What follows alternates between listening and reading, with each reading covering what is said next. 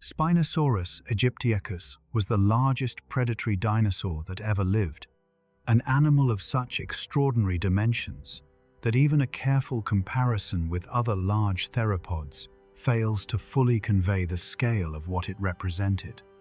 The largest well-documented individuals are estimated at between 14 and 17 meters in body length, with body mass calculations ranging from approximately 7 to 20 tons, depending on the specific specimen and the skeletal reconstruction employed. At the upper range of those estimates, a large Spinosaurus exceeded the mass of the heaviest bull elephants alive today, while stretching longer than a transit bus. Its skull alone, in the largest individuals, extended beyond 1.5 meters from tip to base. The neural spines projecting from its vertebrae rose approximately 1.5 to 2 meters above the backbone, creating a silhouette instantly recognizable among all dinosaurs. It inhabited the coastal river systems and estuarine margins of what is now Egypt and Morocco,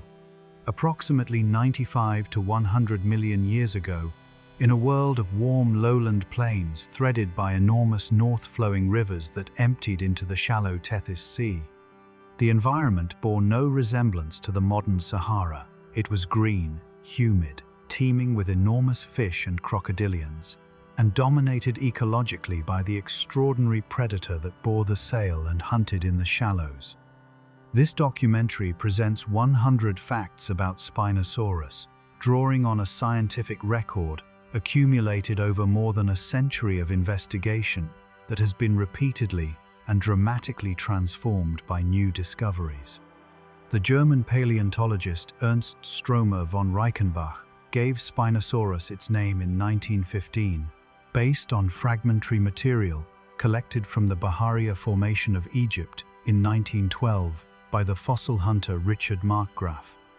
Stromer was a rigorous and thorough scientist working at the Bavarian State Collection of Paleontology and Geology in Munich, and he recognized immediately that the elongated neural spines of the new material had no parallel in any known dinosaur. The largest of these spines reached 168 centimeters in length. The genus name, Spinosaurus, spine lizard, captured the single most visually striking feature of the specimen. The species name, Aegyptiacus, acknowledged the Egyptian origin of the type material. Stromer published a careful technical monograph in 1915 that would remain the primary scientific reference for Spinosaurus for decades, because the physical specimens he described did not survive the Second World War. On the night of the 24th of April, 1944, Allied bombing raids struck Munich and the Bavarian State Collection burned. Stromer's Spinosaurus material, along with other irreplaceable North African dinosaur specimens he had spent years collecting and describing, was destroyed in the fire. He had warned museum administrators for years about the vulnerability of the collections, and had repeatedly requested that fossils be moved to safer storage. Those warnings were not heeded. What survived was the published monograph, Stromer's descriptions, measurements, and illustrations. And from those pages alone, the next several decades of Spinosaurus research were forced to proceed. The Bahariya Formation of Egypt, source of Stromer's original Spinosaurus material, was deposited approximately 95 million years ago in a complex of river systems, estuaries, and coastal environments bordering the southern margin of the Tethys Sea. The ancient landscape was warm and low-lying, with seasonal rainfall feeding large rivers that flowed northward into the Tethys across a broad coastal plain covered with ferns, palms, and early flowering plants. The rivers and their associated lakes and tidal flats were extraordinarily productive. Fish of enormous size inhabited these waters, including the lobe-finned giant Morsonia, which reached 3 to 4 meters in length, and the spectacular sawfish Onchopristis, whose rostral denticles are among the most common large vertebrate fossils from the formation. large crocodilians of several species patrolled the same waters alongside plesiosaurs that had penetrated the river systems from the adjacent Tethys. On land, multiple titanosaur sauropods and several theropod species beyond Spinosaurus itself made up a terrestrial fauna of considerable diversity. This convergence of aquatic and terrestrial productivity, sustained by the warm, nutrient-rich conditions of the Cenomanian coastal plain, created one of the most unusual vertebrate ecosystems in the Mesozoic record, and it was within this ecosystem that the specific anatomical adaptations of Spinosaurus evolved, and within which they make the most coherent, functional sense. The neural spines projecting from the dorsal vertebrae of Spinosaurus are among the most studied and most debated structures in all of vertebrate paleontology. In the mid-trunk vertebrae, where they reach their greatest development, these spines extend approximately 160 to 170 centimeters above the top of the vertebral centrum, taller than the standing height of most adult humans. Their cross-sectional shape is relatively narrow and blade-like rather than rounded, more consistent with the supporting framework of a skin sail than with the rounded base expected beneath a thick, fatty hump. The outer surface of the spines is marked by vascular grooves and foramina, indicating a richly supplied blood vessel network consistent with a covering of highly vascularized tissue in life. Functional interpretations proposed over decades of research include thermoregulation through a sail-like skin extension capable of both absorbing and dissipating heat, energy storage in a fatty dorsal hump analogous to that of a bison or camel, and visual signaling for social communication or species recognition. Current scientific thinking favors the possibility that the structure served multiple functions simultaneously, and the specific debate between the sail hypothesis and the hump hypothesis remains genuinely open, because the bone evidence alone cannot fully distinguish between a thin, skin-supported sail and a thicker, fat-filled dorsal ridge. What is certain is that the structure was substantial, metabolically costly to produce, and almost certainly performing one or more functions that provided compensating fitness benefits to the animals that bore it. The landmark 2008 publication by Cristiano Dal Sasso and Simone Maganuco of the Natural History Museum of Milan, describing new Spinosaurus material from the Kem Formation of southeastern Morocco, provided the first new directly examined Spinosaurus skull material since Stromer's original specimens were destroyed. A partial snout recovered from Moroccan deposits allowed researchers to examine Spinosaurus cranial anatomy in a physical specimen rather than through Stromer's published illustrations alone. The material confirmed several of Stromer's observations and added new anatomical detail about the tooth configuration and rostral region. The Kem Formation, equivalent in age to the Bahariya Formation of Egypt, was at the time producing a broad and growing range of Cretaceous vertebrate material from a similar coastal plain depositional environment, and the Moroccan specimens established a physical reference that no amount of published description of destroyed material could substitute. These discoveries fed directly into the accumulating body of evidence that would eventually support the more dramatic revision of 2014. They are a useful reminder that in vertebrate paleontology, the physical specimen is always the irreplaceable foundation, and that published descriptions, however careful, are a secondary record whose limitations become apparent only when new material allows direct comparison. The 2014 paper published in Science by Nizar Ibrahim, Paul Sereno, Cristiano Dal Sasso, and colleagues announced the description of a substantially more complete Spinosaurus specimen from Morocco and presented a revised reconstruction of the entire animal that differed from all previous reconstructions more dramatically than any major revision of a well-known dinosaur in recent decades. The specimen, assembled from material that had passed through a Moroccan fossil dealer before entering scientific study, included portions of the skull, vertebrae, forelimbs, hindlimbs, and pelvis in a degree of association that allowed reconstruction of overall body proportions with unprecedented confidence.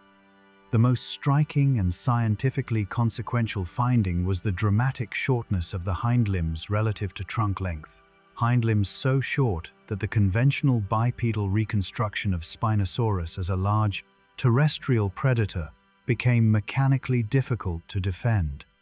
The body proportions instead suggested an animal adapted for a largely aquatic or semi-aquatic lifestyle, wading or swimming in shallow water rather than striding across open land in pursuit of terrestrial prey. The paper proposed that Spinosaurus was the first large, non-avian theropod for which a primarily aquatic lifestyle could be argued on anatomical grounds, and that it hunted mainly in the river systems and estuaries of North Africa, using its elongated crocodilian-like skull to capture enormous fish. This interpretation was controversial from the moment of its publication and remains a subject of active scientific debate, but it permanently altered the questions being asked about Spinosaurus and set off a decade of research that has been among the most productive in the history of this taxon. The skull of Spinosaurus is one of the most diagnostically unusual in the entire theropod record.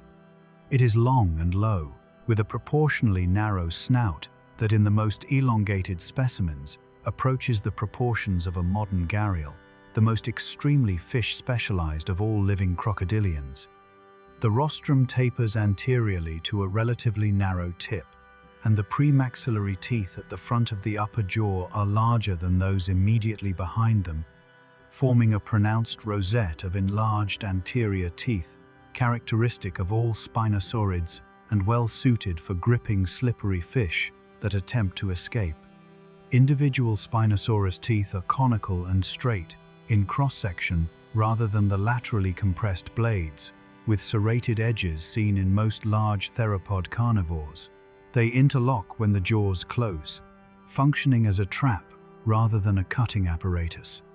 This tooth form is admirably suited to seizing and retaining struggling aquatic prey, but is poorly suited for slicing through large carcasses.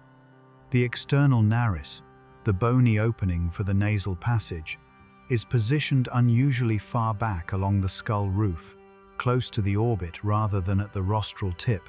and this retracted narial position is one of the most frequently cited anatomical parallels with modern crocodilians, in which a similarly posterior narial position allows breathing, while the snout tip is submerged during aquatic foraging. Every major feature of the Spinosaurus skull points in the same ecological direction, toward the water, toward fish, toward a predatory lifestyle, organized around aquatic resources rather than terrestrial ones. The teeth of Spinosaurus are worth examining in detail because they carry specific functional information that purely qualitative descriptions do not fully convey. The premaxillary rosette at the snout tip consisted of enlarged anterior teeth whose size and interlocking geometry maximized the grip force applied to prey at the moment of initial contact. Further back along the jaws, the maxillary teeth in the upper jaw and the dentary teeth in the lower jaw provided a long series of additional grip points distributed along much of the jaw length, ensuring that a large fish caught at the tip was additionally secured against the full tooth row as the jaws closed. The absence of mesial and distal carinae with denticles, the serrated cutting edges of blade-toothed theropods, means that Spinosaurus teeth could not efficiently slice through tissue. They were optimized for penetrating and holding. The specific size of fish that this jaw system could handle most efficiently was large. A moderate-sized fish could be swallowed whole directly, while a very large fish would need to be torn apart using the neck musculature and the forelimbs before the pieces could be ingested. The fish fauna of the Kem and Baharia formations provided prey in both size categories in abundance, from relatively small pycnodonts to the multimeter Morsonia and Onchopristis. The conical tooth morphology of Spinosaurus, shared across all spinosaurids and representing one of the primary synapomorphies of the family, was therefore a fundamental commitment to a specific feeding strategy, gripping and holding aquatic prey, that defined the ecological identity of this entire dinosaurian lineage. The forelimbs of Spinosaurus were large and robust relative to those of most other large theropods, a proportional distinctiveness that is consistent with the proposed semi-aquatic lifestyle, and that distinguishes this animal from the four-limb-reduced body plans of tyrannosaurids and many other large theropod carnivores. The forelimb bones are well muscled, as evidenced by prominent attachment scars on the humerus and forearm elements, and the claws of the hand were large and recurved, consistent with grasping and restraining large prey. The specific proportions of the forelimb, with the humerus relatively long compared to most other large theropods, create a limb geometry powerful for pulling and grasping rather than rapid reaching and striking. The combination of a large fish-catching skull with large, powerful forelimbs, equipped with substantial claws, is functionally analogous to the hunting apparatus of certain modern large predatory birds, where both the bill and the talons contribute to fish capture, though the scale is incomparably greater. Whether the Spinosaurus forelimbs also contributed to terrestrial locomotion in a quadrupedal or semi-quadrupedal gait on land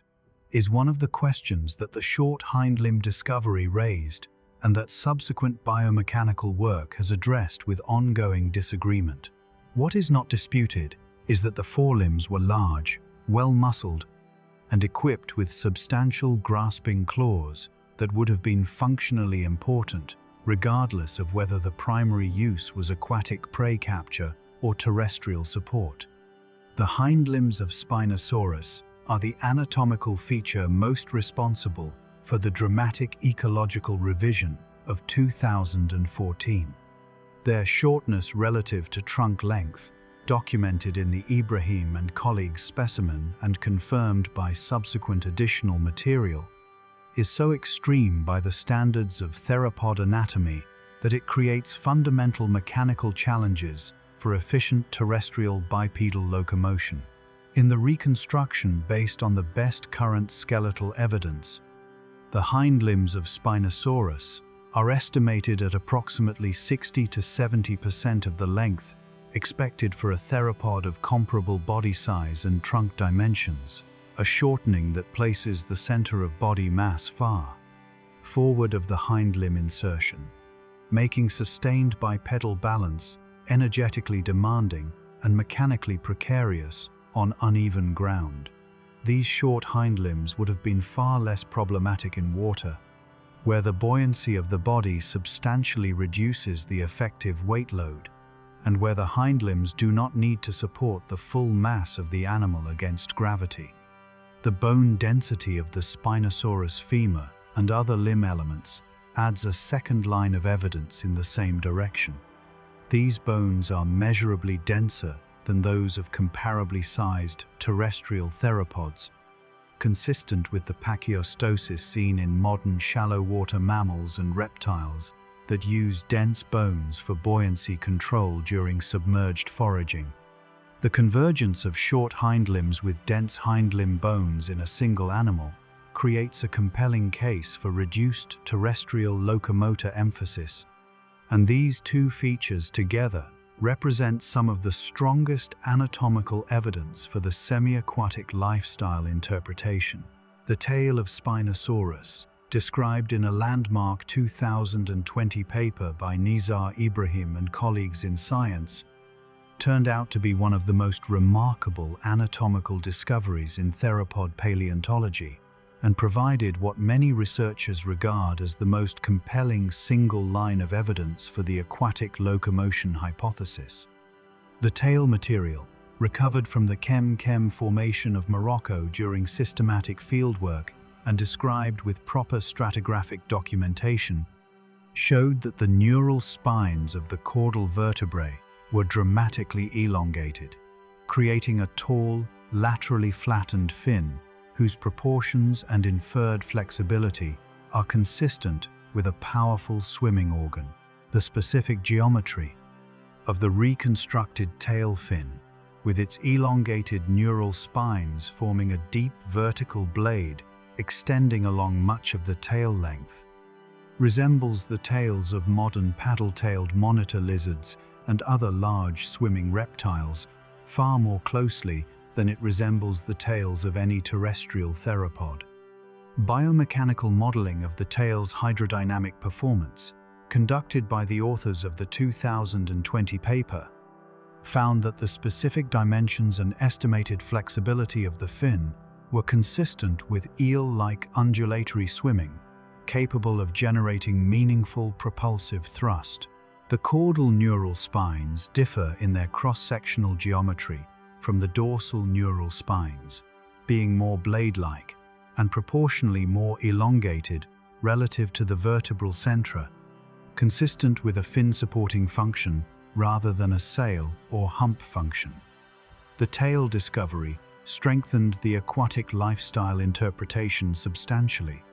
because it demonstrated that the unusual anatomy of Spinosaurus extended along the entire vertebral column, and that the animal possessed a structure specifically suited to aquatic propulsion.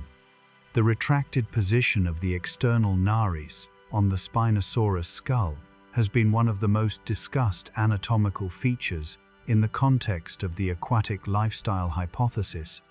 and the functional logic of this narial position has been examined through detailed comparison with modern semi-aquatic tetrapods that show similar anatomical arrangements for demonstrably similar ecological reasons. In most terrestrial tetrapods, the external nares open near the front of the skull, maximizing the warming and humidifying pathway for inhaled air. In animals that regularly submerge the anterior portion of the skull while keeping the posterior skull above the waterline, crocodilians, hippos, tapirs,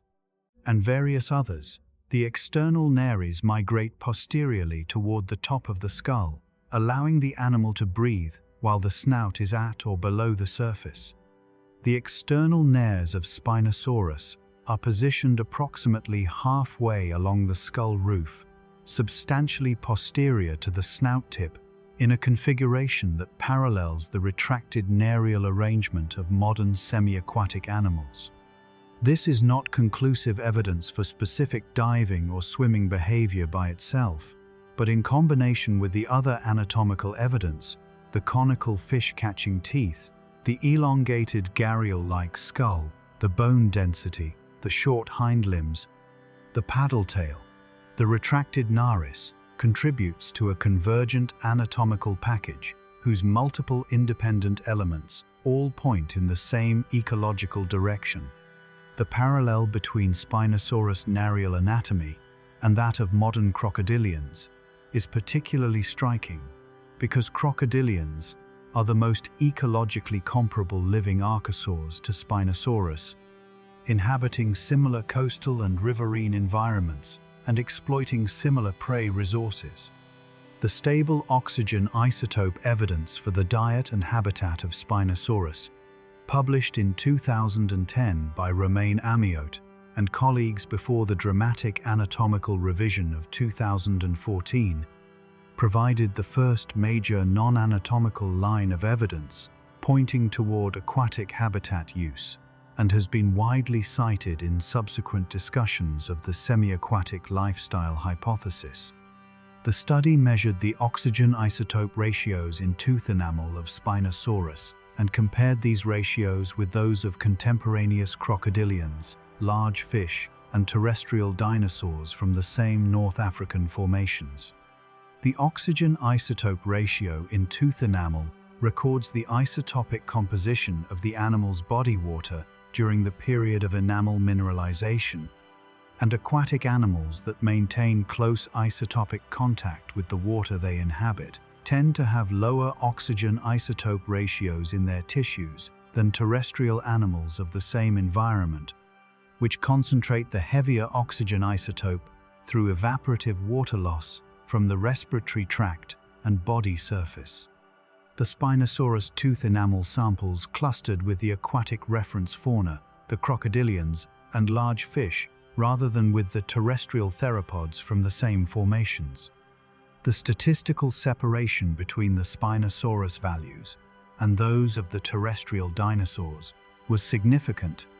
and the consistency of the pattern across multiple Spinosaurus specimens from different localities strengthened confidence that the signal reflected genuine habitat use. Published 4 years before the anatomical revision and based entirely on geochemical evidence, the Amiot and colleagues' paper stands as an important independent corroboration of an interpretation that the 2014 paper would subsequently support from a completely different direction. The Spinosaurid family to which Spinosaurus belongs encompasses a broader group of large-bodied theropods sharing the characteristic elongated skull, conical teeth, and enlarged forelimbs that define the Spinosaurid body plan, and the study of better-known relatives provides important anatomical and ecological context for interpreting the specific features of Spinosaurus. Baryonyx walkeri, described by Alan Charig and Angela Milner in 1986 from the Weald Clay Formation of Surrey, England, was the first Spinosaurid known from reasonably complete material. Its stomach contents included fish scales and bones and the partial remains of a juvenile iguanodon, confirming directly that at least some Spinosaurids consumed both fish and terrestrial prey opportunistically. Suchomimus tenerensis, described by Paul Sereno and colleagues in 1998 from the early Cretaceous Tegama Formation of Niger, showed the Spinosaurid body plan at very large scale, though still substantially smaller than Spinosaurus aegyptiacus, and extended the known geographic range of the family into West Africa. Irritata challengeri from the Santana Formation of Brazil, Ichthyoveneta laosensis from the Aptian of Laos, extended the known Spinosaurid distribution across Gondwana and into Southeast Asia, establishing this as a geographically widespread lineage. The comparative anatomy of all known Spinosaurids, studied across these geographically dispersed genera,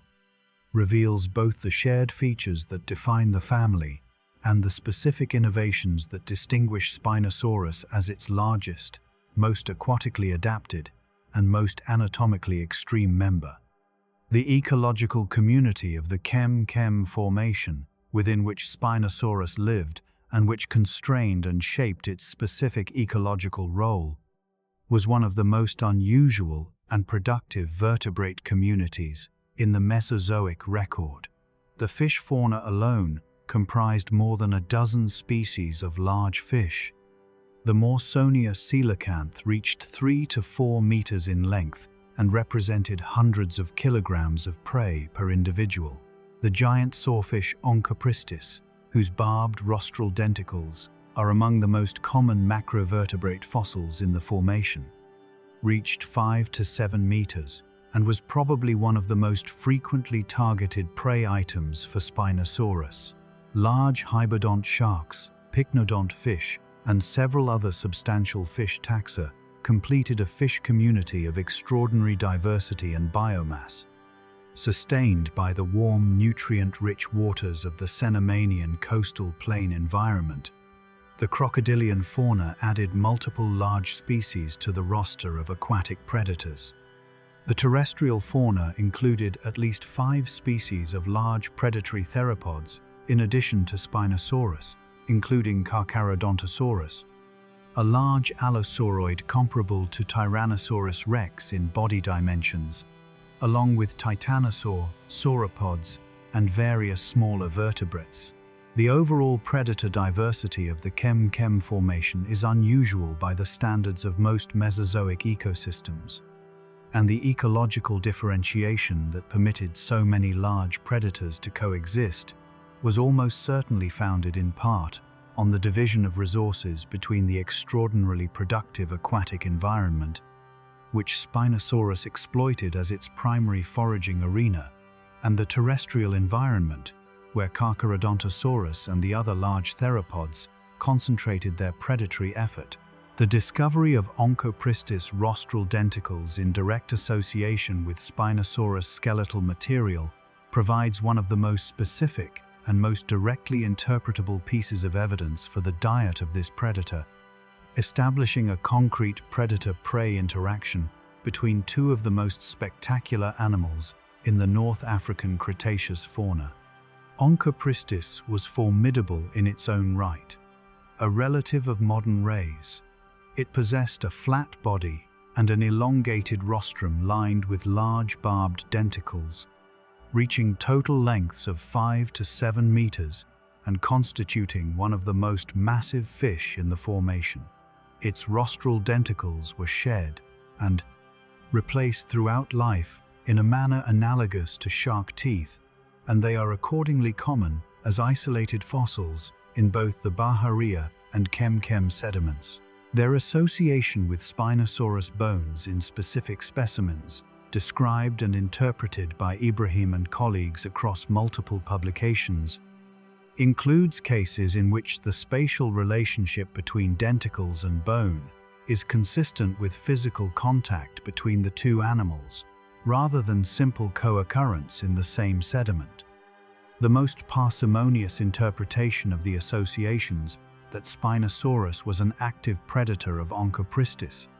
targeting this large but relatively slow-moving fish in shallow water, where the fish's rostral armament was less effective as a defensive weapon, is consistent with the overall ecology of Spinosaurus as reconstructed from anatomical and isotopic evidence.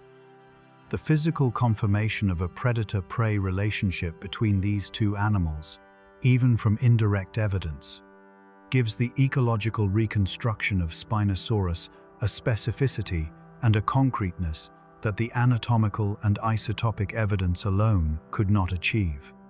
The bone density of Spinosaurus limb elements, documented through measurements of femoral cortical thickness relative to total bone diameter and through the direct measurement of bone tissue density in prepared specimens,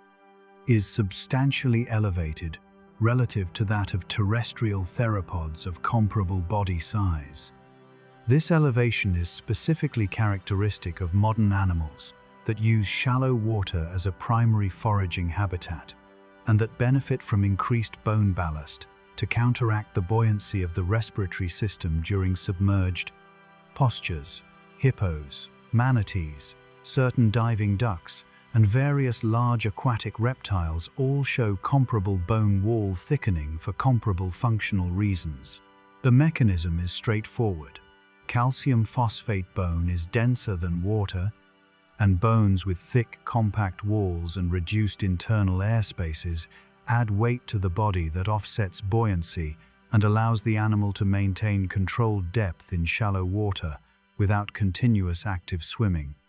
The degree of bone density increase, measured in Spinosaurus femoral specimens, places this animal in a range consistent with shallow aquatic foraging, a wading and surface swimming predator maintaining submersion at depths of 1 to 2 meters, rather than with deep diving, which would require more extreme buoyancy reduction than the measured bone density implies. The combination of elevated bone density with short hind limbs, a paddle-like tail, retracted external nares, conical fish-catching teeth, and the isotopic signature of aquatic habitat use constitutes a mutually reinforcing package of evidence. Each feature individually could be argued to have some alternative explanation, but their convergence in a single animal on the same ecological interpretation is compelling precisely because of its breadth. The swimming mechanics of Spinosaurus, modeled computationally in the Ibrahim and colleagues' 2020 paper, using the reconstructed tail anatomy as the primary input, suggest that this animal was capable of efficient, sustained swimming through an undulatory tail-driven propulsion mode, fundamentally different from the leg-paddling locomotion used by most large tetrapods moving through water. Undulatory propulsion, in which a wave of lateral bending travels from anterior to posterior along the tail, and the reaction force of water against the lateral blade generates forward thrust, is the primary locomotor mode of most large swimming vertebrates, including fish, crocodilians, and the extinct mosasaurs and ichthyosaurs. The Spinosaurus tail, with its tall, elongated neural spines forming a deep vertical blade along much of its length, would have generated substantial lateral surface area for exactly this propulsion mechanism. The hydrodynamic modeling found that the specific dimensions and estimated flexibility of the Spinosaurus tail were consistent with sustained swimming at speeds sufficient for effective pursuit of large, relatively slow-moving fish like Morsonia and Onchopristis, though probably insufficient for catching the fastest swimming fish in the formation. The tail aspect ratio of Spinosaurus, the ratio of tail height to tail length, falls closer to that of sustained swimmers like crocodilians than to that of burst speed specialists,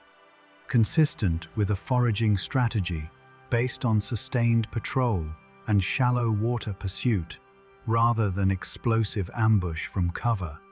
The tail discovery transformed the quantitative case for Spinosaurus aquatic locomotion from a qualitative argument based on structural analogy to a predictive model with specific performance estimates grounded in hydrodynamic principles. The pressure sensing system that may have equipped the Spinosaurus snout for detecting fish in murky or poorly lit water is one of the more intriguing and better supported inferences about Spinosaurus sensory biology, grounded in a specific and testable anatomical hypothesis. Modern crocodilians possess integumentary sense organs distributed across the jaw and facial surface that detect the pressure waves and water movements produced by moving prey, allowing crocodilians to locate and strike at fish in conditions of poor visibility with high accuracy. The bony jaw surfaces bearing these organs in crocodilians show a characteristic pattern of small pits and associated foramina that are distinct from the larger,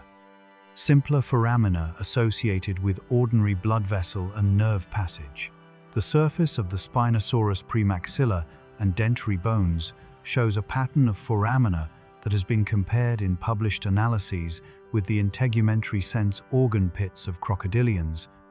and the specific distribution and morphology of these structures differs from the foramen pattern of most terrestrial theropods in ways that are consistent with an analogous sensory function. The convergent evolution of pressure receptor systems in spinosaurids and crocodilians, both large-jawed aquatic or semi-aquatic predators, hunting fish in similar coastal and riverine environments, is entirely consistent with the general evolutionary principle that similar ecological pressures produce similar anatomical solutions in unrelated lineages. Whether the Spinosaurus sensory system was as elaborately developed as that of modern crocodilians, or represented an earlier, less complete version of this foraging adaptation, cannot be determined from the available specimens, but the presence of the relevant surface anatomy supports the inference that waterborne prey detection was a functional component of Spinosaurus foraging biology. The scientific debate that followed the 2014 reconstruction has been, in retrospect, one of the most productive controversies in recent dinosaur paleontology, generating a decade of new research that has substantially advanced understanding of Spinosaurus beyond what the original paper alone established.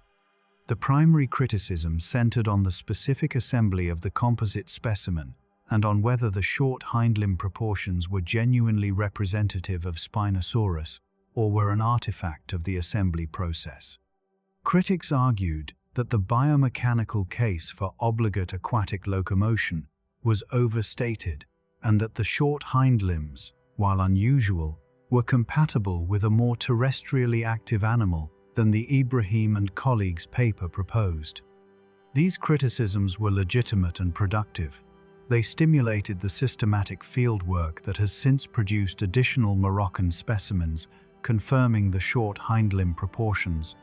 the biomechanical analyses quantifying terrestrial locomotor performance with those hind limb dimensions, and the hydrodynamic modeling that placed specific performance estimates on the swimming capability of the reconstructed tail. The scientific community's response to the 2014 paper exemplifies the self-correcting mechanism of science at its best. A bold claim based on new physical evidence was subjected to rigorous critical evaluation. The evaluation identified specific weaknesses that required additional evidence and analysis to address,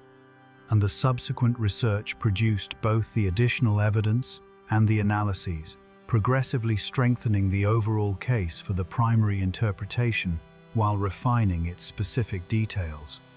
The Spinosaurus debate has been argued in the open, in peer-reviewed publications, with explicit methods and explicit evidence, the best possible conditions for producing reliable scientific conclusions. The nasal anatomy of Spinosaurus, specifically the internal configuration of the nasal passages and their relationship to the oral cavity, through whatever degree of secondary palate was present, has functional implications for whether this animal could breathe effectively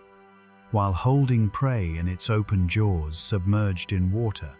analogous to the complete bony secondary palate of modern crocodilians that allows exactly this behavior. Crocodilians possess a bony secondary palate, extending the full length of the mouth,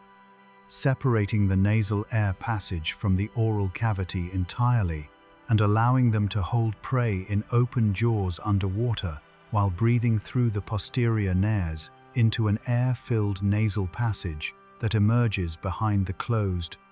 glottis. Spinosaurids, including Spinosaurus, show evidence in the premaxillary and maxillary regions of at least partial secondary palate development, and the configuration of the internal nares indicates some degree of separation between the nasal air passage and the anterior oral cavity. Whether this partial secondary palate allowed breathing during aquatic prey, handling comparable to the complete separation of crocodilians, cannot be established from the available specimen material, because the posterior extent of the secondary palate cannot be assessed from what is preserved. But the presence of even a partial secondary palate is a meaningful functional parallel with crocodilians and is consistent with the broader interpretation of a skull evolved for aquatic prey capture and processing. The detailed comparative analysis of secondary palate development across Spinosaurids has been conducted in published studies that have clarified the specific degree of palate development achievable from existing specimens and have identified this as a priority anatomical region for future investigation. The jaw mechanics of Spinosaurus, analyzed through the geometry of the jaw muscles and the lever-arm relationships between muscle insertion points, the jaw joint, and the anterior tooth row, reveal a system optimized for speed of jaw closure at some cost to maximum bite force at the tooth tips, a trade-off characteristic of fish-catching predators broadly and convergently evolved in multiple lineages, including modern herons, fishing crocodilians, and gharials. The elongated lower jaw of Spinosaurus creates a long lever arm between the jaw joint and the premaxillary tooth rosette, which reduces the mechanical advantage of the jaw closing muscles at the tooth tips relative to a shorter, deeper jaw of the same muscle mass. The functional consequence is that the closing velocity of the jaw tips is higher for a given muscular contraction speed, but the force generated at those tips is lower than in a shorter jaw with comparable muscle mass. Speed is more useful than force when the prey responds to approach by rapid escape movement. And the fish of the North African Cretaceous, large, fast, muscular animals, would have demanded exactly this priority. The comparison of Spinosaurus jaw mechanics with those of Tyrannosaurus, which shows the opposite trade-off, massive bite force at the cost of jaw-closing speed, suited to crushing bone rather than snatching fast-moving fish, illustrates clearly how two animals of comparable skull length could have profoundly different functional jaw systems shaped by profoundly different prey types and predatory strategies. The evolutionary history of the elongated Spinosaurid skull, tracing the anatomical changes that transformed the shorter, more robust skull of ancestral megalosauroids into the extreme gharial-like proportions of Spinosaurus, provides insight into the directional evolutionary trajectory that produced the most specialized fish-catching skull architecture in theropod history. The earliest well-documented Spinosaurids, from the early Cretaceous of Europe and Africa, approximately 120 to 130 million years ago, already showed the characteristic elongated skull and conical teeth that define the family, establishing the primary fish-eating specialization of the skull architecture early in the lineage's history. The neural spines of these earliest Spinosaurids were elongated relative to contemporary theropods, but substantially less extreme than those of the later and larger Spinosaurus, consistent with gradual elaboration through the evolutionary history of the family, rather than any sudden appearance of the most extreme condition. Body size also increased directionally through the Spinosaurid lineage, and the largest Spinosaurids, Spinosaurus foremost among them, have the most extremely elongated skulls, consistent with a general pattern in which the most extreme morphological specialization correlates with the largest body sizes. The progressive increase in body size, neural spine height, skull elongation, and apparent aquatic adaptation from the earliest Spinosaurids through intermediate forms like baryonyx to the final expression in Spinosaurus represents one of the more clearly directional evolutionary sequences documented within any theropod lineage, and the functional logic of each step in this sequence is illuminated by the ecological context of coastal plain fish eating that appears to have been the primary selective environment throughout the lineage's history. The geographic distribution of Spinosaurid dinosaurs across multiple continents, from England and Spain in Europe to Morocco, Algeria, and Egypt in North Africa, to Brazil, Niger, and the Kem Basin in the rest of Gondwana, to Laos in Southeast Asia, reflects the broad dispersal of this lineage across the coastal environments of the Cretaceous world. Each Spinosaurid occurrence is broadly associated with fluvial, estuarine, or coastal depositional settings, consistent with the fish-eating ecological specialization that defined the lineage and that appears to have required specific environmental conditions, large productive river systems, and coastal plains with abundant, large fish for successful establishment of Spinosaurid populations. The paleogeographic pattern of Spinosaurid occurrence corresponds broadly to the distribution of Tethyan coastal and fluvial environments in the early to Brendo, mid-Cretaceous,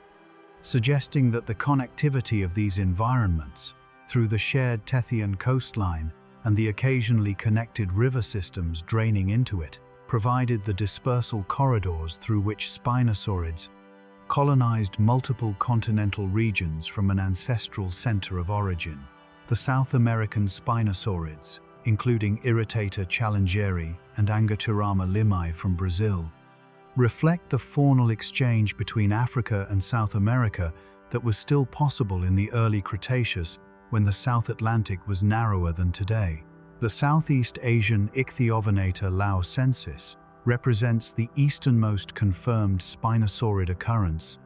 confirming that the family had spread across the full longitudinal range of the tropical and subtropical coastal environments of the Cretaceous world during the peak of its geographic expansion. The phylogenetic position of Spinosaurids within the theropod tree determined through cladistic analysis of skeletal characters across dozens of theropod genera,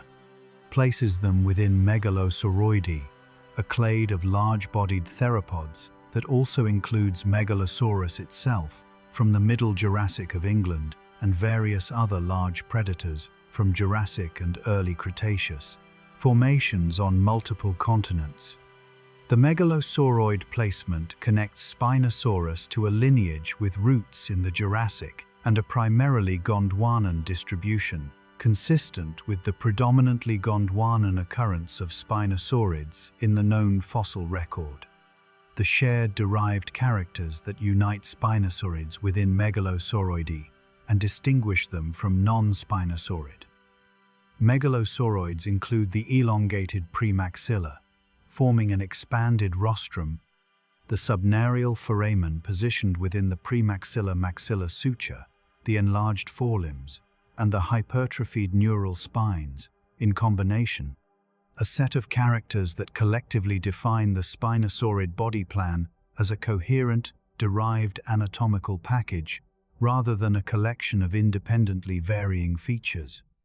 The specific sister group of Spinosaurids within Megalosauroidae, the specific Megalosauroid genus or family most closely related to Spinosaurids, has been debated in different phylogenetic analyses,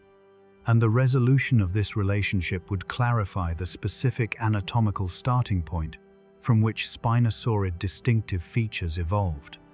Current analyses generally agree on the broad outline of Spinosaurid phylogenetic position, even when they disagree on specific details of relationships within the family, providing a stable framework for interpreting the evolutionary context of Spinosaurus anatomy.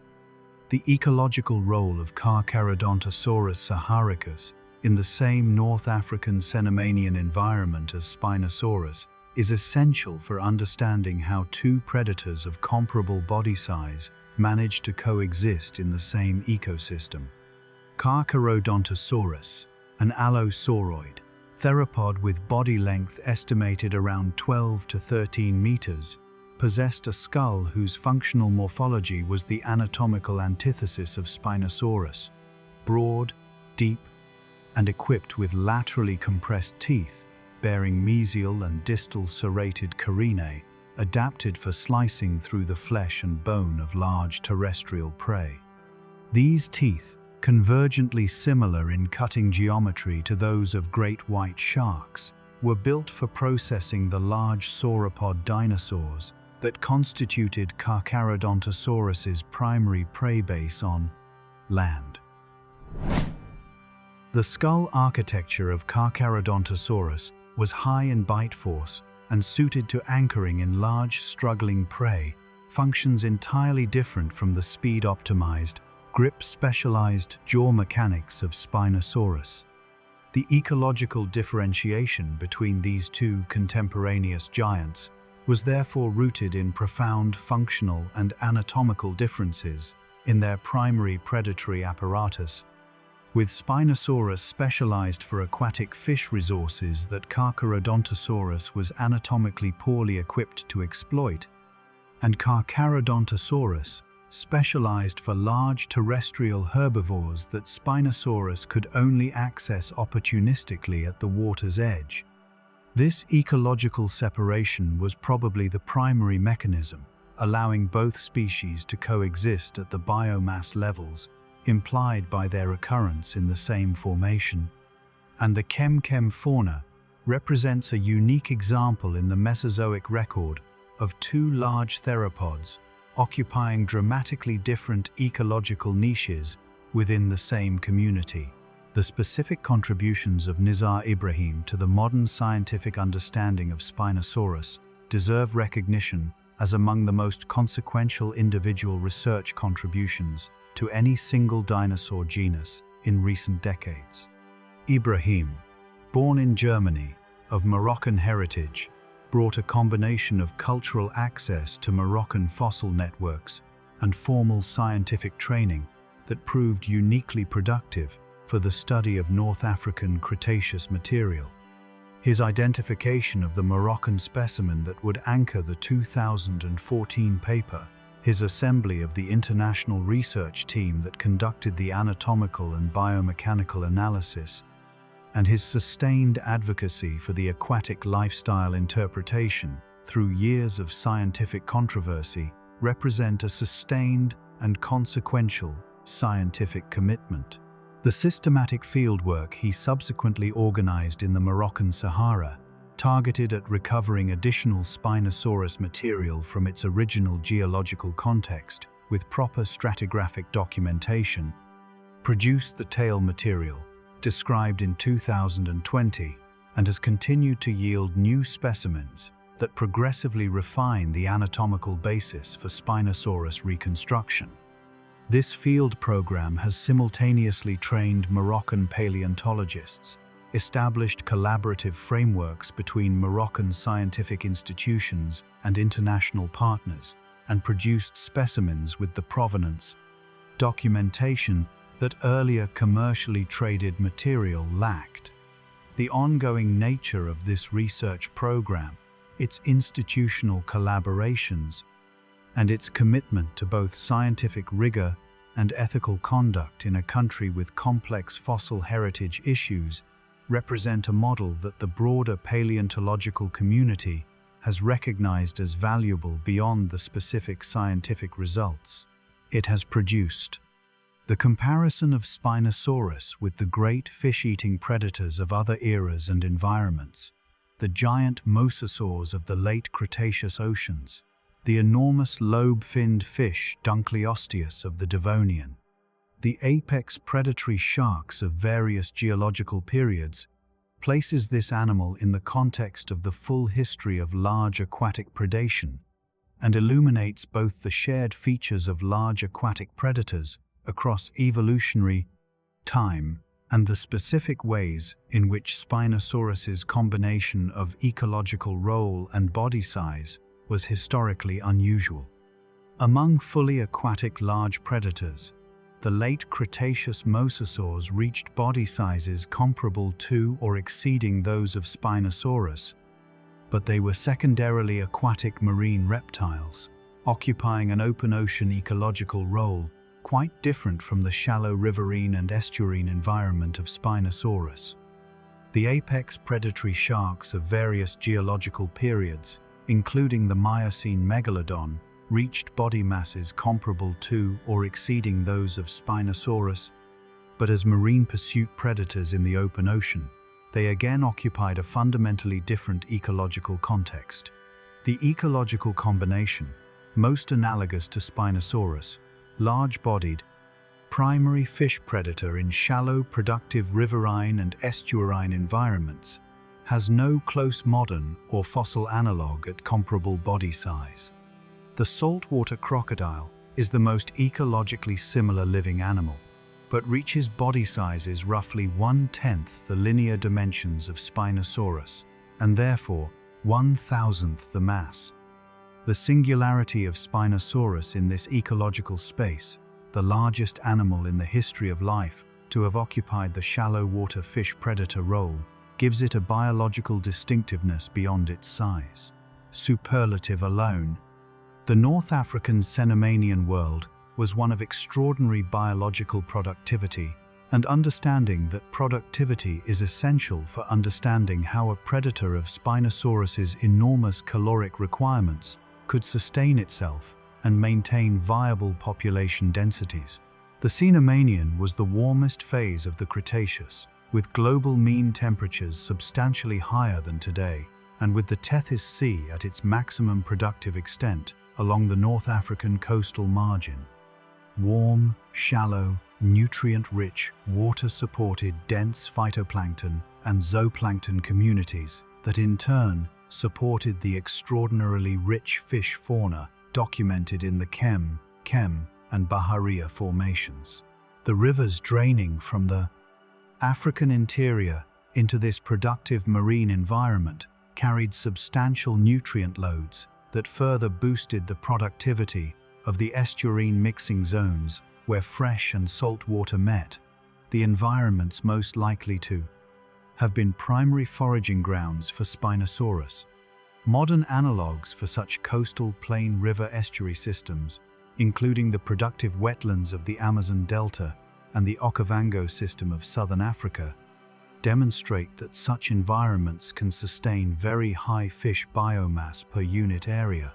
and the Cenomanian versions of these environments, with their warmer temperatures and higher solar energy input, were almost certainly more productive still. A population of very large fish-eating predators could be sustained in such an environment at densities low by the standards of smaller predators, but adequate for a reproductive viable Spinosaurus population.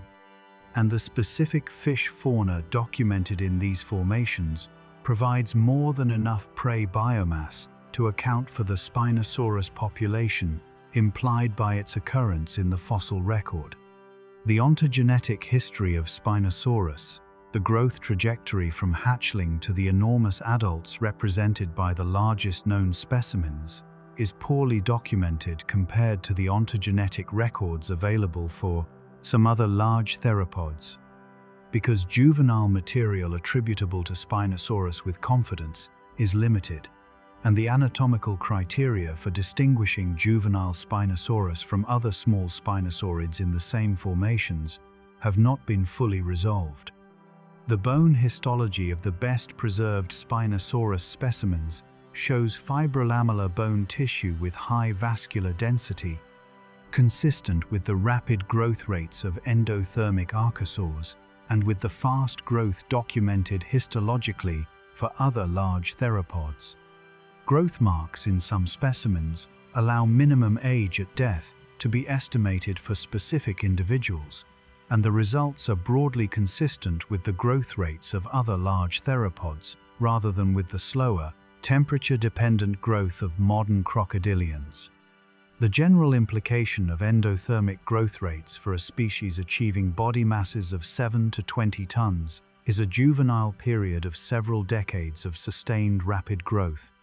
with juvenile animals spending many years in body size ranges highly vulnerable to predation from other large theropods and large crocodilians before reaching the size at which they themselves became the apex of the local food chain.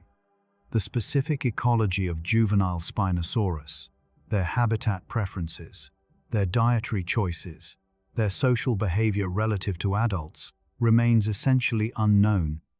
and the discovery and description of well-provenience juvenile specimens would represent one of the more significant advances possible in Spinosaurus biology with the methods currently available.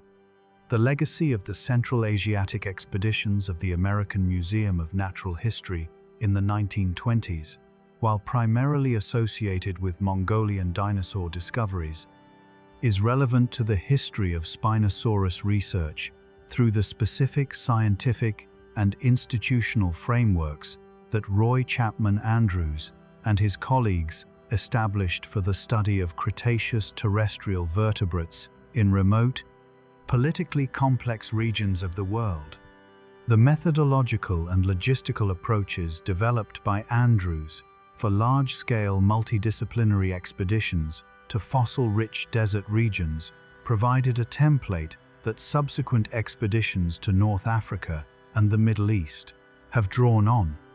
and the institutional emphasis on proper specimen documentation and deposition that the American Museum imposed on its expeditions, even when dealing with commercially significant material, established standards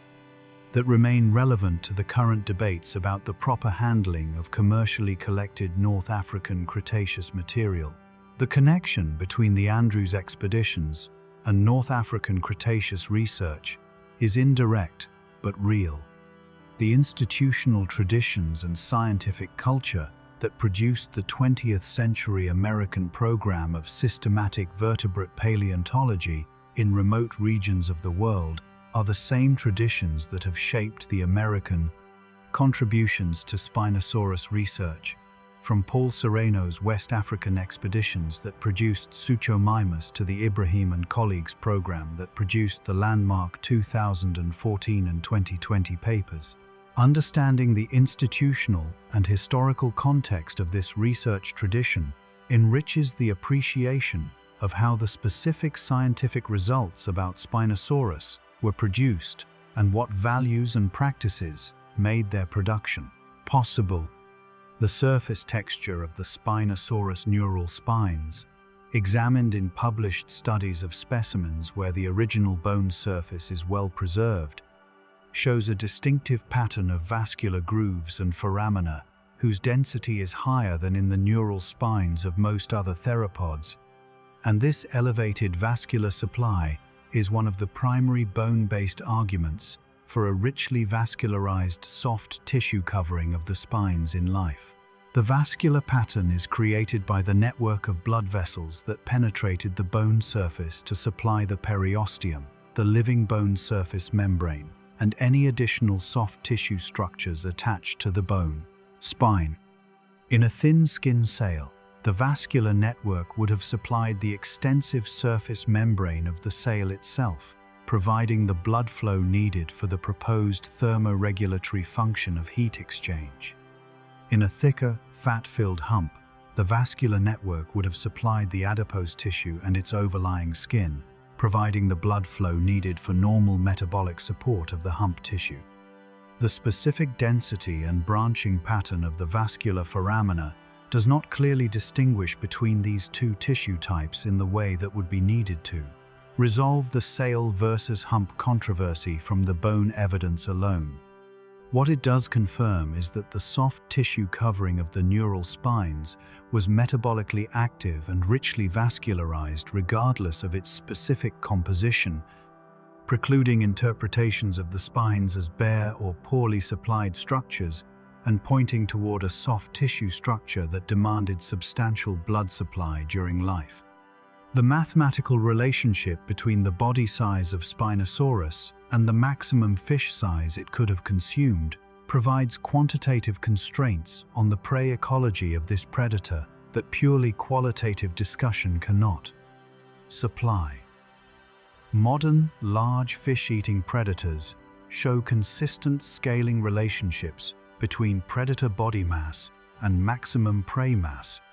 with most fish-eating predators consuming prey ranging from approximately 1% to 10% of their own body mass in individual feeding events. Applied to a Spinosaurus individual of 10,000 kilograms body mass, this scaling predicts individual prey items in the range of 100 to 1,000 kilograms per feeding event, a range that encompasses most of the largest fish documented in the Kem-Kem and Bahariya formations. The Morsonia coelacanth at 2 to 300 kilograms per individual and the Onchopristis sawfish at several hundred kilograms per individual fall squarely within the predicted prey size range. Consistent with these species being primary prey targets, a large Spinosaurus consuming one prey item per day at the lower end of this range would acquire approximately 100 kilograms of fish per day, providing a caloric intake consistent with the metabolic requirements of a large endotherm of this body mass, if the metabolic rate falls within the range of modern large endotherms. The quantitative ecological plausibility of the fish-eating lifestyle, established by combining the prey size scaling relationships with the specific fish fauna of the formation, is one of the less frequently discussed but methodologically important confirmations that the reconstructed Spinosaurus ecology is energetically coherent rather than merely anatomically suggested. The wartime destruction of Stromer's Spinosaurus specimens in 1944 was a scientific tragedy whose consequences extended far beyond the loss of the physical Spinosaurus material itself, because the same bombing raids that destroyed the Spinosaurus holotype also destroyed Stromer's specimens of Carcharodontosaurus, Bahariasaurus, and various other North African Cretaceous vertebrates that he had spent decades collecting and that represented the foundational physical collection for the study of the Baharia Formation fauna. Stromer's published descriptions and illustrations of all of this material survived, and these publications formed the primary scientific record from which all subsequent study of the Bahariya fauna proceeded until new collecting resumed in the 1990s and 2000s. The specific loss of the Spinosaurus holotype is particularly significant because it means that no type specimen, the physical specimen that formally anchors the scientific name, survives for this species, creating a nomenclatural situation in which the name Spinosaurus aegyptiacus is formally connected only to Stromer's published descriptions and illustrations, rather than to any extant physical specimen. This situation has been addressed in the scientific literature by the proposal and designation of neotypes, new type specimens drawn from subsequently described material that can serve as the formal physical anchor for the sea mine. Species name, though the complexities of the available material have made this process challenging. The institutional lesson of the Munich bombing, that published scientific records, however thorough, are secondary to the irreplaceable physical specimens they describe, and that no institutional complacency about specimen security is acceptable, has been repeatedly invoked in subsequent decades whenever paleontological collections face threats from conflict, natural disaster, or institutional neglect. The hydrodynamics of Spinosaurus movement in shallow water, considered from the perspective of fluid dynamics rather than skeletal reconstruction alone, places specific quantitative constraints on the swimming performance of this animal and allows comparison of predicted speeds with the locomotor capabilities of potential prey items. For a body of the dimensions of Spinosaurus moving through water at various speeds, the drag force scales as the product of the body's frontal cross-sectional area, the square of the velocity, and the density and viscosity of the water. At any given speed, the drag force on a Spinosaurus body would be substantially larger than on a smaller aquatic animal, but the propulsive forces available from the reconstructed tail fin and the hind limb musculature were also substantially larger, scaled to a body mass an order of magnitude or more greater than any living semi-aquatic predator. The computational hydrodynamic modeling in the Ibrahim and colleagues' 2020 paper, using the reconstructed tail geometry as input for fluid dynamic calculations, produced estimates of sustainable swimming speed in the range of several kilometers per hour, slower than most fast-swimming fish, but adequate for pursuit of large, slower-moving species like Morsonia. Whether Spinosaurus could achieve burst speeds sufficient for ambushing faster fish, or whether its foraging strategy relied primarily on stealth and positional advantage rather than speed, cannot be determined from the tail anatomy and hydrodynamic modeling alone, but the conclusion that this animal could swim effectively over sustained distances rather than being a purely wading predator incapable of swimming beyond a few body lengths has been substantially supported by the 2020 analysis. The continental paleogeography of the Cenomanian, within which the North African environment of Spinosaurus is situated, provides the global tectonic context for understanding why the specific combination of environmental conditions that produced the extraordinary chem-chem fauna existed at all. The Cenomanian, approximately 100 to 93.5 million years ago, was characterized by high sea levels that flooded the margins of the continents with warm, shallow, epiric seas. North Africa at this time occupied a position near the southern margin of the Tethys Sea, whose warm tropical waters bathed the northern coast of the African continent, and whose partially connected estuarine and fluvial environments extended hundreds of kilometers into the continental interior through the large river systems.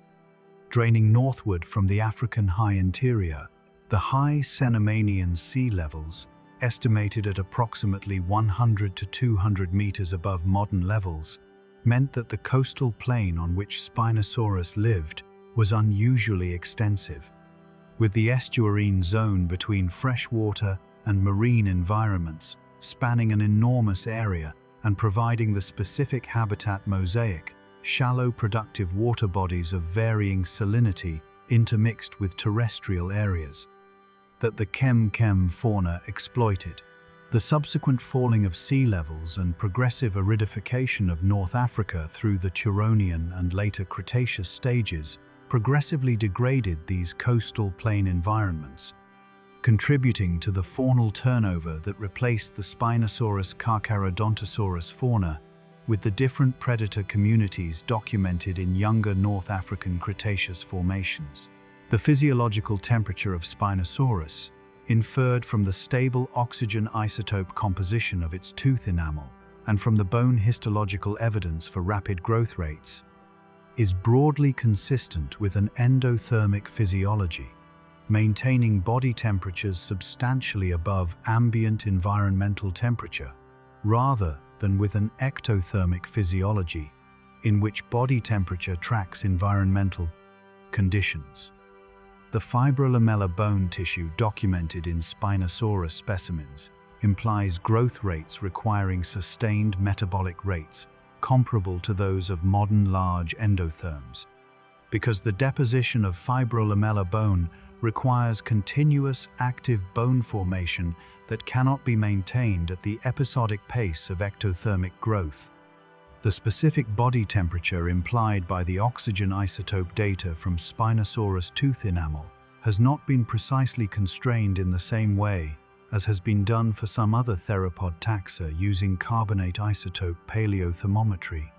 But the isotopic signature of aquatic habitat use, derived from the Amiot and colleagues study, is most simply interpreted as consistent with a body temperature above environmental water temperature rather than below it.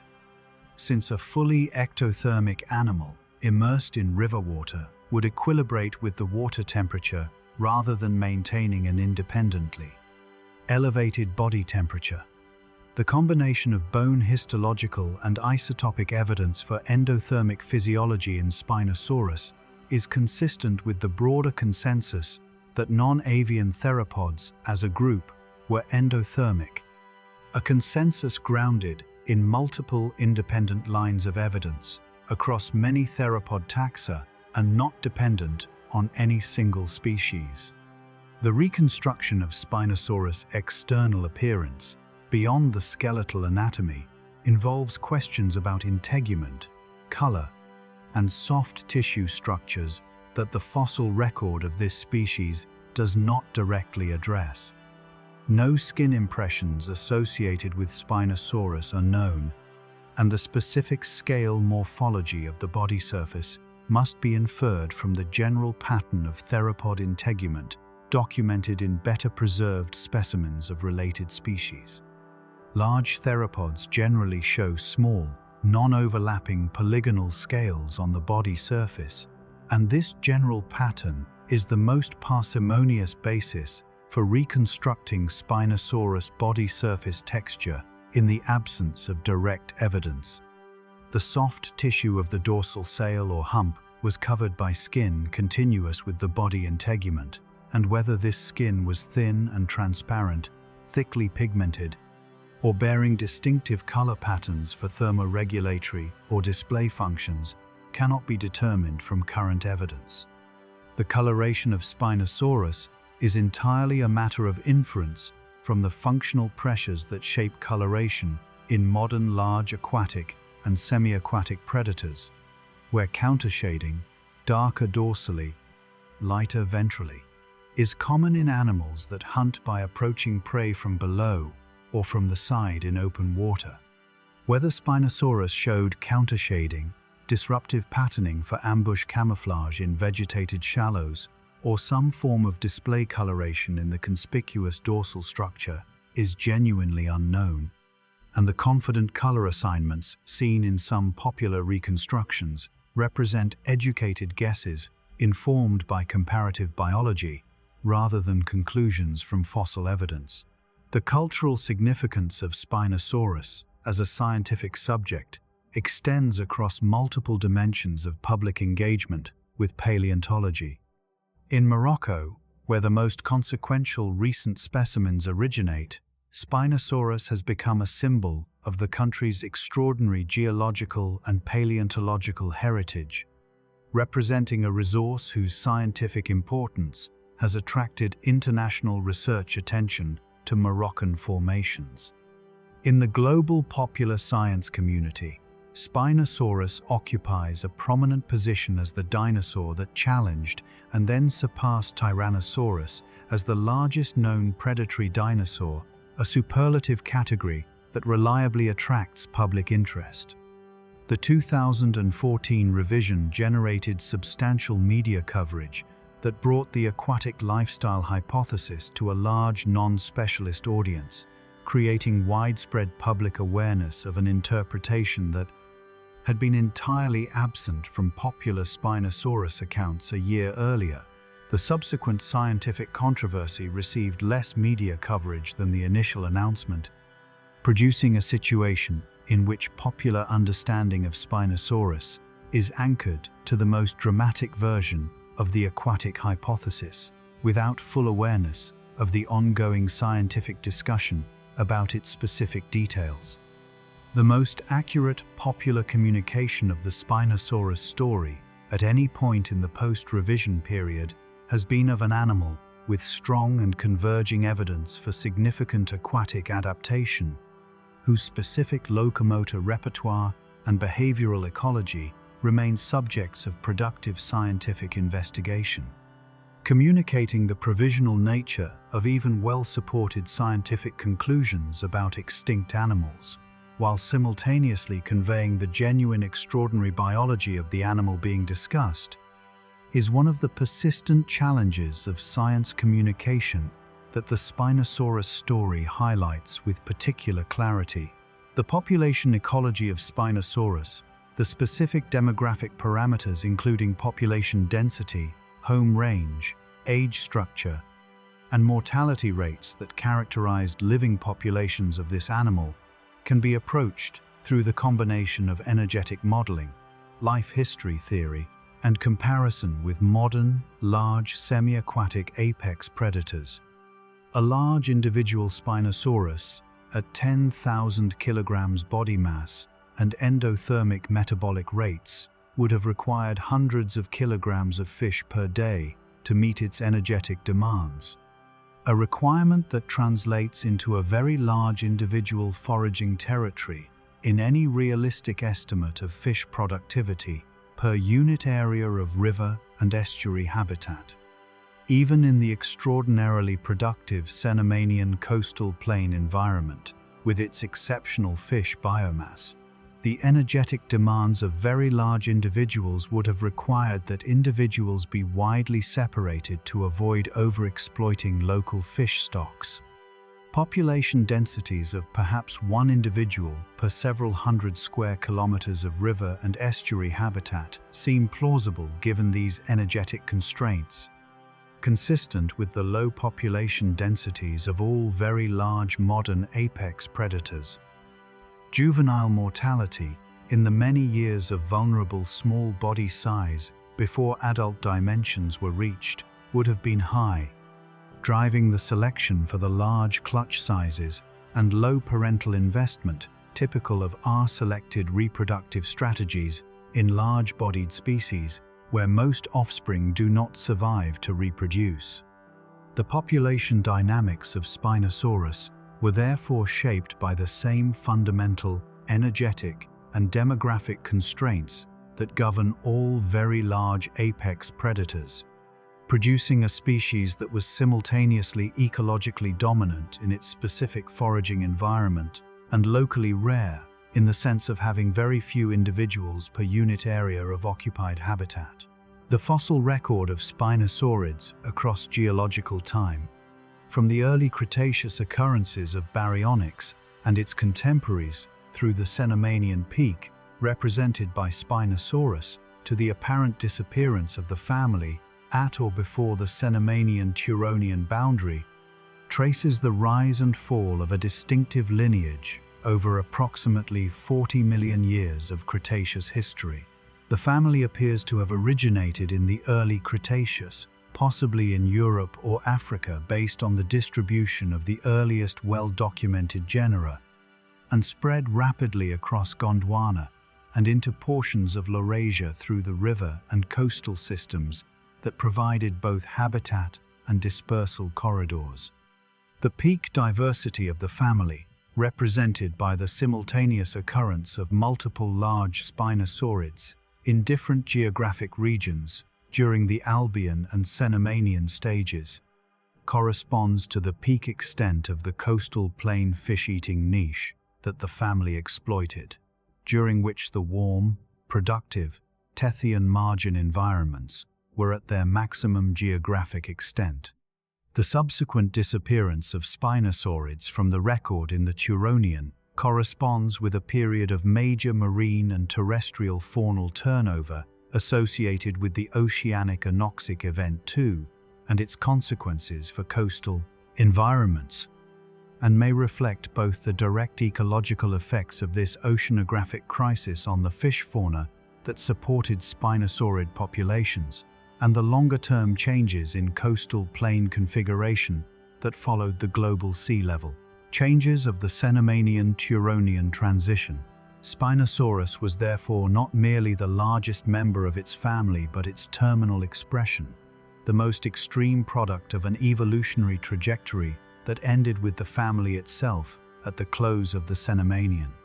The sedimentary geology of the Kem-Kem Formation, where the most significant 21st century Spinosaurus material has been recovered, provides the depositional context within which the preserved specimens must be interpreted and the environmental reconstruction on which the ecological understanding of Spinosaurus is partly based. The Kem-Kem Formation consists primarily of continental clastic sediments, sandstones, siltstones, and mudstones, deposited in a variety of fluvial and floodplain settings, ranging from the coarser channel fills of active river systems to the finer-grained overbank and backswamp deposits of the surrounding mudstones. Floodplain. Bone material in the formation is most commonly found in the finer-grained overbank deposits rather than in the active channel fills, consistent with a taphonomic pathway in which large animals died at the margins of the river system, were processed by scavengers and partially disarticulated, and were eventually buried in the quieter, lower-energy environments flanking the active channel. The absence of completely articulated Spinosaurus skeletons from the formation reflects both this dispersive taphonomic pathway and the scavenging activity of the abundant crocodilians and large theropods that would have processed carcasses before burial occurred. Sedimentary structures within the formation include cross-bedding consistent with unidirectional channel flow, desiccation cracks in the finer-grained intervals indicating periodic exposure and drying, and trace fossils including large vertebrate trackways that record the movement of Kem-Kem animals across the ancient floodplain surface. The combination of these sedimentary indicators reconstructs an environment of seasonally variable river discharge, periodically flooded floodplains, and the specific mosaic of wet and dry habitat that characterizes productive modern floodplain systems, and that would have provided the variety of foraging opportunities consistent with the opportunistic ecology inferred for the Kem-Kem predator community. The taphonomy of individual Spinosaurus specimens, the specific post-mortem processes that affected each animal from the moment of death through burial and eventual fossilization, is an important, but often overlooked aspect of interpreting the anatomical data these specimens provide. Large aquatic or semi-aquatic animals dying in or near river systems are subject to a characteristic taphonomic sequence that begins with consumption of soft tissue by scavengers, continues with disarticulation of the skeleton as ligaments and tendons decompose, and concludes with hydraulic transport of the resulting individual bones over distances determined by the size and density of each element and the energy of the transporting water. Bones from different skeletal regions have different hydraulic properties. Larger, denser elements like femora and tibiae are transported shorter distances than smaller, lighter elements like vertebral processes and small foot bones, producing a sorting effect that concentrates different element types in different depositional settings, and that can create misleading anatomical associations between elements from different individuals. Awareness of this taphonomic sorting process is essential when interpreting composite Spinosaurus specimens assembled from elements found in proximity rather than in true skeletal association, because the proximity of elements in the field does not guarantee that they came from the same individual or even from the same body size class. The most rigorous interpretations of composite Spinosaurus specimens explicitly acknowledge the taphonomic uncertainty surrounding element associations and treat specific anatomical conclusions as provisional when they depend on the mains assumption that associated elements came from a single individual. The role of large rivers in the paleoecology of Spinosaurus extends beyond providing food resources to encompassing the full range of habitat functions that rivers provide for large semi-aquatic animals. Corridors for dispersal between different regions of the coastal plain, barriers to gene flow between populations on opposite banks, sites of social interaction during seasonal concentrations at productive foraging areas, and the physical medium through which the specific sensory information about prey, availability, water pressure, waves, chemical cues, visual contrast of fish against the riverbed,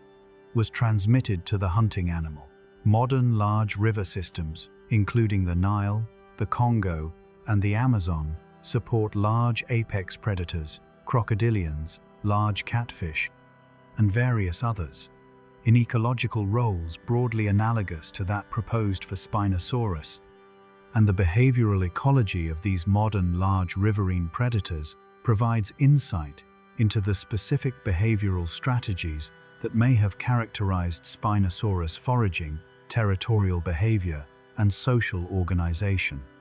Seasonal flooding in large river systems creates annual pulses of productive foraging habitat as the floodplain is inundated and fish spread from the main channels into the shallow, food-rich floodplain waters. And this seasonality in resource distribution would have driven seasonal movements in Spinosaurus populations, analogous to the seasonal movements of modern crocodilians between dry season refugia along main river channels, wet season foraging areas on the expanded floodplain. The specific seasonal ecology of Spinosaurus, including whether it concentrated at productive shallow water foraging sites during specific seasons, and whether these concentrations involved any form of social aggregation,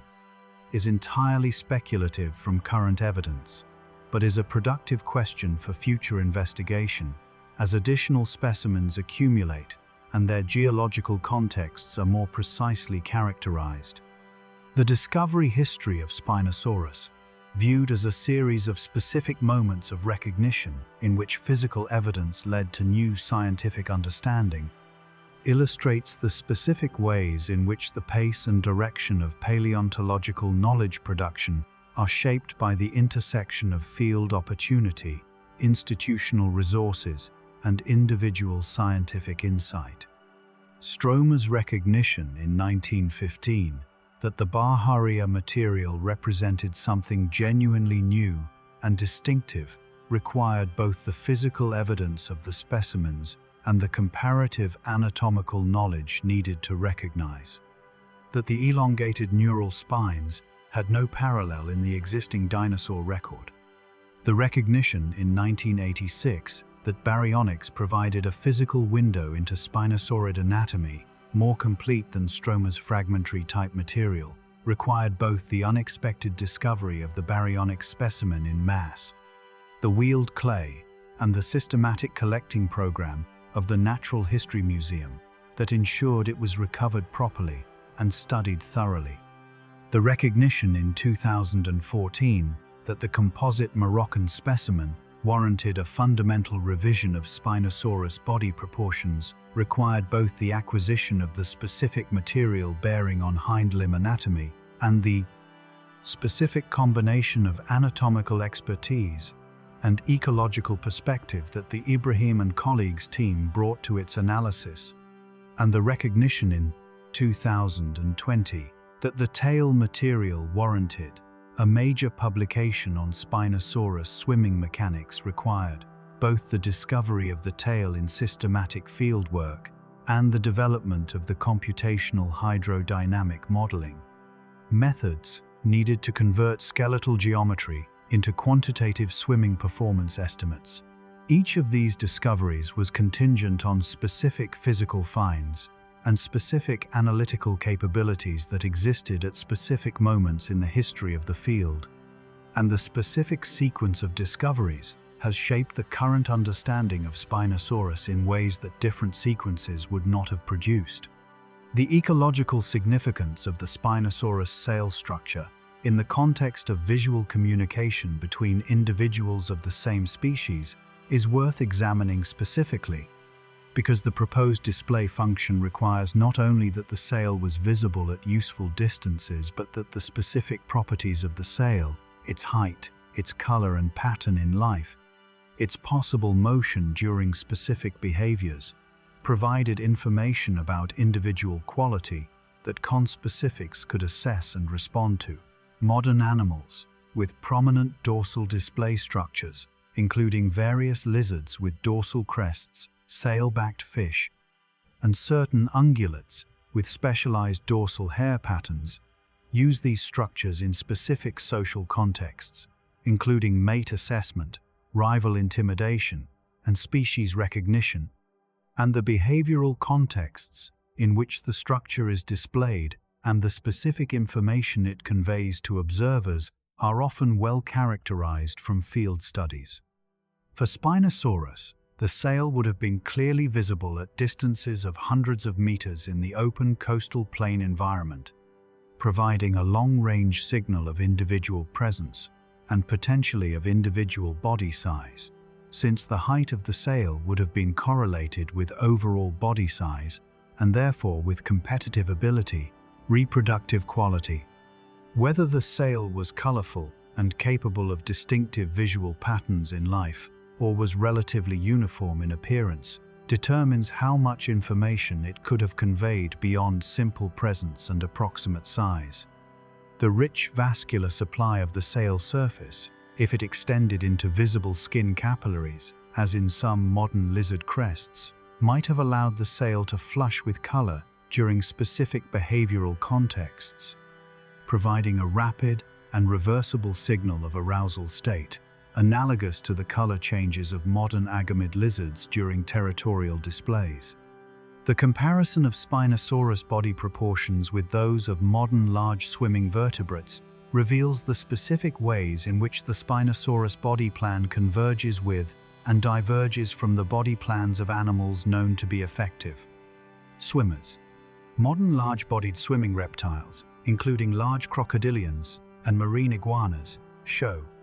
characteristic proportional modifications relative to their terrestrial relatives: relatively short, robust limbs, suited for stability in turbulent water and substrate contact rather than rapid terrestrial locomotion;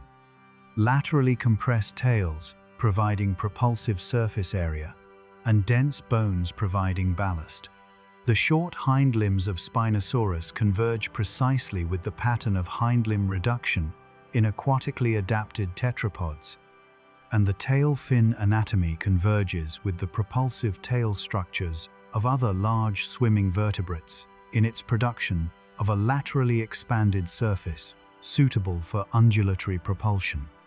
The dense limb bones converge with the pachyostosis of modern aquatic and semi-aquatic mammals and reptiles. The retracted external nares converge with the position of the nares in modern semi-aquatic animals that submerge the snout tip during foraging. Each individual convergence with modern swimmers could be argued to have some alternative explanation, but the convergent occurrence of multiple swimming-associated features in the same animal all pointing toward reduced terrestrial function and enhanced aquatic function, constitutes a case for aquatic adaptation that the convergent evidence structure makes far stronger than any single feature alone would imply. The vertebral formula of Spinosaurus, the specific number of cervical, dorsal, sacral, and caudal vertebrae, has not been completely documented because no complete articulated vertebral column has been recovered, but the preserved material allows reasonable estimates that contribute to the reconstruction of overall body proportions and locomotor organization. The cervical vertebrae, responsible for neck mobility and the striking dynamics of fish capture, are moderately elongated relative to those of other large theropods, consistent with the longer neck implied by the overall skull-to-trunk proportions visible in the best specimens. The dorsal vertebrae, bearing the dramatic elongated neural spines, are the most completely represented elements in the vertebral column, and their individual morphology has been described in considerable detail across multiple specimens, allowing assessment of the progression of spine height along the trunk and the specific vertebral region in which maximum spine development occurs. The sacral vertebrae, connecting the vertebral column to the pelvis and transmitting hind limb forces to the trunk, are less completely known, but are crucial for biomechanical assessment of hind limb function in an animal where the hind limb mechanical system is at the center of the most important ecological controversy. The caudal vertebrae, culminating in the dramatically modified tail fin region described in 2020, show the progressive transition from relatively normal proximal caudals to the highly modified distal caudals with their elongated neural spines, and this gradual transition along the tail provides evidence about the flexibility and hydrodynamic properties of the tail at different positions along its length. The evolutionary pressures that maintain the extreme neural spine development of Spinosaurus across the full evolutionary history of the Spinosaurid lineage, despite the substantial metabolic cost of producing and maintaining large quantities of elongated bone, are worth examining from a quantitative evolutionary biology perspective. The metabolic cost of bone production scales with bone volume, and the neural spines of Spinosaurus represented a substantial volume of bone tissue deposited during growth and maintained throughout adult life. This cost implies a compensating fitness benefit large enough to maintain the structure across the full history of the lineage, and the identification of that benefit, or combination of benefits, is one of the fundamental questions in Spinosaurid functional morphology. If thermoregulation was the primary function, the benefit would have been expressed through improved foraging efficiency or reproductive success in the specific thermal environment of the Cenomanian coastal plain, where the ability to maintain optimal body temperature during extended foraging in warm, sun-exposed shallow water would have provided competitive advantages over individuals with smaller or less vascularized sail structures. If display was the primary function, the benefit would have been expressed through improved competitive success or mate quality assessment in the social interactions of the species, where individuals with larger, more conspicuous sails were preferred as mates or avoided as rivals. The directional increase in neural spine height through the evolutionary history of the Spinosaurid lineage, from the less elongated spines of the earliest members to the most extreme expression in Spinosaurus, is consistent with runaway selection driven by any consistent fitness benefit, whether thermoregulatory, social, or both, sustained across 40 million years of Spinosaurid evolution. The forensic reconstruction of specific Spinosaurus feeding events, using the physical evidence of tooth marks, denticle associations, and bone modification to infer the specific behaviors that produced them, provides a degree of behavioral specificity about individual animals that the broader anatomical and ecological evidence cannot achieve.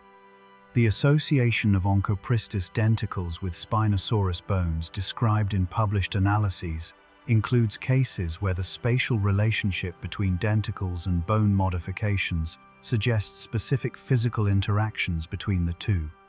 animals, rather than coincidental co-occurrence. The specific pattern of these associations, where denticles are found at positions consistent with contact with the bone surface during predatory interaction, allows inference about the specific mechanics of the interaction,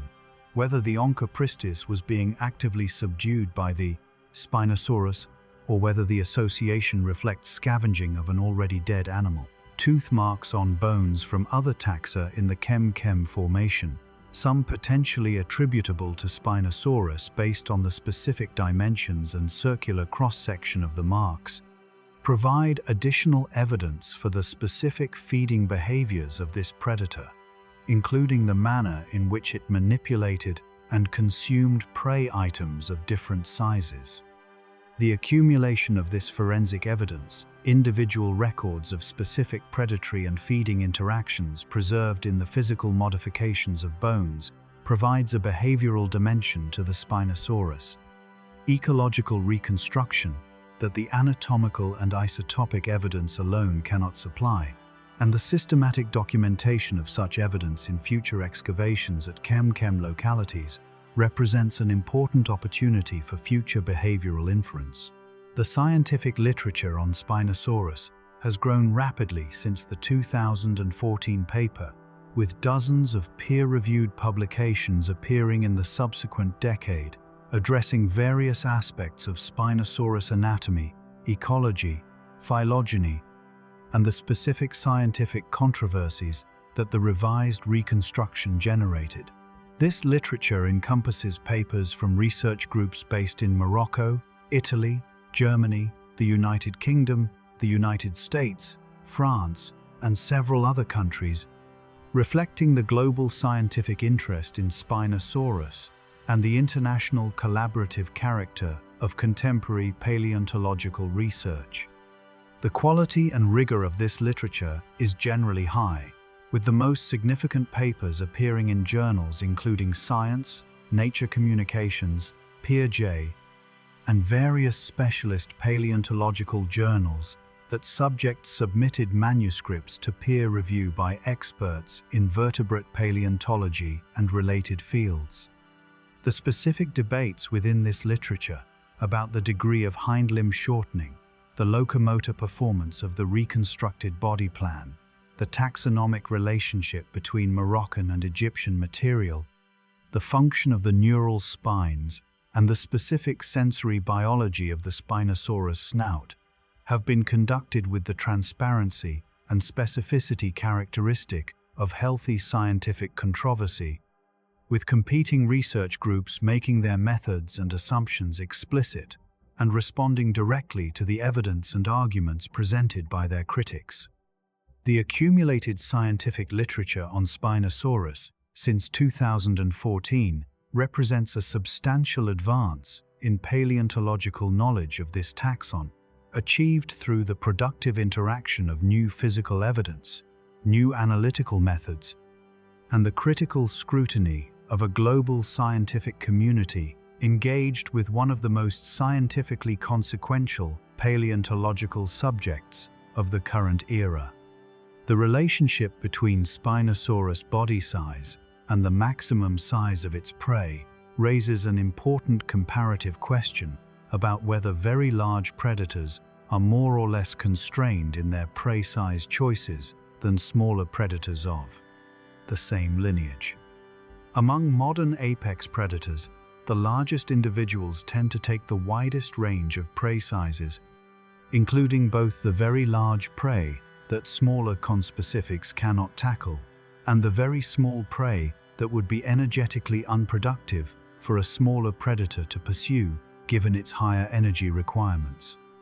A 10-ton Spinosaurus could plausibly pursue both the enormous Morsonia coelacanth at several hundred kilograms and, in times of scarcity, much smaller fish, available in higher numerical abundance. The energetic minimum prey size for a very large predator, the smallest prey item worth pursuing given the energy expenditure of capture, is larger for a larger predator, because the fixed costs of search and pursuit must be covered by the energy content of each prey item consumed. For Spinosaurus, this energetic minimum would have excluded the smallest fish in the chem-chem fauna from the prey repertoire under most circumstances,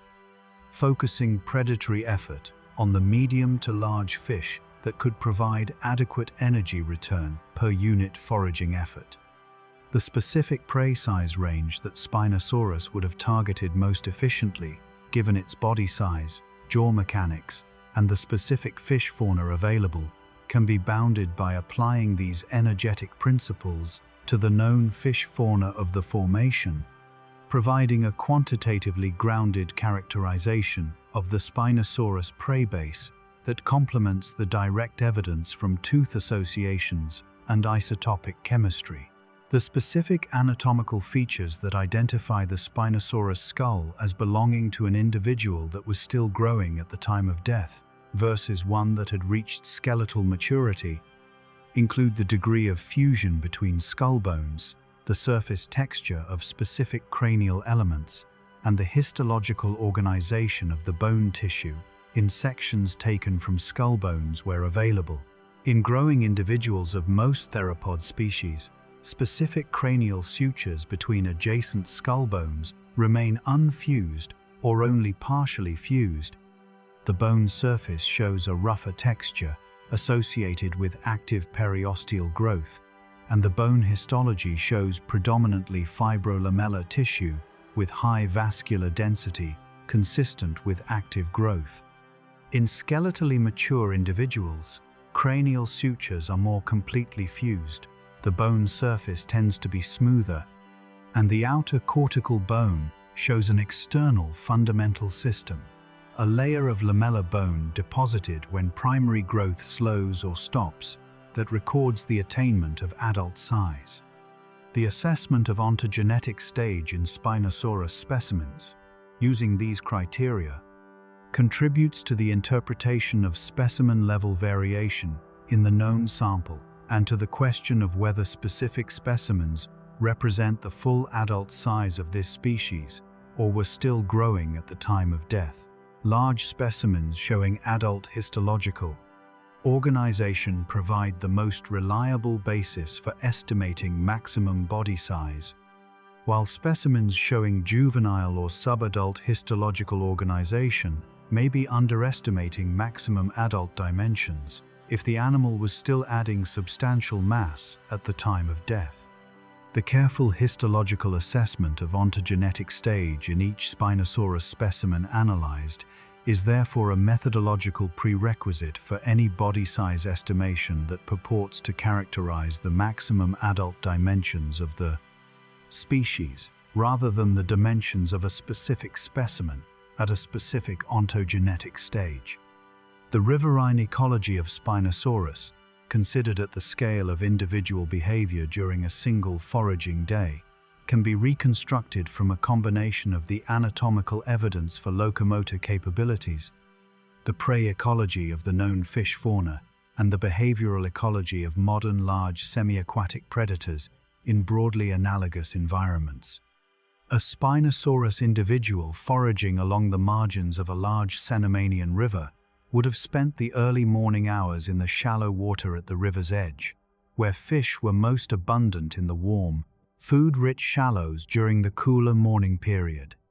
The approach to potential prey would have been extremely slow and deliberate, minimizing water disturbance and maintaining the predator's profile against the background of the river margin vegetation and sediment.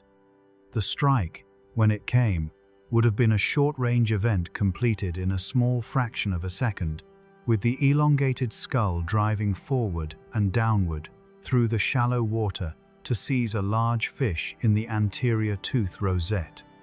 The restraint and ingestion of prey items requiring multiple minutes to process completely would have been conducted in the shallower water near the bank, where the animal's weight on the substrate provided stability against the forces generated by a large struggling fish. The midday period, with its higher temperatures and reduced fish surface activity, might have been spent resting in deeper, cooler water. The late afternoon and evening would have seen renewed foraging activity as fish returned to the shallows. This daily behavioral rhythm, entirely speculative but grounded in the analogous behavioral patterns of modern large crocodilians, gives the ecological reconstruction of Spinosaurus a temporal as well as spatial specificity that purely anatomical analysis cannot provide. The contribution of Spinosaurus to understanding the evolutionary pathway from terrestrial to aquatic lifestyle in large-bodied vertebrates is one of the most significant conceptual contributions of this animal to evolutionary biology. The secondary aquatic adaptation of terrestrial vertebrate lineages, the evolutionary transition from land to water, has occurred independently many times in vertebrate history, producing the whales from land-dwelling artiodactyls, the manatees from terrestrial herbivores, the mosasaurs from terrestrial varanids, the ichthyosaurs from some ancestral terrestrial reptile group, and various other secondary aquatic lineages. Each of these transitions involved the progressive modification of a terrestrially adapted body plan toward an aquatically functional one, typically over many millions of years of evolution, and the specific sequence of anatomical changes through which each transition occurred is of great interest for understanding the general principles of aquatic adaptation in vertebrates. Spinosaurus, representing a partially completed transition, more aquatically adapted than any other large theropod, but retaining many ancestral terrestrial features that a fully aquatic lineage would eventually shed, provides a snapshot of this transition process at an intermediate stage, analogous to the fully documented intermediate stages, known for the whale transition from the Eocene fossil record. Studying Spinosaurus as an intermediate in the terrestrial to aquatic transition, rather than as an endpoint, situates it in the broader context of convergent evolution and allows comparison of the specific anatomical changes that spinosaurids underwent with those documented in other lineages, making similar transitions. This comparative evolutionary perspective is one of the intellectually richest frameworks for understanding Spinosaurus, connecting this specific extraordinary animal to the general principles of evolutionary biology that govern the repeated reinvention of aquatic lifestyles across the vertebrate tree.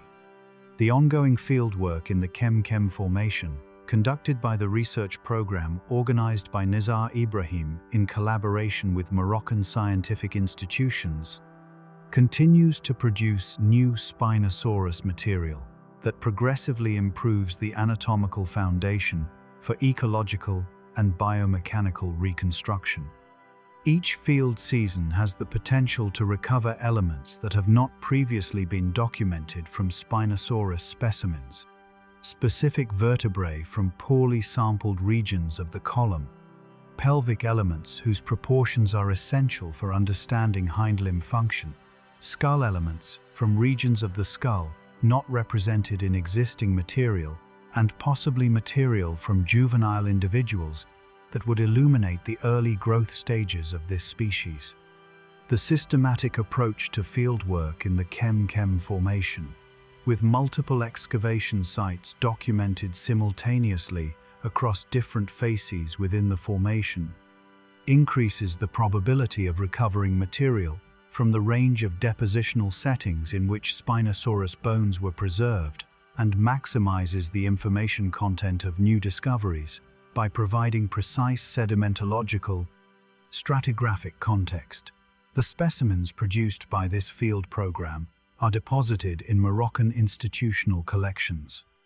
ensuring that they remain accessible to future researchers and that Morocco retains the physical heritage of its geological past as required by Moroccan law. The field program also provides training for Moroccan students and early career researchers,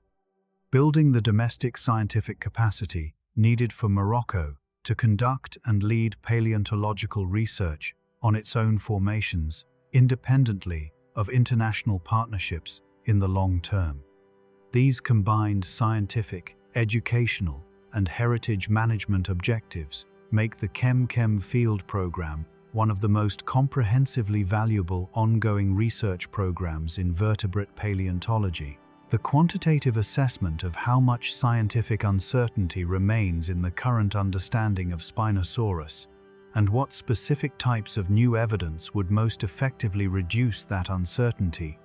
provides a roadmap for future Spinosaurus research that can be derived directly from the inventory of what is known and what remains unknown. The body size of Spinosaurus is known within a factor of 2 or 3 in mass and perhaps 30% in body length, sufficient for broad comparative purposes but insufficient for precise ecological modeling. New complete or near-complete individual specimens would reduce this uncertainty substantially. The degree of aquatic commitment, the specific proportion of time spent in water versus on land, and the specific locomotor modes used in each environment is constrained by multiple lines of evidence to a semi-aquatic interpretation, but is not precisely quantified. Detailed biomechanical modeling of terrestrial and aquatic locomotion using the best current skeletal reconstruction would provide quantitative performance estimates that bound the range of plausible locomotor behaviors. The diet, while inferred to be primarily fish-based from isotopic and anatomical evidence, has not been precisely characterized in terms of the specific fish species most commonly targeted or the size classes of fish most frequently consumed. Systematic analysis of Onchopristis spinosaurus associations and of any other prey evidence from chem localities would sharpen the dietary characterization. The social behavior and reproductive biology of Spinosaurus are essentially unknown. Each of these unknowns represents both a current limitation in the scientific understanding of this animal and an active research opportunity whose addressability depends on the discovery and proper documentation of appropriate new specimens. The final facts of this documentary about Spinosaurus return to the place where the science of this animal begins and ends, the physical evidence in the rock. The bone fragments weathering from the Chem cliffs, the neural spine segments jutting from the Moroccan sandstone, the scattered teeth in the anti-Atlas sediments, the carefully excavated and documented specimens now held in Moroccan institutional collections. These are the material foundation of everything this documentary has presented. The science of Spinosaurus is not a set of conclusions maintained by authority or tradition. It is a set of conclusions extracted, with varying degrees of certainty, from physical objects that can be measured, analyzed, and re-examined by any qualified researcher with access to the material. Where the physical evidence is abundant and the analytical methods well validated, the conclusions are robust. Where the physical evidence is fragmentary and the methods require significant assumptions, the conclusions are provisional. The specific balance of robust and provisional conclusions in the current understanding of Spinosaurus reflects both the extraordinary scientific significance of the animal, which has attracted intensive research investment,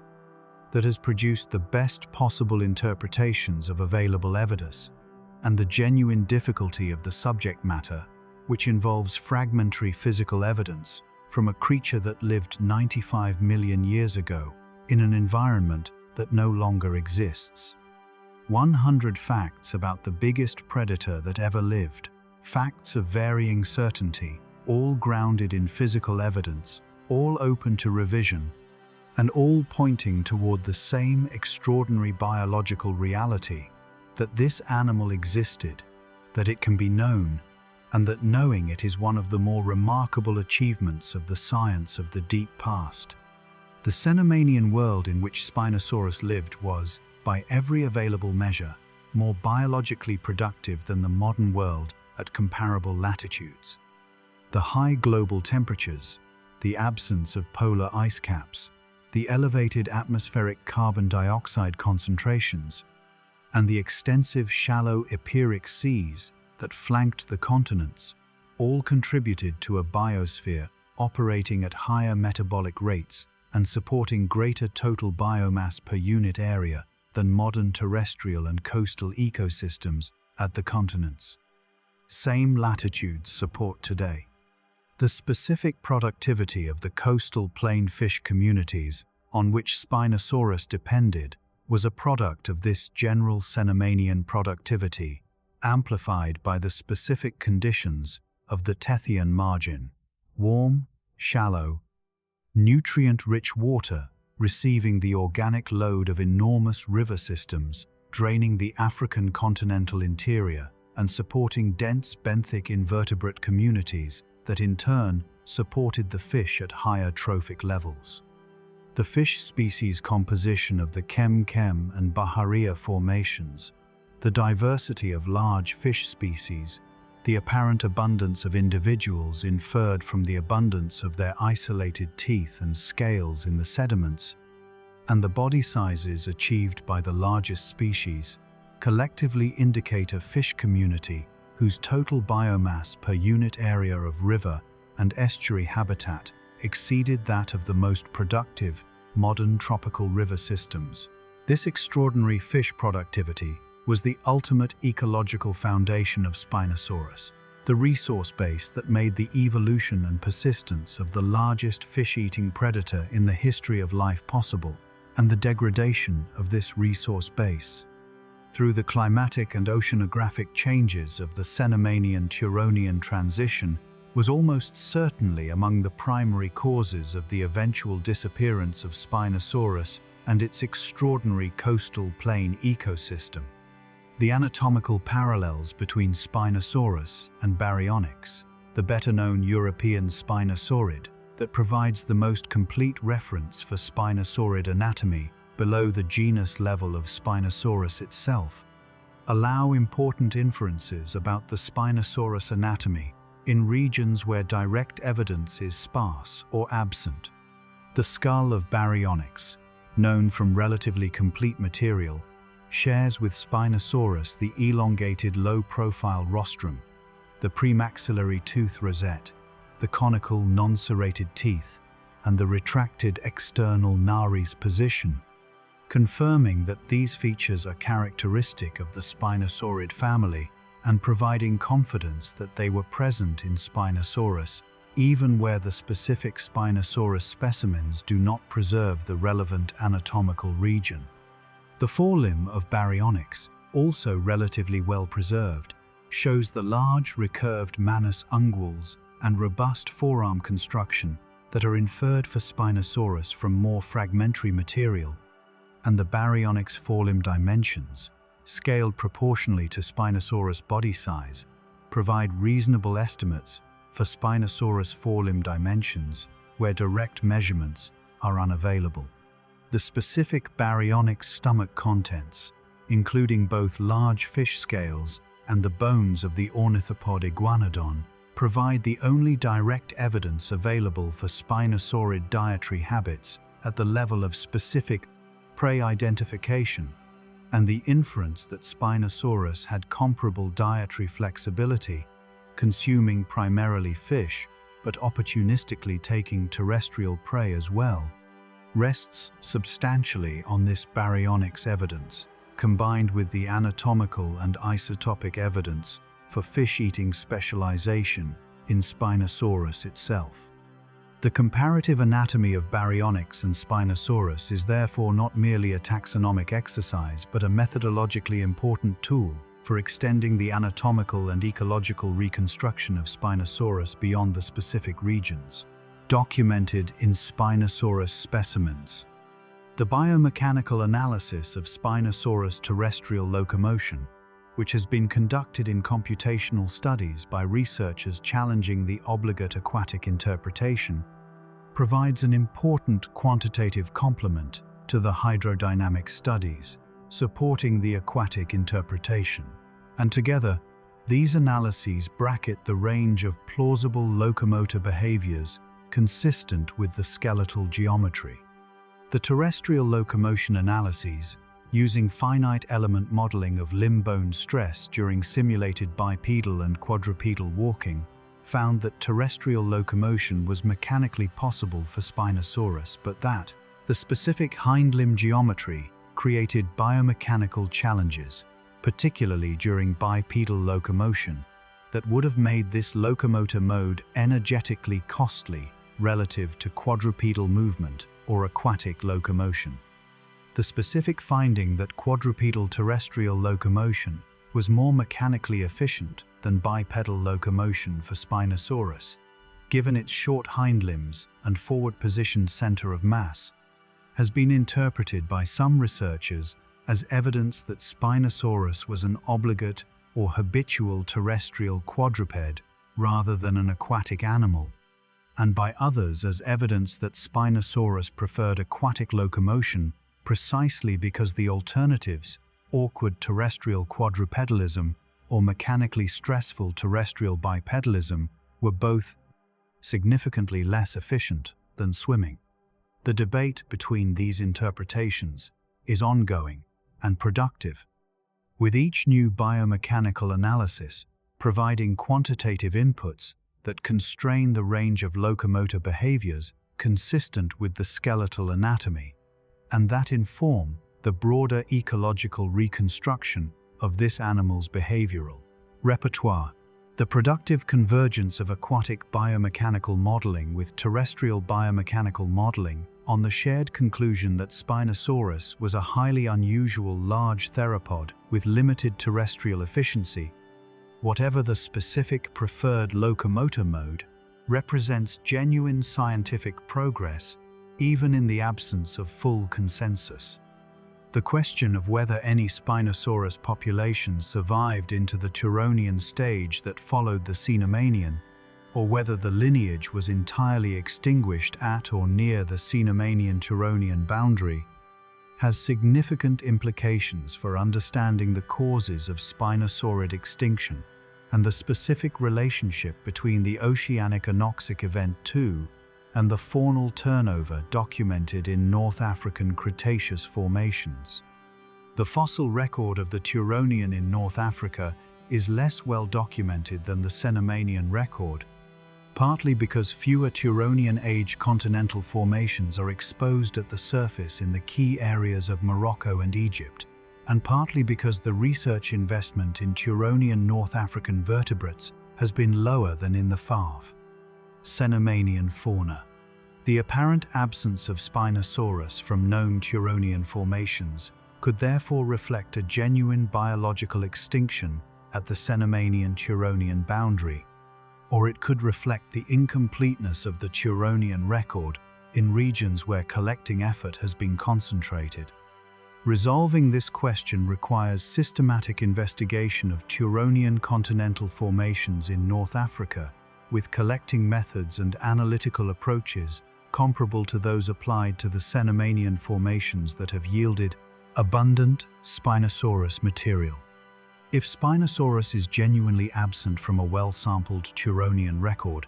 the specific timing of its extinction relative to the oceanic anoxic event can be established and used to assess the causal relationship between the oceanographic crisis and the faunal turnover.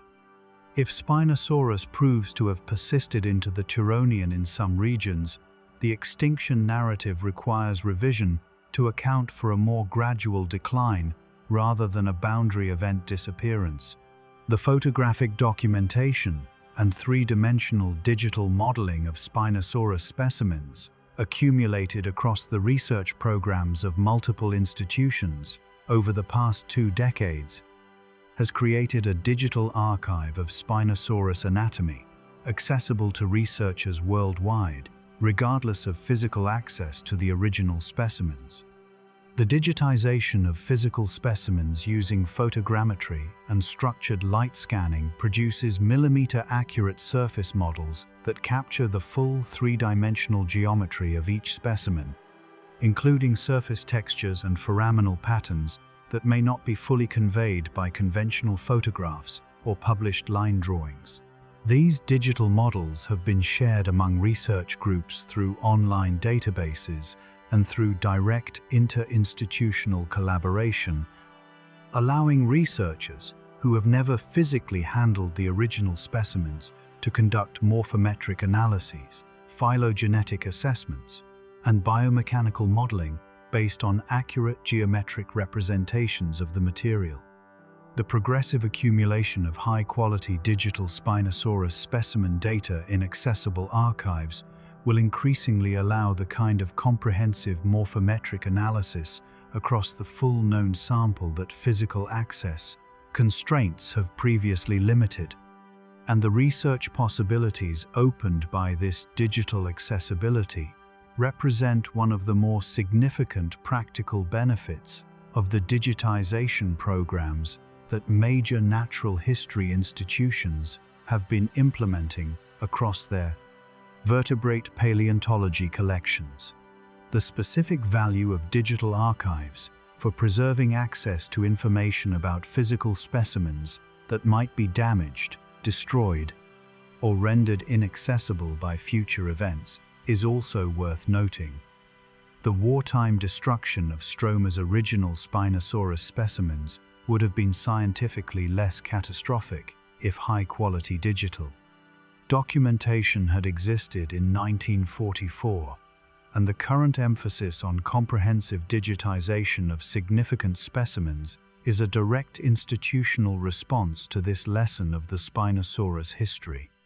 The connection between the North African research tradition in vertebrate paleontology, initiated by Stromer's early 20th century expeditions, and the current generation of research on Spinosaurus and its contemporaries spans more than a century of scientific engagement with one of the most remarkable Mesozoic vertebrate faunas known from any continental region. Stromer worked in conditions of imperial European science, in which the fossils of colonized territories were freely collected and exported to European museums under assumptions about scientific entitlement that are now recognized as ethically and legally untenable. The current research programs, operating under Moroccan and international heritage law and in the context of genuine collaborative partnerships between Moroccan and international institutions, represent a fundamentally different ethical and institutional framework, one in which the fossils of the Moroccan Sahara are understood as Moroccan national heritage to be managed primarily in the interests of Moroccan science and Moroccan society, with international collaboration providing expertise and resources in support of Moroccan scientific objectives rather than extracting material for export to foreign institutions. The contrast between these two frameworks, across a century of changing relationships between producing countries and consuming institutions in paleontology, is one of the more instructive historical dimensions of the Spinosaurus story, illustrating how the ethical context of science changes as the societies within which science operates evolve their understanding of sovereignty, intellectual property, and the appropriate stewardship of shared scientific resources. The 100 facts of this documentary about Spinosaurus converge on a portrait of an animal whose biology was extraordinary in virtually every dimension that can be assessed from the available evidence. It was the largest predatory dinosaur by body mass, the theropod with the most extreme spinal elongation, the large theropod most completely adapted to aquatic foraging, and the apex predator of one of the most productive and most unusual Mesozoic vertebrate ecosystems known from any continental formation. Each of these superlatives is grounded in physical measurements and in the quantitative methods of the sciences: comparative anatomy, biomechanics, stable isotope, geochemistry, and phylogenetic analysis that translate physical evidence into biological conclusions. The superlatives are genuine in the sense that they reflect the actual biological attributes of this animal to the best of current scientific understanding, and they are provisional, in the sense that future evidence may revise specific estimates, while almost certainly preserving the overall picture of a biologically extreme animal occupying an ecological role without close modern parallel. The scientific investment in understanding Spinosaurus, sustained across more than a century of research and dramatically accelerated by the discoveries of the past decade,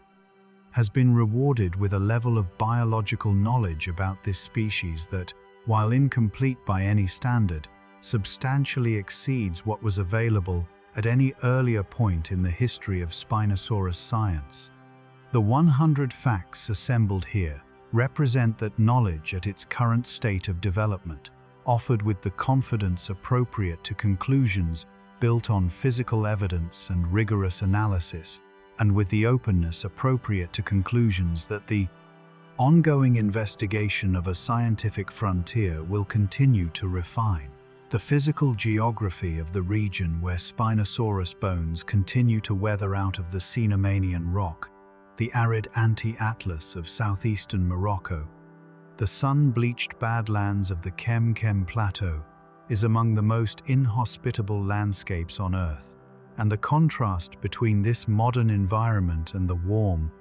productive river system in which Spinosaurus lived 95 million years ago is as stark as any geological transformation available for inspection on the Earth's surface. The Sahara is the product of specific geological, tectonic, and climatic changes that progressively transformed the tropical coastal plain of the Cenomanian into the hyper-arid desert of the modern world across 95 million years of continuous geological history. The closing of the Tethys Sea through the collision of Africa with Eurasia,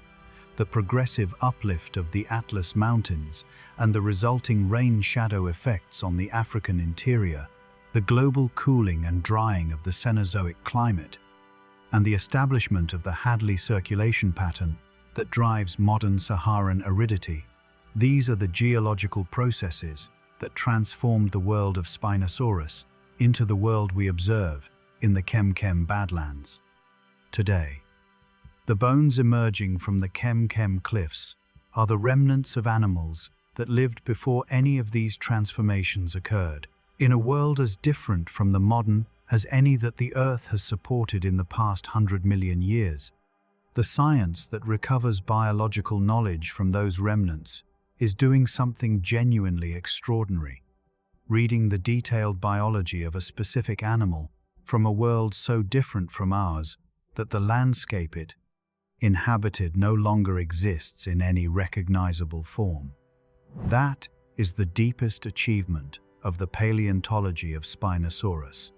and it is worth appreciating in its full magnitude. The story of Spinosaurus is, among other things, a story about the persistence of physical evidence across geological time and about the capacity of that evidence to carry biological information from one world to another.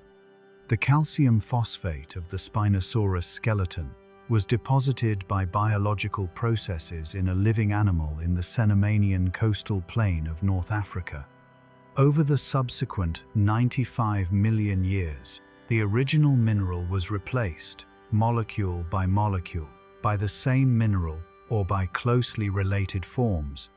preserving the geometric structure of the original bone tissue with sufficient fidelity to record the vascular patterns of the living tissue, the growth marks deposited year by year during the animal's life, and the specific microarchitecture of fibers and crystals that characterizes bone formed at rapid growth rates.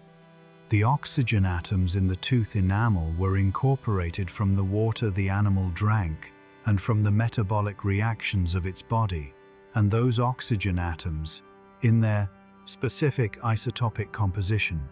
record the isotopic environment of the Cenomanian river water and the body temperature of the living animal. The neural spines preserve the surface morphology of the vascular foramina that record the richness of the blood supply to the overlying soft tissue. The tail vertebrae preserve the geometry of the elongated neural spines that supported the swimming fin. Every physical attribute of the preserved specimens is a biological message transmitted across geological time by the specific physical and chemical durability of the mineral phase that replaced the original biological material. The science of Spinosaurus is the science of reading those messages correctly, with the appropriate methods and the appropriate respect for the uncertainty that 95 million years of geological transformation inevitably introduces into any reading of the original signal. 100 facts. One extraordinary physical record. The biggest predator that ever lived, speaking to us through the chemistry and geometry of its preserved bones. The 100 facts about Spinosaurus presented in this documentary are a record of knowledge at a specific historical moment, the current state of understanding in the years following the dramatic discoveries of 2014 and 2020. They will be revised. New specimens from the Kem Formation and possibly from other North African Cenomanian formations will add anatomical information that current material cannot provide. New analytical methods will extract biological information from existing specimens that current methods cannot access. New theoretical frameworks will connect the specific facts of Spinosaurus biology to broader evolutionary and ecological questions in ways that the current literature has not fully explored. And new researchers, trained in the growing Moroccan paleontological community and in the international institutions that have sustained Spinosaurus research across the past century, will bring the specific combination of curiosity, training, and intellectual independence needed to see what the current researchers, embedded in the specific assumptions of the current moment, cannot yet see. That is how science works, and it is the appropriate expectation for any active scientific frontier. The 100 facts assembled here are the best current answers to the questions they address, and they will serve as the foundation from which the next generation of Spinosaurus science departs, not as final answers,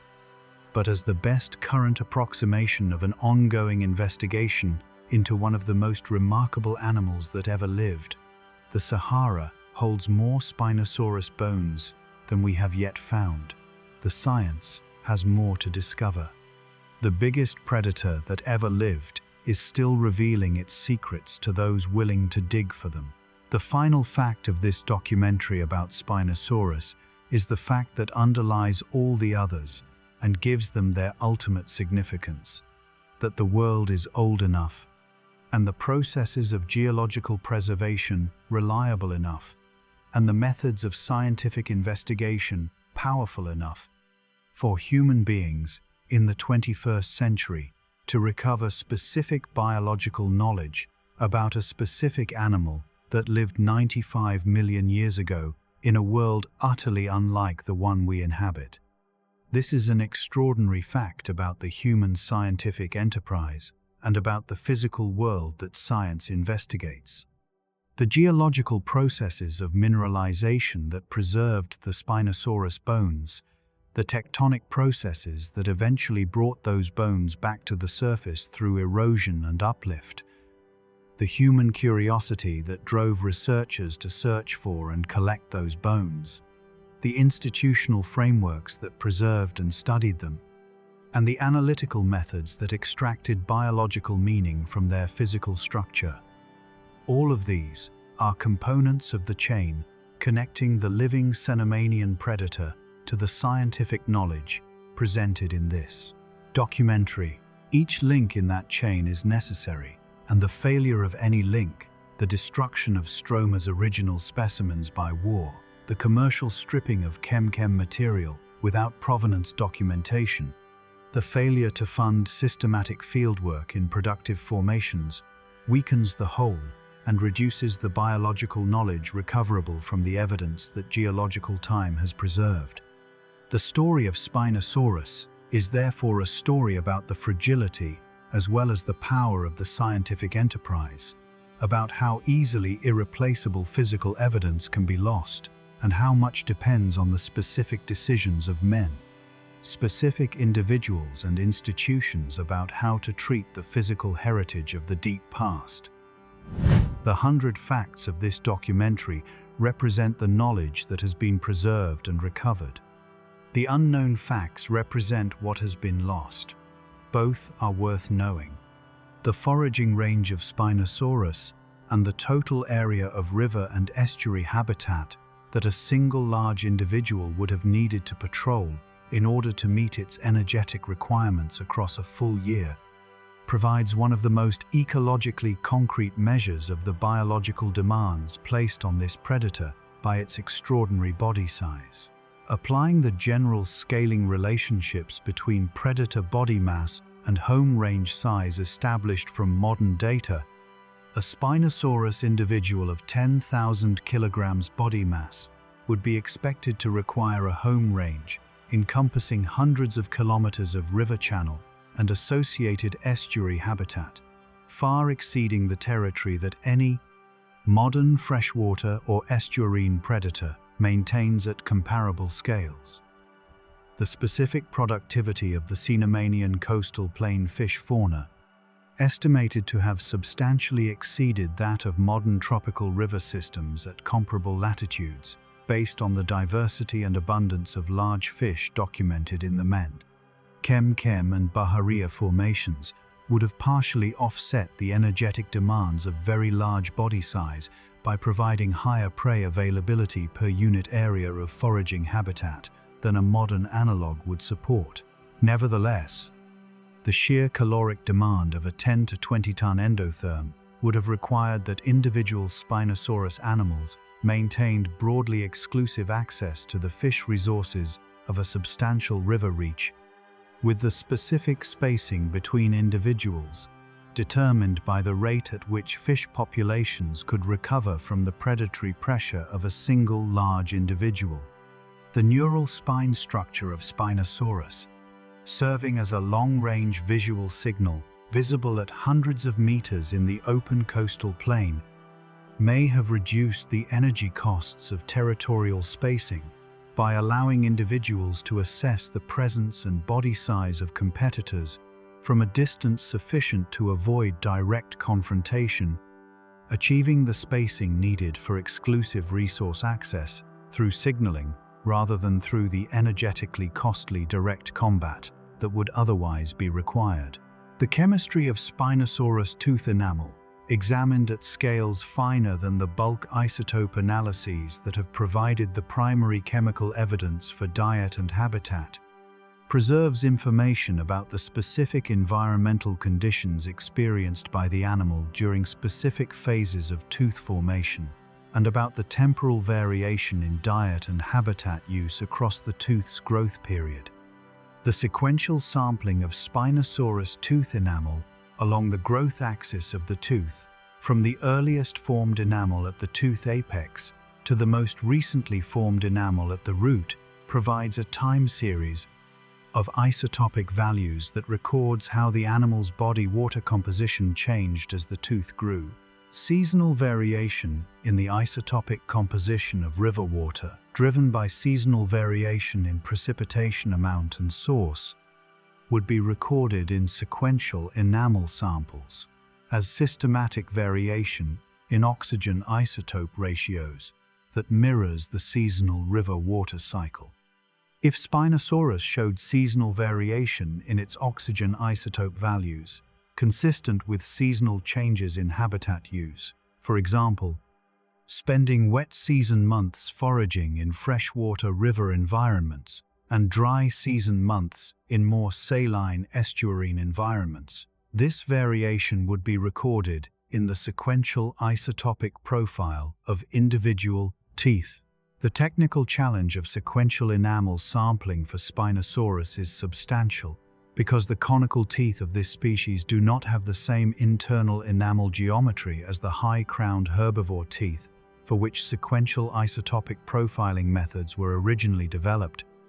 and the application of this approach to conical theropod teeth requires methodological adaptation. Nevertheless, The potential information content of sequential Spinosaurus tooth enamel profiles, including seasonal habitat use, seasonal diet variation, and the specific isotopic composition of the river water at different times of year, makes this a high-priority analytical objective for future studies of well-preserved Spinosaurus tooth material. The geochemical analysis of the sedimentary matrix surrounding Spinosaurus specimens in the Chem-Chem formation and the specific information this analysis provides about the depositional environment at the precise location of each specimen's burial adds a micro-environmental dimension to the paleo-environmental reconstruction of this animal's habitat that formation-scale sedimentological analysis alone cannot achieve. The specific geochemistry of the burial matrix, including the carbonate content, the clay mineralogy, the organic carbon concentration,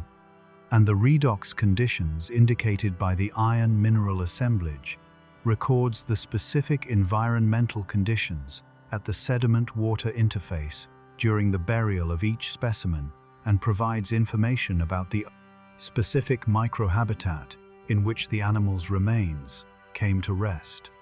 Specimens buried under conditions of rapid sedimentation in low-energy, fine-grained overbank or backswamp deposits will show different matrix geochemistry from specimens buried in higher-energy channel deposits,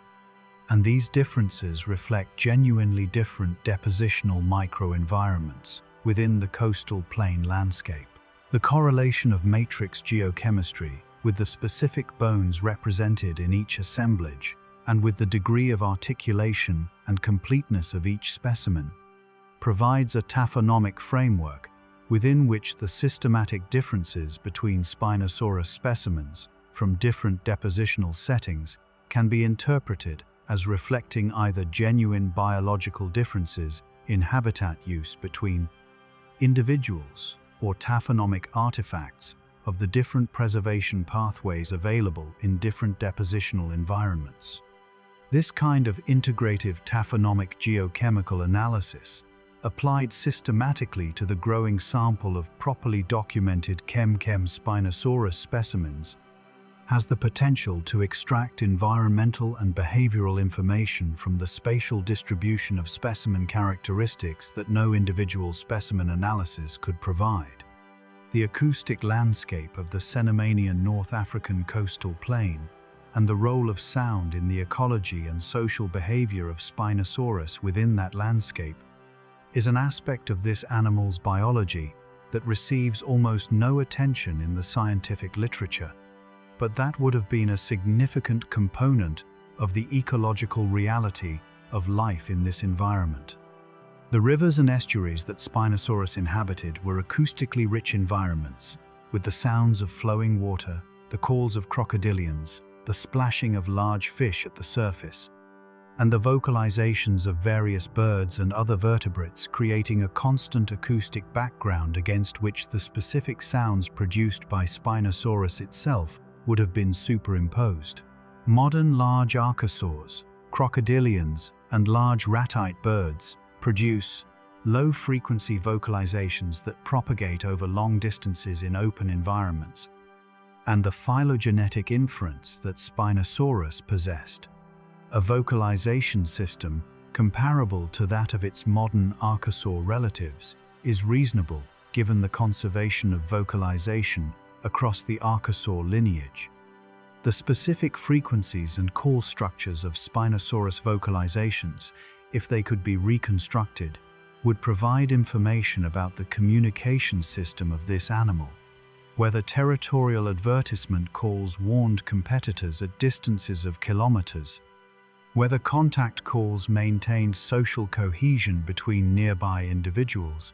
whether alarm calls responded to the presence of other large predators in the vicinity. The nasal anatomy of Spinosaurus, with its large nasal cavity and retracted external nares, might have served as a resonating chamber that shaped the spectral characteristics of vocalizations produced in the larynx or syrinx,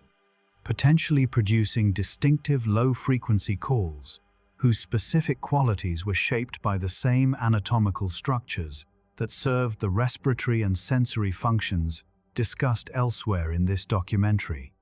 Whether the nasal anatomy of Spinosaurus contributed to acoustic resonance in the way proposed for hadrosaur crests, and whether the specific acoustic properties of Spinosaurus vocalizations can be reconstructed from the preserved nasal anatomy, are questions that have not yet been seriously investigated, but that represent a potential frontier of future Spinosaurus research. The specific ecological relationship between Spinosaurus and the juvenile fish in the Kem-Kem formation, the small and medium-sized fish that were too large for the smallest aquatic predators but too small to be fish, economically targeted by a predator of Spinosaurus body size under most foraging conditions, illustrates the size-structured nature of predator-prey interactions in the Cenomanian coastal plain fish community, specific role that Spinosaurus's very large body size played in determining which fish were profitable prey targets and which were below the economic prey threshold. In modern large fish predator systems,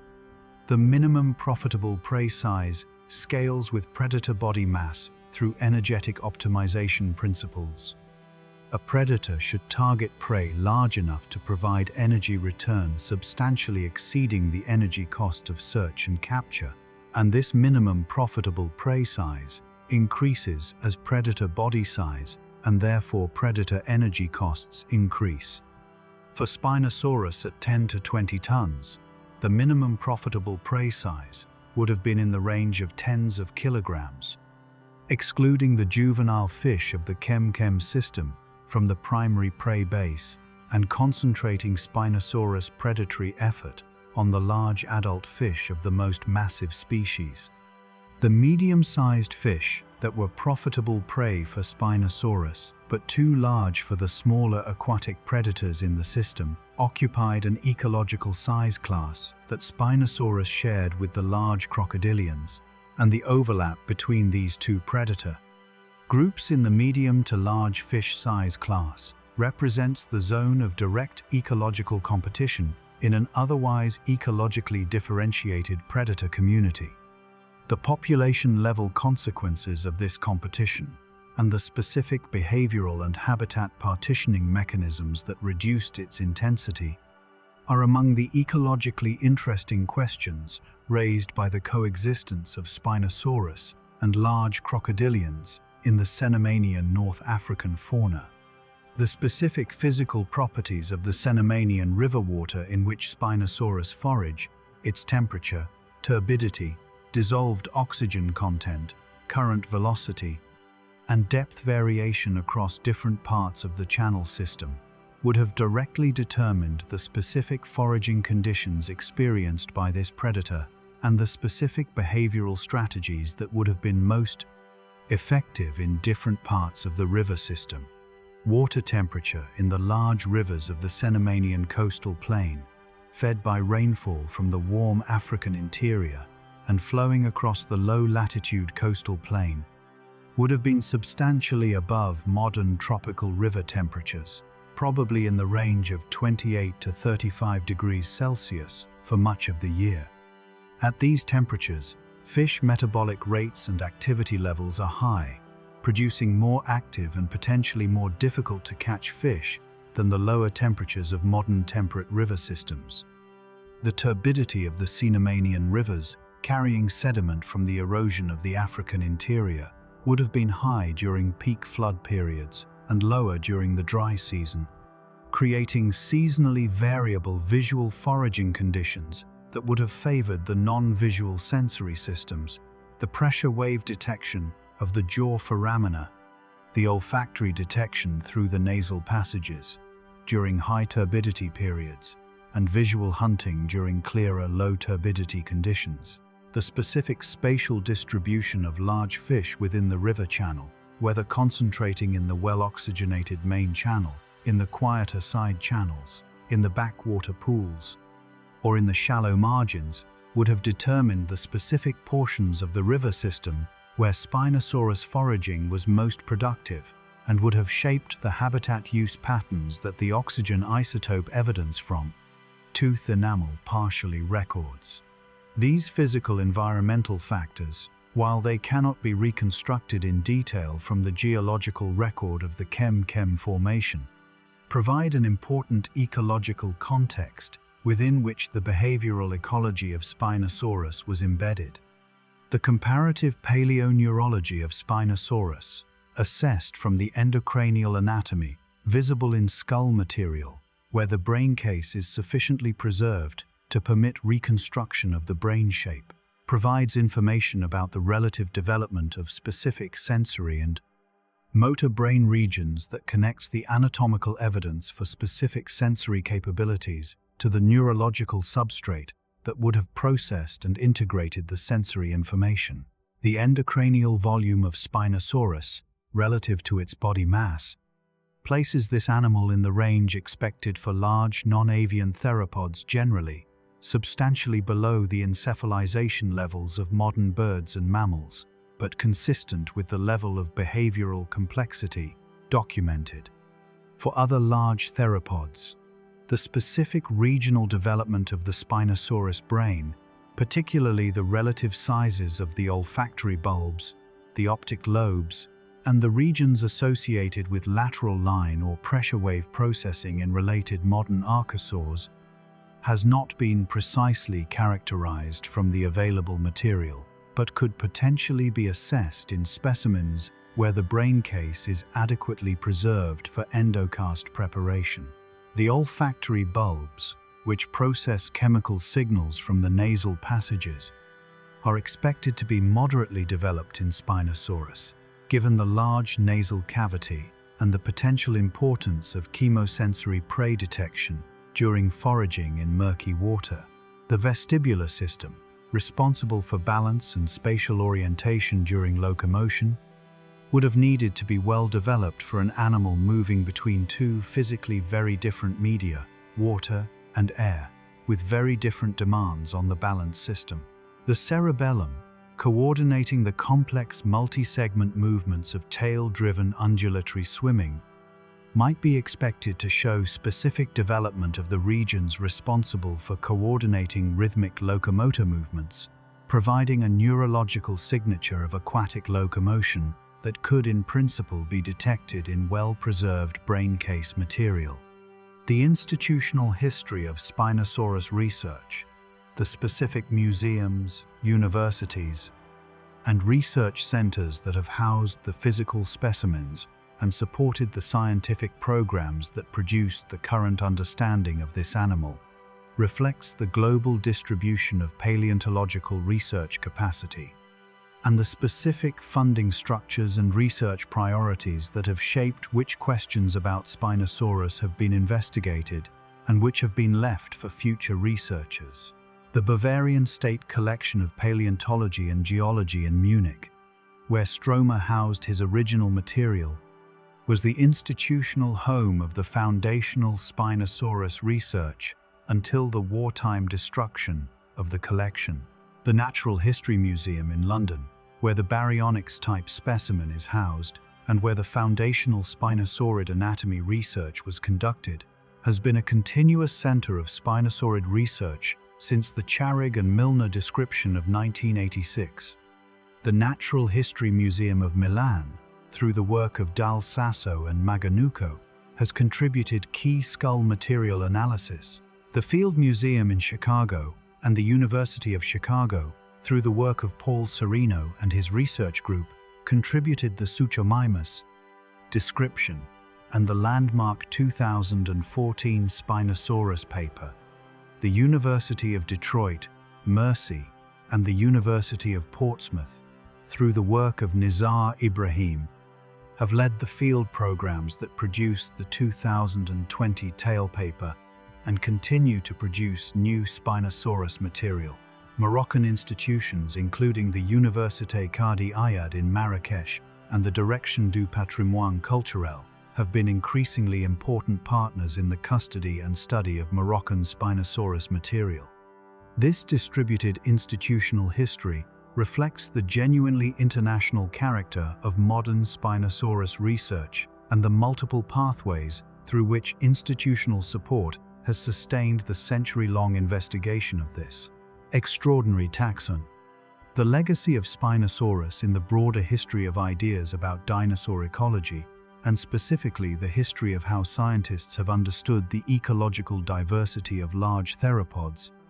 is one of progressive expansion of the recognized ecological possibilities for these animals as new evidence has accumulated. The early 20th century understanding of large theropods was essentially uniform in its ecological characterization. All large theropods were assumed to be terrestrial pursuit predators, hunting large herbivores, with variation in specific prey type and hunting strategy, but no fundamental departure from the basic terrestrial apex predator role. The description of baryonyx in 1986 introduced the first well-documented evidence for a large theropod with a substantial fish-eating component to its diet, expanding the recognized ecological diversity of large theropods to include fish-eating specialists alongside the terrestrial pursuit predators. The 2014 Spinosaurus revision extended this expansion dramatically by proposing not merely a fish-eating dietary preference, but a primarily aquatic lifestyle that placed Spinosaurus in a fundamentally different ecological relationship with terrestrial and aquatic habitats than any previously recognized large theropod. The subsequent research provoked by this proposal, including the biomechanical studies of both aquatic and terrestrial locomotion and the hydrodynamic modeling of swimming performance,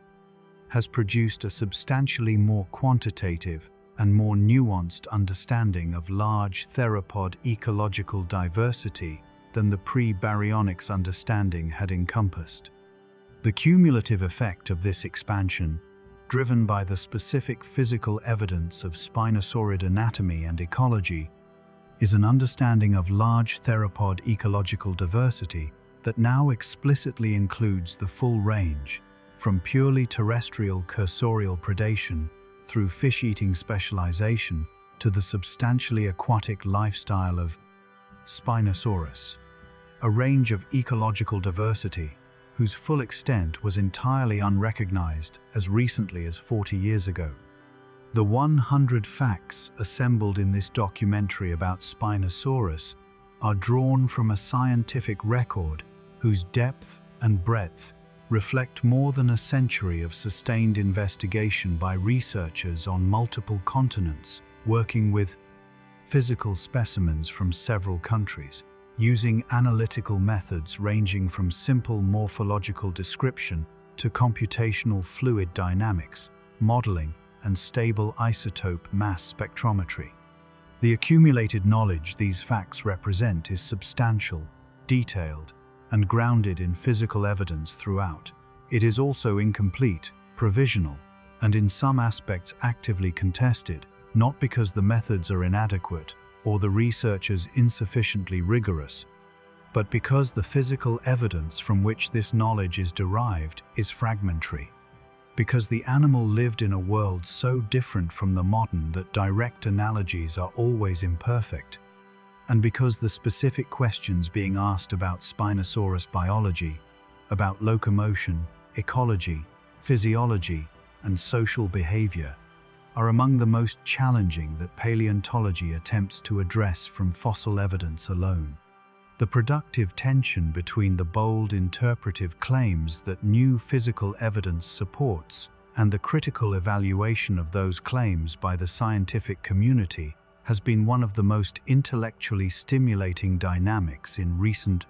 dinosaur paleontology, and the specific debates about Spinosaurus have pushed the development of new analytical methods and new theoretical frameworks whose value extends well beyond the specific case of this one genus. The 100 facts of this documentary are therefore not merely a summary of what is known about Spinosaurus, but a record of how paleontological knowledge is produced through physical discovery, through analytical innovation,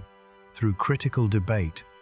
And, through the progressive accumulation of independently corroborating lines of evidence that together constrain the range of plausible biological interpretations to a narrower and more reliable subset of the space of all imaginable ones. The rivers of the North African Cenomanian, which provided the ecological foundation for Spinosaurus, and whose specific hydrological and biological properties sustained the most extraordinary fish-eating predator in the history of life, are gone. Their channels have been filled by sediment, uplifted by tectonics, and eroded away by the geological processes of 95 million years. The fish they carried are gone. The coastal plain they drained is buried under kilometers of younger sediment in some places and exposed as desert rock in others. The Tethys Sea, into which they flowed, has been closed by the collision of Africa with Eurasia and replaced by the Mediterranean, a much smaller and much less productive body of water in a world that has fundamentally different climatic and oceanographic dynamics from the Cenomanian. All that remains of that world, in the specific locations where geological processes have cooperated to preserve it, is the mineral residue of the living organisms that inhabited it, their bones and teeth, their scales and shells, their burrows and trackways, preserved in the rock of the Kem Formation and the Bahariya Formation, and the equivalent deposits scattered across the breadth of what is now the Sahara. From that mineral residue, recovered grain by grain through the patient work of field paleontology, and refined fact by fact through the rigorous work of laboratory analysis, the scientific understanding of Spinosaurus has been built. 100 facts, recovered from 95 million years of geological preservation by the sustained application of human curiosity and scientific method to the physical evidence of a vanished world. The biggest predator that ever lived, still in the rock, still being found, still, with every new discovery, revealing more of itself to those who know how to ask. The final fact of this documentary about Spinosaurus is the fact from which all other facts derive their meaning, that the Earth is old enough, and the processes of geological preservation faithful enough, and the methods of human scientific investigation powerful enough to recover specific biological knowledge about a specific animal from a world 95 million years removed from our own. This is not obvious. It is not guaranteed by any physical law. It is an empirical discovery about the specific properties of the natural world, about the durability of mineral-replaced bone, about the stability of isotopic signatures in tooth enamel, about the fidelity of microstructural preservation in rapidly buried specimens that has been made and confirmed by the specific research programs this documentary has drawn on. The knowledge that Spinosaurus was the largest predatory dinosaur, that it was adapted for aquatic foraging, that it hunted the enormous fish of the North African Cenomanian in the shallow rivers and estuaries of the Tethyan coastal plain, that its neural spines rose nearly 2 meters above its backbone, that its tail bore a fin capable of generating propulsive thrust for sustained swimming. This knowledge is specific. It is grounded in physical evidence, and it is as reliable as the analytical methods that produced it, and as complete as the physical evidence that those methods were applied to. It will be revised and extended by future research. It is already more complete and more reliable than the knowledge available to any previous generation of Spinosaurus researchers. And it is, in every way that matters scientifically, genuinely extraordinary, a demonstration of what the human mind, armed with the right methods and applied to the right evidence, can recover from the deep past of this remarkable planet. 100 facts, 100 windows into the life of the biggest predator that ever walked the earth. The Sahara was once a tropical river delta. Spinosaurus was real, and it can be known. The specific adaptations of Spinosaurus for shallow water foraging, considered as a functional system rather than as a collection of individual anatomical features, reveal an internal coherence that is one of the most compelling aspects of the aquatic lifestyle interpretation.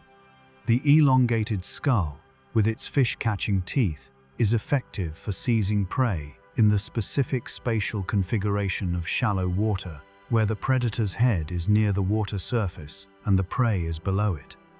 The retracted external nares allow breathing in this specific configuration, skull partially submerged, nostrils above the waterline, without requiring the predator to raise its head fully clear of the water between each breath.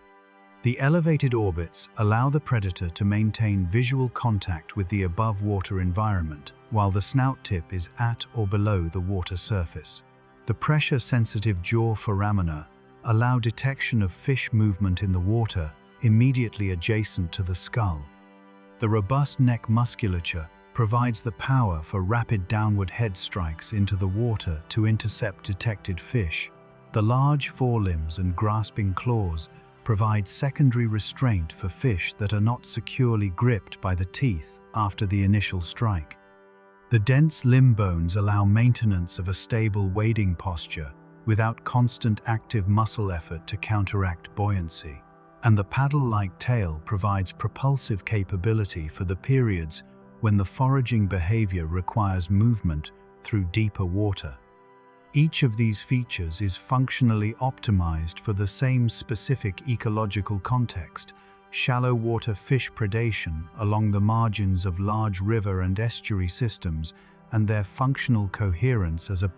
system supporting this specific ecological role is more informative than any individual feature alone. The integration of multiple functional adaptations into a coherent predatory system is one of the hallmarks of strong adaptive design, and the functional integration of Spinosaurus anatomy for shallow water fish predation is as complete as any documented in the non-avian dinosaur record. The specific contribution of Paul Sereno and his North Africa research program to the understanding of the Cenomanian vertebrate fauna as a whole, not merely to the understanding of Spinosaurus specifically, has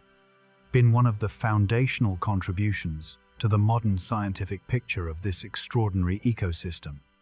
Sereno's expeditions to Niger in the 1990s and early 2000s, conducted in collaboration with Nigerian authorities and scientific institutions, produced the description of Suchomimus tenerensis, and also the description or redescription of several other key members of the Cenomanian North African fauna, including Carcharodontosaurus saharicus from Morocco, which Sereno's team described from new material in 1996, and various other theropods, sauropods, and crocodilians that together flesh out the ecological picture of the Cenomanian coastal plain. The systematic nature of Sereno's collecting program, which targeted multiple geological formations and multiple fauna levels within the overall Cenomanian age range, produced a comparative sample of North African Cenomanian vertebrates, more comprehensive than had previously been available, and provided the ecological context within which the specific adaptations of individual taxa like Spinosaurus, Carcharodontosaurus can be most clearly interpreted. The specific discovery that Carcharodontosaurus and Spinosaurus were contemporaneous apex predators in the same ecosystem, established by the description of new Carcharodontosaurus material from the Chem-Chem formation in proximity to Spinosaurus material, was one of the more ecologically interesting results of this program, raising the questions about ecological partitioning between these two large predators that remain productive topics of research investigation. Sereno's program established the empirical foundation for the ecological reconstruction of the Cenomanian North African fauna at a level of taxonomic completeness that earlier, more fragmentary research programs had not achieved, and the ecological interpretations of Spinosaurus biology developed in the subsequent 2 decades are built directly on this empirical foundation. The role of Spinosaurus in demonstrating the evolutionary lability of large theropod ecology, the capacity of the theropod lineage to produce fundamental ecological diversification rather than merely variation on a common terrestrial predator theme, is one of the more significant conceptual contributions of this animal to evolutionary biology. The theropod lineage is often presented in popular accounts as a group defined by terrestrial pursuit, predation, with the large carnivorous species hunting large herbivores in an ecological role analogous to that of modern large cats or wolves, scaled up to dinosaurian body size. This characterization is accurate for many theropod species and for most of the best-known large theropods, but it becomes increasingly misleading as the full ecological diversity of the theropod lineage is appreciated. Spinosaurids were specialized fish eaters.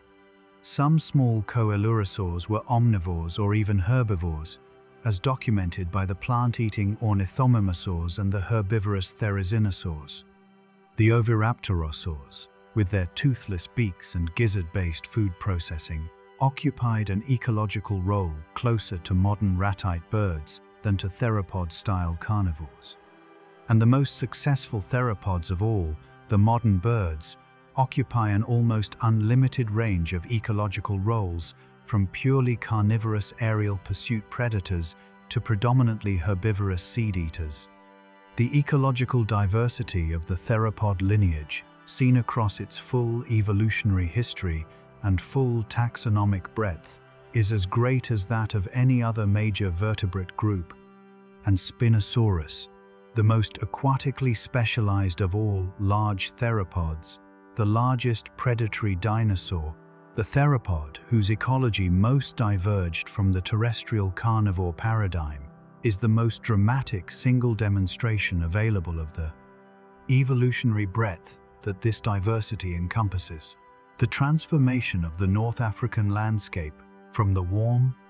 productive Cenomanian coastal plain inhabited by Spinosaurus to the hyperarid Sahara of the modern world is one of the more dramatic geological transformations documented in any region on Earth.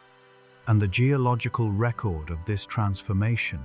is in many ways as scientifically interesting as the Spinosaurus fauna itself. The progressive aridification of North Africa occurred through a combination of processes operating at different timescales. The closure of the Tethys Sea through the African-Eurasian collision began in the Eocene and progressively eliminated the moisture source that had maintained productive coastal plain environments across the latitude of the modern Sahara. The uplift of the Atlas Mountains in the Oligocene and Miocene created rain shadows that further reduced precipitation in the continental interior. The establishment of the modern Hadley circulation pattern, with its subtropical high-pressure systems and descending dry air, imposed the climatic regime of aridity that characterizes the modern Sahara, and the episodic expansion of polar ice caps during the Pleistocene glaciations drove further aridification in the tropics and subtropics through their effects on global atmospheric circulation patterns. The specific geological formations that preserve the Spinosaurus fauna, the Kem sandstones and mudstones, were deposited in the productive Cenomanian river and floodplain environment, buried under subsequent sediments, uplifted and tilted by tectonic movements, and then exposed by the erosion that the modern hyperarid climate promotes by stripping away overlying sediments without the protective vegetation cover that wetter climates provide. The modern landscape that reveals the Cenomanian fauna is therefore itself the product of the geological transformation that ended the Cenomanian world, creating the specific surface exposures that make the fossil evidence accessible to collectors while simultaneously erasing the biological productivity that produced it. The comparison of the Spinosaurus research trajectory with those of other famous but poorly known dinosaurs, species that have attracted intense scientific and popular attention despite fragmentary material, illustrates the specific ways in which the quality and quantity of physical evidence shapes the pace and direction of scientific understanding, and the specific moments at which new specimen discoveries can transform the interpretation of previously enigmatic taxa. Therizinosaurus, known for decades from enormous claws whose function was entirely unclear, was revealed as a bizarre large herbivorous theropod only when more complete specimens from the same lineage allowed reconstruction of the complete body plan. Dinosaurs, known for 40 years from enormous forelimbs that suggested a predator of terrifying capability, turned out when complete specimens were finally described to be a large, sail-backed, duck-billed omnivore bearing no resemblance to any predator. Spinosaurus follows a comparable pattern, known from fragmentary material for a century, progressively reinterpreted as new specimens became available, and dramatically revised in its fundamental ecological characterization by the discovery of anatomical features, the short hind limbs, the paddle tail, that were entirely unpredicted from the earlier fragmentary material. The lesson that all three cases illustrate is that fragmentary material from anatomically distinctive animals can support confident conclusions about some features of the animal's biology, while leaving the most fundamental aspects of the ecological reconstruction completely open to revision by new discoveries. The specific uncertainty about Spinosaurus locomotion and ecology that persisted for a century reflects the specific fragmentariness of the early material rather than any failure of scientific rigor, and the dramatic revision of 2014 was not a correction of error so much as a necessary consequence of finally having the anatomical evidence needed to address questions that had always been unanswerable from the prior. Material. The physical act of fieldwork in the Chem-Chem formation, and the specific challenges and techniques involved in recovering Spinosaurus material from this remote and demanding environment, is worth describing in some detail as a reminder that the scientific knowledge of this animal was produced through sustained physical effort in genuinely difficult conditions. The Chem-Chem exposures are located in the remote southeastern corner of Morocco, accessible from the nearest town of Erfoud by several hours of travel across trackless desert terrain in four-wheel drive vehicles. The summer field season in this region is characterized by temperatures exceeding 45 degrees Celsius during the midday hours, requiring field teams to begin work before dawn and shelter during the hottest part of the day. Water must be transported from distant sources, and the logistics of supporting a multi-person field team for several weeks of intensive work in this environment require careful planning and substantial material support. The prospecting work, which involves walking systematic transects across the exposed rock surface, looking for bone material eroding from the Cenomanian sandstones, requires the ability to recognize fragmentary,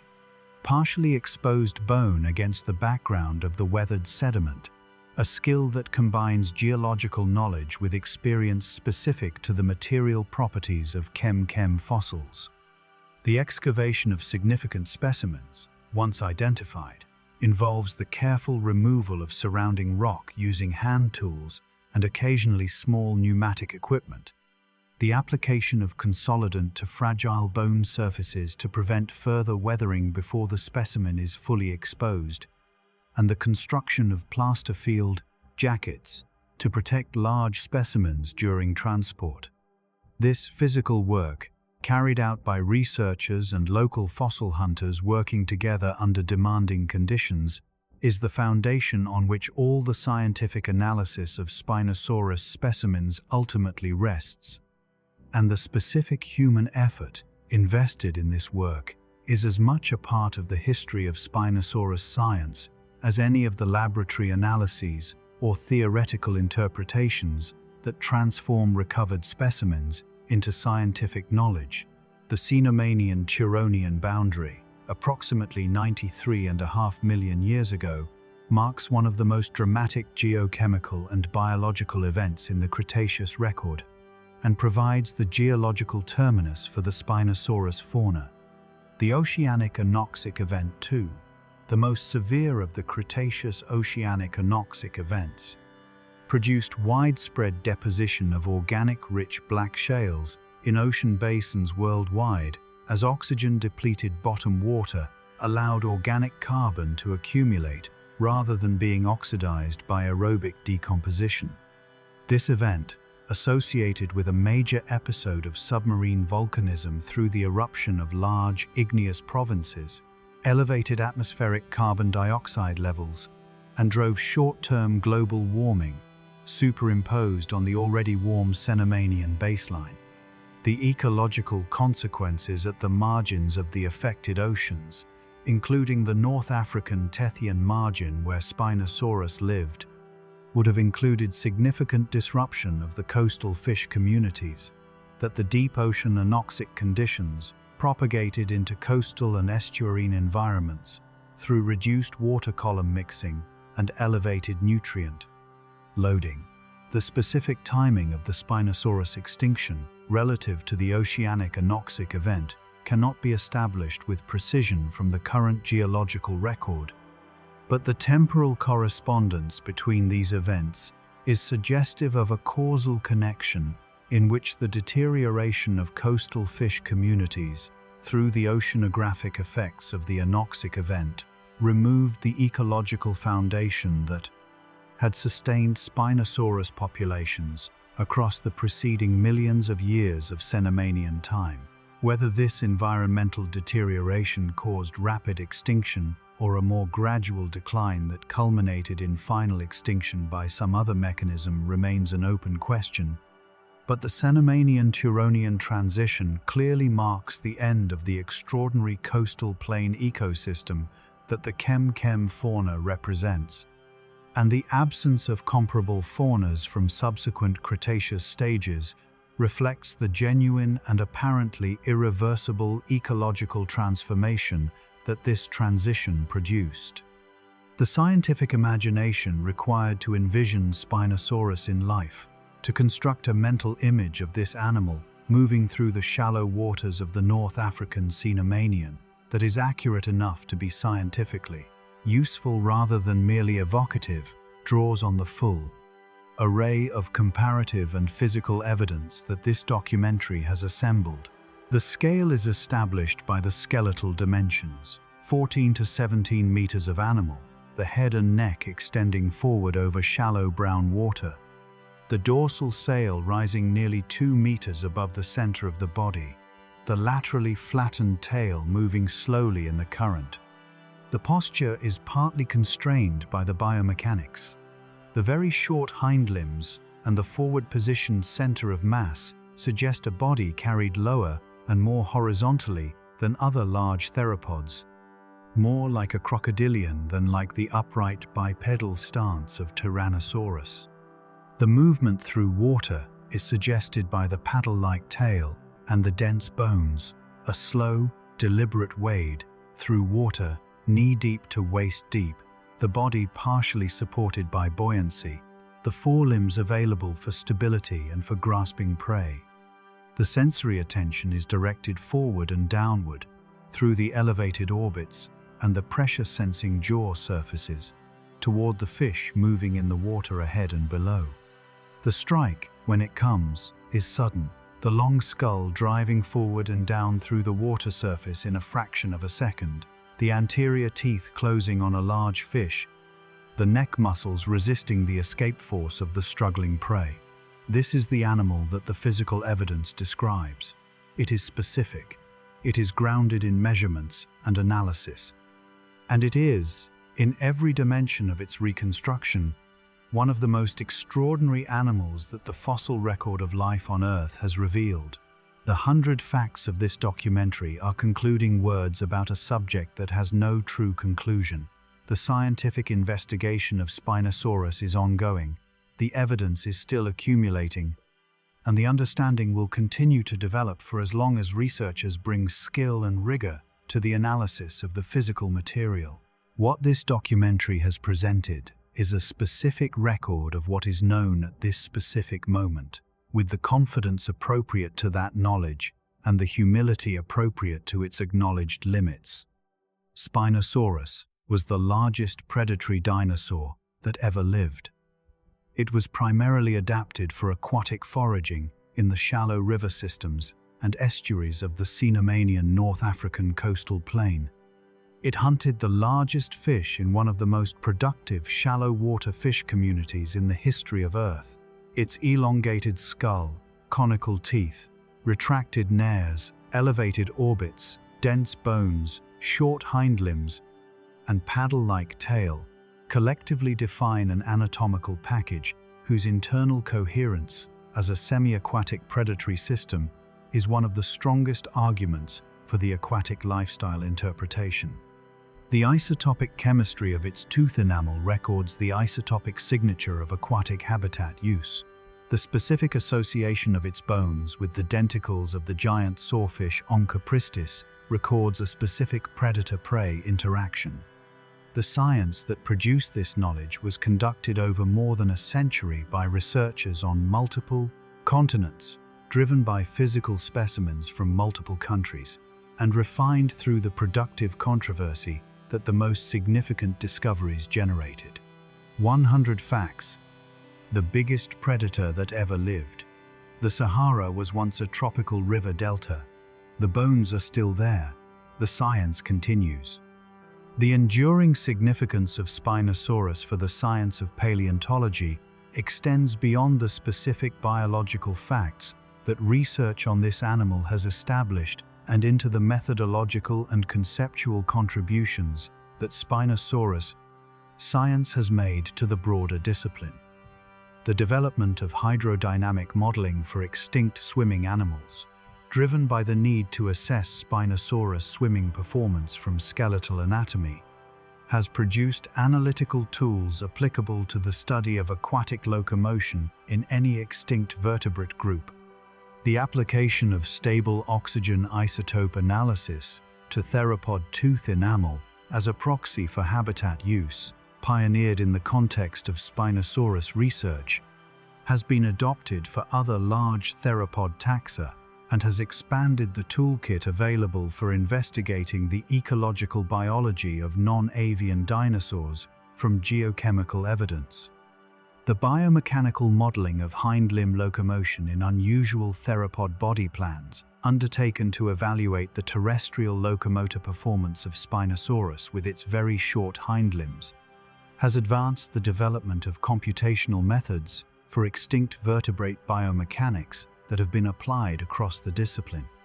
And the productive controversy about the degree of Spinosaurus aquatic commitment has contributed to the development of more rigorous standards for inferring ecological mode from anatomical evidence,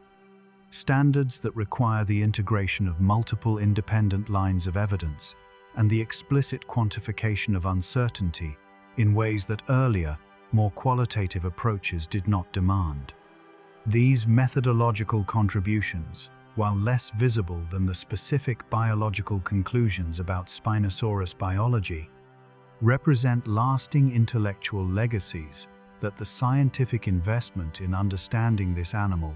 has generated for the broader enterprise of vertebrate paleontology. The last 100 words of this documentary are a closing thought about the relationship between the extraordinary and the ordinary in the history of life on Earth. Spinosaurus was extraordinary, the largest, the most unusual, the most dramatically revised, the most actively debated of the non-avian dinosaurs. And yet it was also ordinary, in the most fundamental sense, an animal doing what all animals do, foraging for food, avoiding predators large enough to threaten it, finding mates, reproducing, and eventually dying in the specific time and place and ecological context that evolution had shaped it to inhabit. The science of Spinosaurus recovers the extraordinary from its biology and places it in the context of the price, ordinary processes of natural selection, ecological adaptation, and evolutionary change that produced it. The bones in the Saharan rock are the ordinary residue of an extraordinary life, and the science that reads those bones is the ordinary enterprise of human curiosity applied to extraordinary evidence. 100 facts. The biggest predator that ever lived. Its bones are in the rock, and the science continues. The specific implications of Spinosaurus body size for its thermal biology in the Cenomanian environment connect the physical facts of body dimensions and environmental temperature to the functional biology of thermoregulation in large, ectothermic and endothermic animals. A body of 10 to 20 tons, whether ectothermic or endothermic, has a thermal inertia so large that daily temperature fluctuations in the environment produce negligible changes in core body temperature. The animal is effectively homeothermic through physical mass buffering, regardless of whether it actively generates heat metabolically. This gigantothermic stabilization of body temperature, which becomes increasingly effective as body mass increases, means that the distinction between ectothermy and endothermy becomes functionally less important in very large animals than in small ones. Because the large body mass provides passive temperature stability that small animals can achieve only through active metabolic thermoregulation. For Spinosaurus, in the warm Cenomanian coastal plain environment, with mean annual temperatures probably in the range of 30 to 35 degrees Celsius, the gigantothermic body temperature would have been close to or at the optimal range for vertebrate physiological performance, regardless of the specific level of active metabolic heat production. The additional thermoregulatory function of the dorsal sail structure, if real, would have been most valuable during the cooler periods of the day, early morning and late evening, when the ambient temperature dropped below the gigantothermic equilibrium temperature and the sail could be oriented to maximize solar radiation absorption.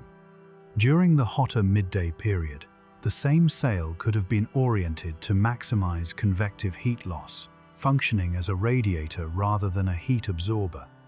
This daily reversal of sail orientation relative to the sun, analogous to the orientation behavior documented in some modern large lizards, could have extended the range of ambient temperatures within which the animal maintained optimal physiological performance, providing a genuine thermoregulatory benefit that would help maintain the biological cost of the sail structure. The role of the Spinosaurus research program in the development of ethical frameworks for international paleontological research is one of the less visible but genuinely important contributions of this scientific case to the broader practice of vertebrate paleontology. The specific ethical challenges raised by the Spinosaurus material, specimens that passed through commercial fossil markets without proper provenance documentation before entering scientific study, material recovered from a country with complex fossil heritage legislation and limited institutional capacity for managing its own paleontological heritage, and the potential for international scientific fame associated with Spinosaurus discoveries to create incentives for the collection of material without proper documentation are challenges common to many significant paleontological subjects from fossil-rich developing countries. The specific responses developed by the Spinosaurus research community to these challenges, including the establishment of formal collaborative partnerships with Moroccan scientific institutions, the requirement that new Spinosaurus material be deposited in Moroccan institutional collections as a condition of scientific study, and the integration of Moroccan researchers as genuine scientific partners in the research program rather than as logistical facilitators, represent a set of practices that have been explicitly discussed in the paleontological literature as models for addressing the ethical challenges of international fossil research more broadly. The Spinosaurus case has therefore contributed to the development of professional norms in vertebrate paleontology about the appropriate institutional frameworks for international fossil research, about the responsibilities of researchers to the heritage laws and scientific communities of producing countries, and about the specific practices needed to maximize the scientific value of fossil discoveries while respecting the sovereignty and interests of the countries in which those discoveries are made. The mathematical modeling of Spinosaurus population dynamics, the application of population ecology principles and life history theory to the specific biological parameters of this animal to generate quantitative estimates of population size, growth rate, and extinction risk, provides a framework for understanding the ecological vulnerability of a species with this specific combination of biological characteristics. Very large body size, low reproductive rates, high juvenile mortality, and narrow ecological specialization to a specific habitat type are all characteristics associated with elevated extinction risk in modern species, and Spinosaurus shared all of these characteristics. The specific combination of very large body size with narrow specialization to the specific fish resources of the Cenomanian coastal plain environment created a species that was highly productive within its optimal habitat, but inherently vulnerable to habitat disruption, because the energetic demands of very large body size required that habitat quality remain above a threshold that, once degraded beyond a critical point, could no longer sustain viable population densities. The oceanic anoxic event, too, at the Cenomanian-Turonian boundary, by disrupting the coastal fish communities that formed the ecological foundation of Spinosaurus, would have pushed the habitat quality below this viability threshold and initiated the population decline that eventually terminated in extinction. The population ecology modeling of this scenario, using the estimated reproductive and survival parameters of Spinosaurus and the specific habitat quality thresholds implied by the energetic requirements of very large body size, predicts a relatively rapid decline to extinction once the habitat quality threshold was crossed, a prediction consistent with the apparent absence of Spinosaurus from Turonian age formations and with the general pattern of extinction in ecologically specialized large-bodied species facing rapid environmental deterioration. The legacy of Spinosaurus science for the broader cultural understanding of prehistoric life and evolutionary history extends beyond the specific biological facts that research has established to encompass the narrative of scientific discovery, revision, and refinement that makes the Spinosaurus story one of the more compelling examples available of how scientific knowledge develops through the productive interaction of physical evidence, analytical innovation, and critical debate. The public engagement with Spinosaurus that the 2014 paper generated through media coverage, museum exhibitions, documentary films, and popular scientific writing brought a scientific controversy about a specific paleontological interpretation to a large non-specialist audience in a way that illustrated both the specific biology of an extraordinary animal and the general processes by which scientific understanding of extinct animals is produced and revised. The specific message that the Spinosaurus story communicates about science, that bold interpretive claims supported by new physical evidence are subject to critical evaluation by the scientific community, that this evaluation identifies weaknesses that require additional evidence and analysis,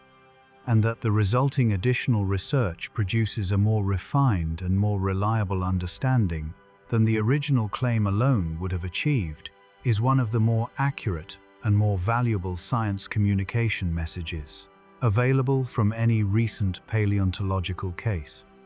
The Spinosaurus story is a story about science working in the specific, messy, and productive and self-correcting way that distinguishes scientific knowledge from other forms of understanding, and its communication to general audiences through the specific, fascinating case of the biggest predatory dinosaur that ever lived represents one of the more effective instances of science communication by demonstration, rather than by assertion available from recent paleontology. The physical reality of the Cenomanian North African environment, the sensory experience of standing in the shallow margins of a large river system in warm tropical light, surrounded by the sounds of flowing water and the calls of crocodilians and the splashing of enormous fish, with the vast coastal plain extending behind and the open waters of the Tethys visible to the north, is the experiential context within which Spinosaurus biology was embedded. The animal was not an abstraction or a skeleton. It was a living organism with specific sensory experiences, behavioral repertoires, and ecological relationships that it navigated from moment to moment across the full span of its life, from hatchling to adult. The bones that survive in the Kem sandstones are the mineral remnant of that life, and the science of Spinosaurus is the enterprise of using those remnants to reconstruct as much of the living reality as the physical evidence permits.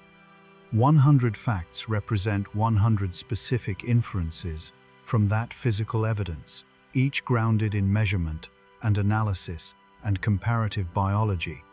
and each contributing to the overall portrait of an animal whose biological reality was incomparably richer and more complex than any set of facts can fully capture. The facts are the best approximation available. They are offered with the recognition that the animal they describe was real in ways that exceed any description, and that the goal of paleontological science is not merely to generate facts about extinct animals, but to recover, with as much fidelity as the evidence allows, the biological reality of lives lived in a world that no longer exists. The 100 facts of this documentary about Spinosaurus span the full intellectual arc from the initial naming of the species by Stromer in 1915 through the century of increasingly powerful investigation that has produced the current understanding of this animal's anatomy, ecology, physiology, evolutionary history, and scientific significance. They encompass the physical evidence of skeletal material from multiple countries, the geochemical evidence of isotopic analyses from tooth enamel and bone mineral, the biomechanical evidence of computational models of locomotion and feeding mechanics, and the ecological evidence of predator-prey associations and habitat reconstructions. They include the stories of individual researchers whose specific contributions at specific moments in the history of Spinosaurus science were transformative. Stromer's initial description,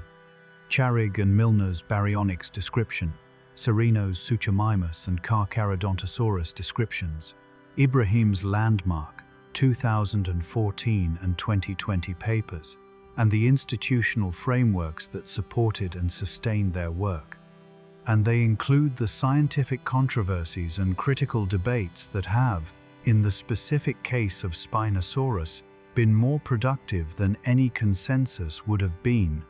driving the accumulation of new evidence and the development of new methods that have progressively refined the understanding of this animal beyond what any single research program working unchallenged could have achieved. The 100 facts, taken together, are a portrait of extraordinary biology recovered through extraordinary scientific effort from fragmentary physical evidence across more than a century of sustained investigation. The biggest predator that ever lived. The science continues. The Sahara Desert, which covers the landscape where Spinosaurus once hunted, is one of the harshest and most inhospitable environments that the modern Earth supports. And the contrast between this modern reality and the Cenomanian coastal plain it replaced could hardly be more extreme. The modern Sahara receives less than 25 millimeters of rainfall per year across most of its area, compared to the hundreds of millimeters that would have characterized the Cenomanian coastal plain at the same latitude. The modern landscape is dominated by sand dunes, gravel plains, and bare rock, the debris of geological erosion in the absence of the vegetation cover that would stabilize soil against wind transport in a wetter climate. The animals that inhabit the modern Sahara are sparse, small, and adapted for water conservation and heat tolerance in ways completely foreign to the ecological community of the Cenomanian. And yet the same rock that now constitutes this hyperarid landscape contains, in specific layers within the Cenomanian portion of the geological column, the physical evidence of the productive river delta world that preceded it, the bones of Spinosaurus and Carcharodontosaurus, and Morsonia and Onchopristis, the scales and teeth of dozens of species of large fish, the skulls of enormous crocodilians, and the trackways of large theropods crossing the ancient floodplain surface. This geological juxtaposition, the modern desert lying on top of the ancient river delta, both real, both preserved in the physical geology of the same landscape, is one of the more arresting illustrations of the depth of geological time available anywhere on the Earth's surface. And the science of Spinosaurus is the science of reading the ancient beneath the modern, recovering the lost world from the rock that the modern landscape exposes. The intellectual challenge of understanding Spinosaurus, of building a scientifically defensible picture of the biology of an animal that lived 95 million years ago in a world we cannot directly observe, from fragmentary physical evidence subject to multiple interpretations, using analytical methods developed primarily for living animals whose biology can be directly measured, is one of the more demanding challenges that paleontological science faces. The specific combination of factors that makes Spinosaurus particularly challenging includes the fragmentary nature of the specimen record, which requires composite reconstructions from multiple individuals and prevents the kind of complete individual anatomy assessment that supports the most rigorous biomechanical modeling, the ecological unusualness of the animal, which means that no single modern analog captures all relevant aspects of its biology, and that interpretations must draw on multiple partial analogs in ways that introduce additional uncertainty, and the active scientific controversy about fundamental aspects of its ecology, which means that even the most well-supported interpretations face serious challenges from qualified researchers examining the same evidence. Meeting these challenges requires exactly the combination of rigorous analytical methods, transparent uncertainty, quantification, and engagement with critical evidence that the best current Spinosaurus research has demonstrated. The 100 facts of this documentary represent the current best effort at meeting those challenges, and they are offered in the spirit of honest uncertainty, appropriate to conclusions about a subject as difficult as the biology of the largest predatory dinosaur that ever lived. The final closing words of this documentary about Spinosaurus are words about why the science of extinct animals matters, why the sustained investment of human intellectual effort, institutional resources, and field work in the dangerous and demanding environments of the Moroccan Sahara is worth making in the service of understanding an animal that died 95 million years ago and will never walk the earth again. The answer is not merely curiosity, though curiosity is a valid and sufficient reason for any scientific investigation that produces reliable knowledge about the natural world. The answer includes the contribution of Spinosaurus science to the understanding of evolutionary biology, the demonstration that evolution can produce from a terrestrial biped an animal so thoroughly adapted to aquatic life, that it convergently parallels the crocodilian body plan in multiple independent anatomical features, illustrating the power of natural selection to reshape even deeply established body plans in response to consistent ecological opportunity. It includes the contribution to the understanding of Earth history, the specific reconstruction of the Cenomanian North African environment, and its extraordinary biological productivity, providing a reference point for understanding how different the Earth has been at other times, and the specific geological and climatic conditions that produce those differences. And it includes the contribution to the broader cultural understanding of the history of life, the sense of the depth and richness of the evolutionary history that produced the modern biological world, of which Spinosaurus is one of the more dramatic examples available in the fossil record. The biggest predator that ever lived. The science of its recovery from the rock. 100 facts. The Sahara was once a tropical river delta, and the greatest predator that ever lived hunted fish in its rivers. That is worth knowing. The surface texture of the Cenomanian riverbed sediments on which Spinosaurus walked and stood, and the specific substrate properties that would have influenced its postural stability and locomotor mechanics during wading and shoreline activity, are reconstructible from the sedimentological record of the Chem-Chem Formation. The primary sediment types in the aquatic and near-aquatic environments most relevant to Spinosaurus behavior include fine to medium quartz sand in the active channel and lower bar environments, silt and clay in the overbank and floodplain pond environments, and the consolidated sandstone of older exposed bank surfaces. The mechanical properties of these substrates, their bearing capacity for a very heavy animal, their tendency to yield and shift under dynamic loading,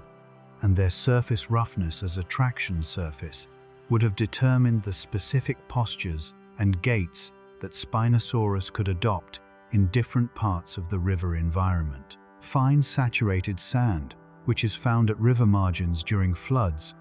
provides relatively poor bearing capacity for very heavy animals and tends to yield under dynamic loading in ways that could trap a large animal's feet and make rapid movement difficult. Consolidated sandstone bank surfaces, by contrast, provide firm footing with high bearing capacity, but may present traction challenges to an animal with the specific foot anatomy of a theropod. The implication of these substrate considerations is that Spinosaurus was most mechanically comfortable in water deep enough to provide partial buoyant support, reducing the effective weight load on the substrate and allowing the stable posture without the risk of substrate failure, and least comfortable on the firm, dry land of exposed bank surfaces or floodplain that offered the best traction, but also imposed the full gravitational weight of the animal on its limb skeleton and joints. This substrate preference for wading depth over dry land adds a specific mechanical dimension to the aquatic lifestyle interpretation that complements the anatomical and physiological evidence for aquatic adaptation. The specific contributions of isotopic geochemistry to the study of Spinosaurus ecology, extending beyond the oxygen isotope habitat, proxy analysis of amyot, and colleagues to encompass the potential applications of carbon isotopes, strontium isotopes, and other geochemical systems, represent a frontier of Spinosaurus research whose possibilities have been only partially explored in the published literature. Carbon isotopes in tooth enamel record the specific mix of photosynthetic pathways represented in the diet, whether the animal was consuming C3 plants, most trees and shrubs, C4 plants, grasses and some sedges, or the animals that ate them, providing dietary information that complements the habitat information from oxygen isotopes. For a large fish-eating predator like Spinosaurus, the carbon isotopic signature would be dominated by the isotopic composition of the fish it consumed, which in turn reflects the carbon isotopic composition of the aquatic food web in the specific water bodies where those fish lived. The strontium isotope ratio in Spinosaurus tooth enamel records the isotopic composition of the drinking water and food consumed during enamel formation, and the spatial variation in strontium isotope ratios across different parts of the Cenomanian drainage basin could potentially allow assessment of whether specific Spinosaurus individuals were feeding in different subbasins of the Smau river system at different phases of tooth formation, a form of individual movement reconstruction analogous to the strontium isotope tracking that has been applied to the movement patterns of modern large mammals. The combination of multiple isotope systems in sequential enamel samples from well-preserved Spinosaurus teeth could therefore provide a multidimensional chemical portrait of individual behavior, habitat use, diet, and movement that would substantially enrich the ecological reconstruction of this species beyond what any single isotope system can provide. The reconstruction of the Chem-Chem formation paleo-environment at the finest spatial scale, the specific microhabitat structure of individual river reaches and associated water bodies that would have been relevant to Spinosaurus. Foraging behavior requires the integration of sedimentological, palynological, and paleontological data at a level of spatial resolution and local detail that formation-scale analyses cannot achieve. The specific configuration of an individual river reach inhabited by Spinosaurus would have included a main channel of varying depth and current velocity, flanking bars of sand and gravel exposed during low water periods, backwater sloughs and oxbow lakes cut off from the main channel by meander migration, floodplain ponds and swamps that were hydrologically connected to the main channel during flood periods, and the vegetated margins of all these water bodies where terrestrial and semi-terrestrial animals congregated to drink and forage. Within this microhabitat mosaic, the specific distribution of large fish at any given season and water level would have determined which portions of the river system provided the highest Spinosaurus foraging returns. Large Morsonia and Onchopristis would have been most accessible in the relatively shallow reaches of the main channel during low water periods, when their large body sizes precluded retreat to the deeper portions of the channel where they might be safe from a wading predator. During flood periods, when these large fish dispersed onto the floodplain through channels connecting the main river to adjacent floodplain water bodies, the Spinosaurus foraging area would have expanded dramatically, creating the kind of seasonal pulse of abundant prey in shallow, accessible water that modern crocodilians exploit during African wet seasons. This seasonal flood pulse ecology of foraging, well documented in Modern Large-Bodied Aquatic Predators in Tropical River Systems, is the most appropriate ecological model for understanding the seasonal foraging ecology of Spinosaurus in the Cenomanian North African river system. The evolutionary dynamics of the Spinosaurid lineage across its full temporal range, from the early Cretaceous origins of the family through the Cenomanian climax, represented by Spinosaurus, to the apparent extinction of all Spinosaurids at or near the Cenomanian-Turonian boundary, constitute an evolutionary story of ecological specialization and its consequences. The ecological specialization of Spinosaurids for fish eating in productive, coastal, and fluvial environments was successful across approximately 40 million years of Cretaceous evolution, during which the family achieved broad geographic distribution and produced its largest and most ecologically extreme member. The persistence of this specialization through the family's evolutionary history, rather than its progressive broadening to encompass a wider ecological role, reflects the consistent fitness advantage of the fish-eating strategy in the specific coastal plain environments where Spinosaurids were most abundant. But this specialization also created the ecological vulnerability that ultimately contributed to the extinction of the lineage. When the Cenomanian-Turonian boundary events degraded the specific coastal plain fish communities on which spinosaurids depended, there was no ecological flexibility available within the existing spinosaurid adaptations that would have allowed a rapid shift to alternative food resources. The conical fish-catching teeth that made spinosaurids superbly effective fish predators were poorly suited for processing the terrestrial herbivore prey that large carnivorous theropods, like abelisaurids and carcharodontosaurids, relied upon, and the partially aquatic anatomy that made Spinosaurus the most effective fish predator in the history of life simultaneously limited its capacity to exploit the terrestrial prey base that might have sustained other large theropods. Through the habitat deterioration of the Cenomanian-Turonian transition, the ecological specialization of Spinosaurus was, in evolutionary terms, the source of both its extraordinary success during the Cenomanian and its vulnerability to the specific type of environmental change that terminated the Cenomanian world. The cultural memory of Spinosaurus in the countries that have produced its remains, and the specific ways in which this animal has been incorporated into the scientific and cultural identity of Morocco and Egypt,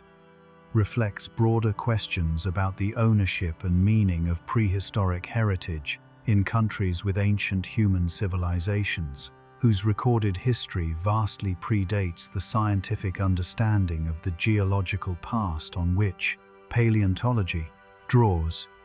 Morocco and Egypt both have deep archaeological and historical traditions in which the physical remnants of the past have been understood and valued primarily through the lens of human history. The pharaonic monuments of Egypt, the Islamic architecture and Berber cultural heritage of Morocco, rather than through the lens of prehistoric natural history. The incorporation of Spinosaurus, a non-human animal from the geological deep past, into the cultural heritage framework of these countries is a relatively recent development, driven partly by the growing global scientific attention to their Cretaceous fossils, and partly by the growing recognition within these countries of the economic and scientific value of their paleontological heritage. The development of natural history museum infrastructure, of university-level paleontological education, and of institutional frameworks for managing fossil heritage within Morocco and Egypt represents the progressive integration of prehistoric natural history into the cultural and scientific landscape of these countries. A development that the scientific significance of Spinosaurus and its contemporaries has materially accelerated. The specific cultural meanings that Spinosaurus carries in Morocco as a source of national scientific pride, as an economic resource, and as a component of the broader Moroccan natural heritage, are quite different from the meanings it carries in Europe or North America. And this diversity of cultural contexts for the same scientific subject is itself worth acknowledging as a reminder that science is embedded in cultural contexts that shape how its subjects are understood and valued. The specific relationship between Spinosaurus research and the development of scientific publishing practices in paleontology, the specific journals, review processes, and open access policies that have shaped how Spinosaurus science has been communicated to the scientific community reflects broader trends in scientific communication that have accelerated dramatically over the past 2 decades. The landmark 2014 Ibrahim and colleagues paper appeared in Science, one of the highest impact general science journals in the world, giving the Spinosaurus revision the broadest possible scientific and public visibility at the moment of its publication. The subsequent 2020 tail paper also appeared in Nature, another of the world's highest impact journals, ensuring similar visibility for the most significant subsequent discovery. The choice of these venues for the most significant Spinosaurus discoveries reflects both the genuine scientific importance of the findings, which warranted the high editorial standards and broad audience of these journals, and the specific communication strategy of the research group, which understood that the public and scientific significance of Spinosaurus warranted the widest possible dissemination of new findings. Alongside these high-profile publications, more specialized Spinosaurus work has appeared in the specialist paleontological literature, in journals like Peer and Journal of Vertebrate Paleontology and PLOS One, providing the technical anatomical detail and methodological documentation that the broader journals cannot accommodate within their space constraints. The combination of high-visibility publications for major discoveries with detailed specialist publications for the technical foundation provides a communication strategy whose effectiveness has been demonstrated by the extraordinary public and scientific attention that Spinosaurus research has generated since 2014. The future of Spinosaurus science, considered over a timescale of decades rather than years, will be shaped by developments that cannot be precisely predicted but whose general character can be anticipated from the trajectory of paleontological research and technology. The application of ancient DNA methods to Spinosaurus specimens, if sufficiently well-preserved organic material can be identified in chem-chem formation fossils, is currently beyond the technical limits of ancient DNA recovery from specimens of Cenomanian age, but may become feasible as DNA recovery methods continue to improve in sensitivity and specificity. The development of protein sequencing methods capable of recovering sequence information from Mesozoic age specimens, already achieved for some Cretaceous dinosaur proteins in recent publications, may eventually allow phylogenetic and functional protein analysis from Spinosaurus specimens with appropriate preservation.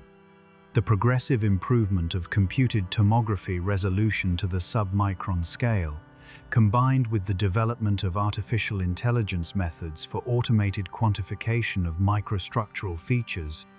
will allow increasingly detailed histological and structural analysis of Spinosaurus bone tissue from specimens that current methods cannot fully characterize.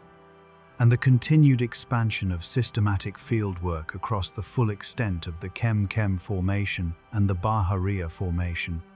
conducted with the rigorous provenance documentation that makes specimens maximally scientifically valuable, will progressively add to the physical specimen base from which all other analytical work proceeds. The future of Spinosaurus science will be built by researchers not yet trained, using methods not yet developed, on specimens not yet discovered, in a process of progressive discovery and refinement that has been underway since 1915 and that shows no signs of approaching its conclusions. The biggest predator that ever lived will continue to yield its secrets to those who seek them.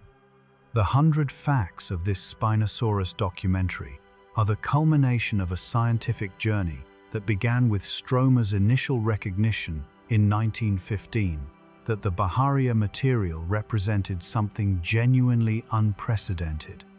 in the theropod record, and that has continued across more than a century of discovery, analysis, controversy, and revision to produce the current understanding of an animal whose biological reality is more extraordinary than any early reconstruction suggested.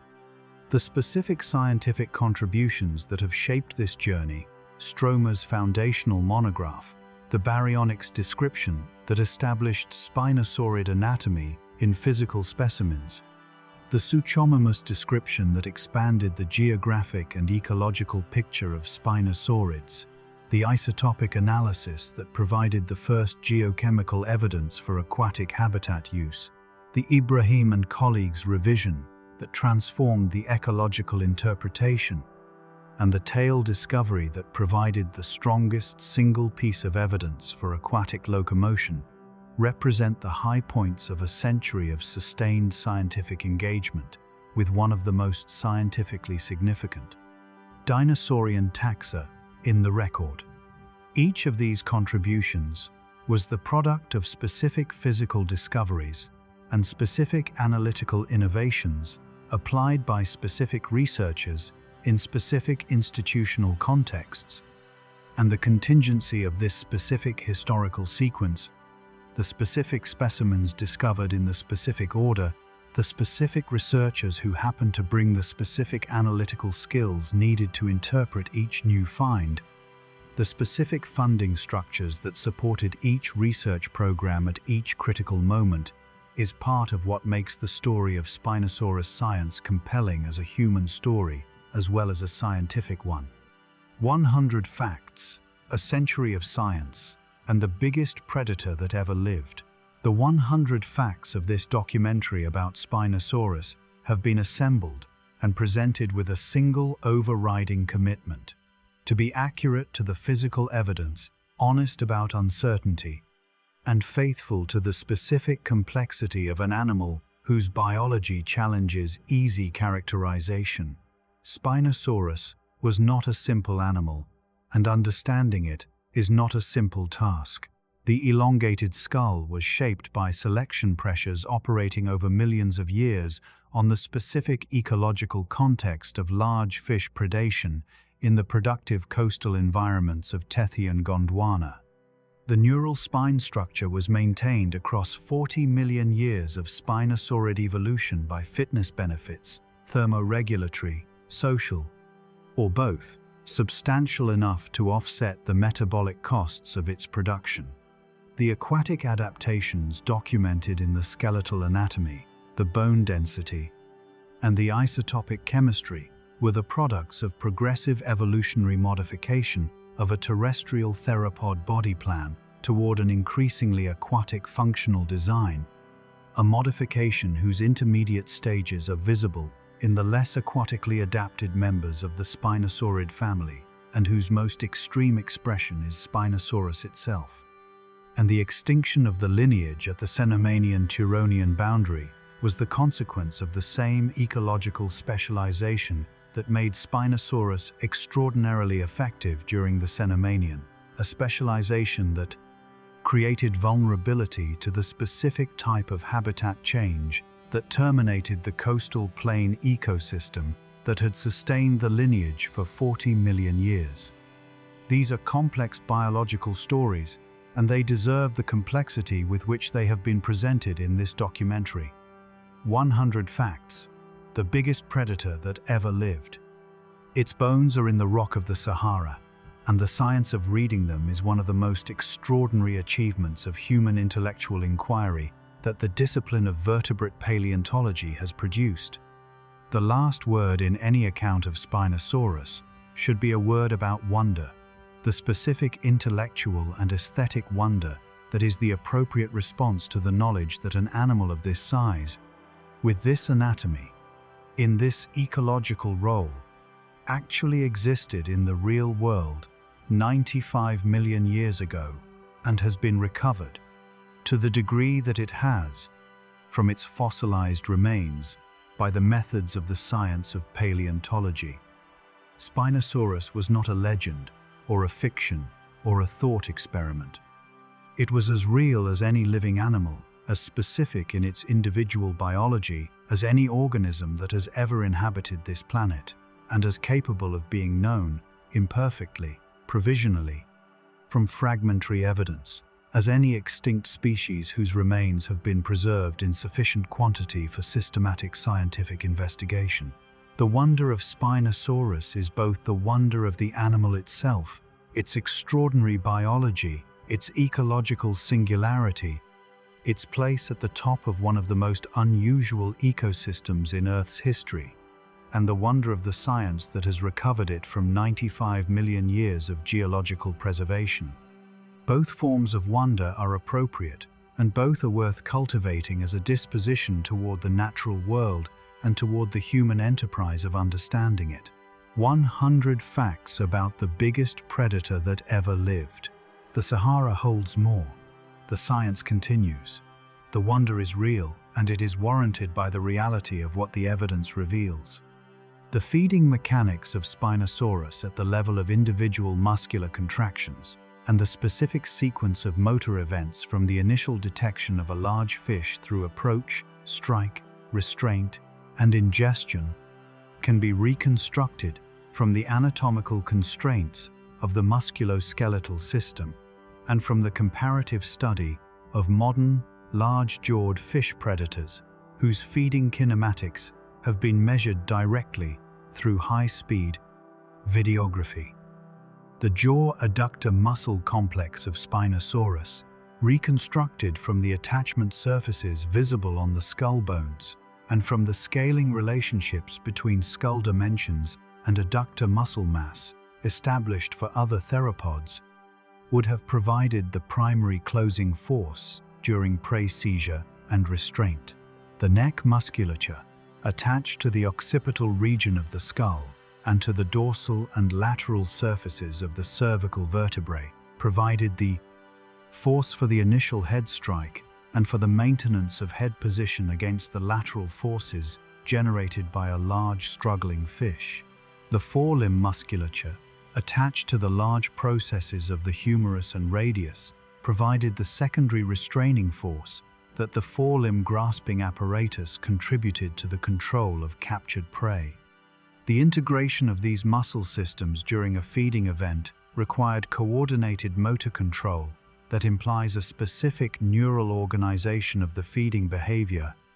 with the initial strike being a relatively stereotyped ballistic movement, and the subsequent restraint phase being a more variable, feedback-controlled activity that adjusted continuously to the specific escape movements of the prey. The comparison of this motor control pattern with that of modern large crocodilians, which show comparable feeding motor sequences with similar distinctions between the ballistic initial snap and the feedback-controlled restraint phase, provides a useful functional framework for interpreting the musculoskeletal evidence, even when direct kinematic measurement of Spinosaurus feeding is not possible. The geological preservation of Spinosaurus skeletal material across approximately 3,000 kilometers of North African geography, from the Bahariya Formation of Egypt in the east to the Kem Formation of Morocco in the west, documents the geographic range of this species within the Cenomanian coastal plain environment and raises interesting biogeographic questions about the population, connectivity, and gene flow between the eastern and western portions of this range. For a large, primarily aquatic animal, the specific connectivity of the river systems and coastal environments across this geographic range would have determined the pathways available for dispersal and the degree of isolation between distant populations. The Cenomanian paleogeography of North Africa, with its connected network of rivers, estuaries, and coastal environments along the southern margin of the Tethys, would have provided relatively continuous habitat for a semi-aquatic predator, potentially allowing dispersal of individuals between the Egyptian and Moroccan portions of the range through the coastal corridor. Whether this dispersal potential was sufficient to maintain genetic panmixia across the full range, or whether geographic distance and the specific topography of the coastal plain created partial isolation that allowed geographic differentiation of populations, cannot be determined from the available fossil evidence. The taxonomic question of whether the Egyptian and Moroccan material represent a single species or two closely related species cannot be resolved from the published material because the physical specimens needed for direct comparison are not available for the Egyptian material, but the biogeographic connectivity of the range during the Cenomanian suggests that a single, broadly distributed species is the most parsimonious interpretation pending the discovery and description of material that would specifically justify recognition of distinct eastern and western taxa. The relationship between Spinosaurus and the concept of the apex predator in ecological theory provides a framework for understanding the specific ecological role of this animal within the Cenomanian coastal plain food web and the specific regulatory functions that an apex predator of this body size would have performed. Apex predators in ecological theory are defined by their position at the top of the trophic hierarchy. They are consumed by no other predators in their ecosystem as adults, and they exert top-down control on the populations of the prey species they consume. The top-down control function of apex predators, their capacity to regulate prey populations through predation mortality and through behavioral effects on prey habitat use and activity patterns, is one of the prey populations of new kind, more ecologically important functions in any ecosystem, and its disruption through the loss of apex predators produces trophic cascades in which prey populations expand, their food resources are overexploited, and ecosystem structure degrades at multiple trophic levels simultaneously. Spinosaurus, as the apex predator of the Cenomanian North African aquatic community, would have exerted top-down control on the populations of the large fish it consumed, preventing any single fish species from dominating the aquatic community and maintaining the fish diversity documented in the Chem-Chem formation through predation-mediated coexistence. The specific predation pressure that Spinosaurus exerted on different fish species would have varied with fish size, targeting primarily the largest individuals of the most massive species and with fish abundance and accessibility in different parts of the river system. The population-level effects of Spinosaurus predation on the fish community, including the specific alterations in fish species composition, size, structure, and behavior that the presence of this apex predator would have produced, are among the ecologically interesting questions that the Cenomanian North African system raises, and that comparison with modern large fish predator ecosystems can partially address through analogy. The anatomical consequences of Spinosaurus's very large body size for its locomotor performance, specifically the way in which the scaling of bone, strength, and muscle force relative to body mass creates specific constraints on locomotion at very large body sizes, connect the basic physics of scaling to the specific biology of Spinosaurus in ways that clarify why the short hind limbs and other unusual anatomical features of this animal are mechanically sensible consequences of the evolutionary pressure to achieve very large body size in an ecological context that favored aquatic locomotion over terrestrial locomotion. In animals that scale geometrically, maintaining the same body proportions as they increase in size, the cross-sectional area of bones and muscles scales as the square of linear dimensions, while body mass scales as the cube. The consequence is that at very large body sizes, the ratio of bone and muscle cross-sectional area to body mass decreases, reducing the safety factor of bone against fracture and the mass-specific force production of muscles. Large terrestrial animals compensate for this adverse scaling by modifying their body proportions, making their limb bones proportionally more robust, adopting more upright postures that reduce bending moments in the limb bones, and restricting the range of athletic locomotor behaviors to those that impose the lowest peak forces on the skeletal system. For Spinosaurus, the aquatic lifestyle provides an additional compensation mechanism not available to purely terrestrial large animals. The buoyancy of water reduces the effective gravitational load on the limb skeleton to a fraction of the in-air body weight, allowing very large body size to be achieved without the same degree of locomotor restriction that would be imposed in a purely terrestrial animal of comparable mass. The aquatic lifestyle of Spinosaurus is therefore not merely an ecological choice, but a physical solution to the scaling problems of very large body size, enabling the achievement of greater body mass than would have been sustainable for a purely terrestrial theropod. The behavioral ecology of intraspecific interactions in Spinosaurus, how individuals of the same species interacted with each other in the context of resource competition, mate acquisition,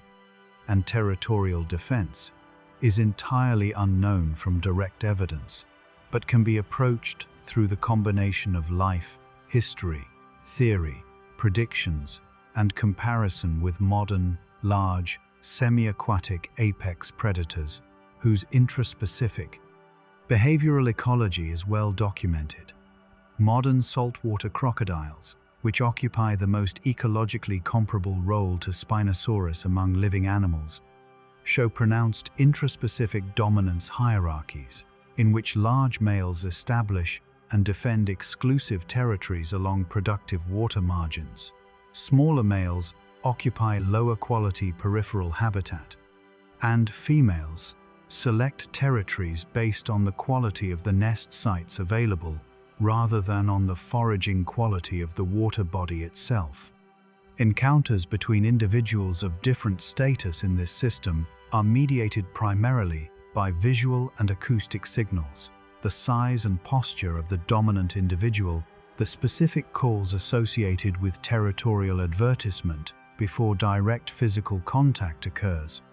with direct combat reserved for situations where the status difference between rivals is small enough that signal-based assessment cannot resolve the competitive interaction. For Spinosaurus, the neural spine structure would have provided a visual signal of individual size and potentially of health and competitive ability that could have functioned in precisely this kind of signal-based dominance assessment, allowing competitors to assess each other's size and competitive ability at a distance sufficient to make the withdrawal decision before physically committing to a potentially costly direct confrontation. The specific design of the neural spine structure, tall, laterally oriented,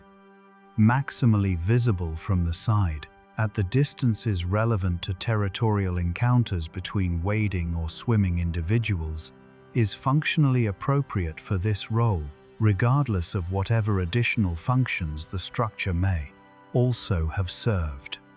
The reconstruction of Spinosaurus ecology at the ecosystem level,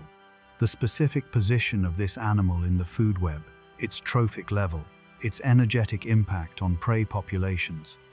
and its role as an ecosystem engineer shaping habitat structure and prey behavior requires the integration of the individual-level biological facts discussed throughout this documentary into a coherent ecological model of the Cenomanian North African aquatic community. Spinosaurus occupied the apex of the aquatic food web at approximately the 4th or 5th trophic level.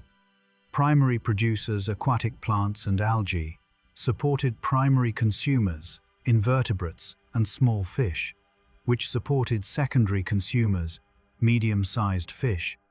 which supported tertiary consumers, large fish like Morsonia, which supported Spinosaurus as the apex predator of the aquatic community. At each step in this trophic chain,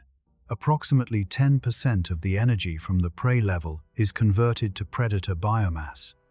meaning that sustaining a given biomass of Spinosaurus required approximately 10,000 times as much primary production at the base of the food web. The extraordinary primary productivity of the warm, nutrient-rich Cenomanian coastal plain waters, sustained by the warm temperatures, high sunlight, and nutrient inputs from the African continental drainage, was sufficient to support this trophic amplification to the apex level of Spinosaurus and to sustain viable Spinosaurus population densities, despite the enormous energetic cost of maintaining very large body mass at the top of a long, trophic chain. The ecological coherence of this model, the demonstration that the specific fish community productivity of the Cenomanian coastal plain could sustain the specific energetic demands of a Spinosaurus population, is one of the fundamental validations of the aquatic lifestyle interpretation, confirming that the proposed ecology is energetically feasible rather than merely anatomically suggested. The specific patterns of bone weathering and surface modification visible on Spinosaurus specimens, and what these patterns reveal about the specific taphonomic history of individual bones, from the moment of the animal's death through their eventual burial and fossilization, contribute important context for interpreting the specific condition of preserved anatomical structures and for assessing the degree to which post-mortem processes may have altered the original bone geometry and surface morphology. The surface modification stages of vertebrate bones, well characterized by taphonomic research on modern bone assemblages, progress from fresh bone with intact periosteal surface through successive stages of cracking, exfoliation, and flaking, driven by the alternating wetting and drying cycles of exposed bone surfaces. Spinosaurus specimens that show stage 1 or 2 surface modification, early cracking without exfoliation, were likely buried relatively rapidly after death and may preserve original bone surface details with high fidelity. Specimens showing stage 3 or 4 modification, deep cracking, and significant exfoliation of the outer bone surface were exposed at the surface for longer periods and may have lost fine surface details,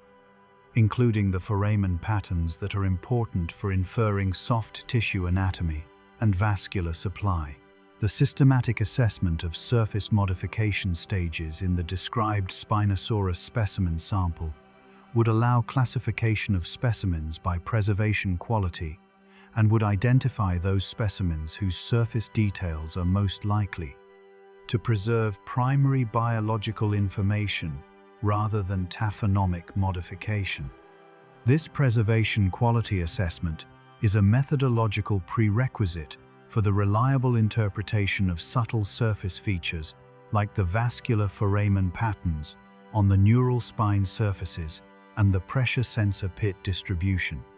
on the jaw bones that have been used to infer specific aspects of Spinosaurus soft tissue, anatomy, and sensory biology.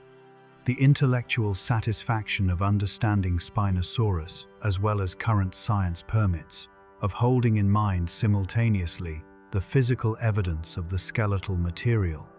the geochemical evidence of the isotopic analyses, the biomechanical evidence of the computational models, the ecological evidence of the prey, fauna, and habitat reconstruction,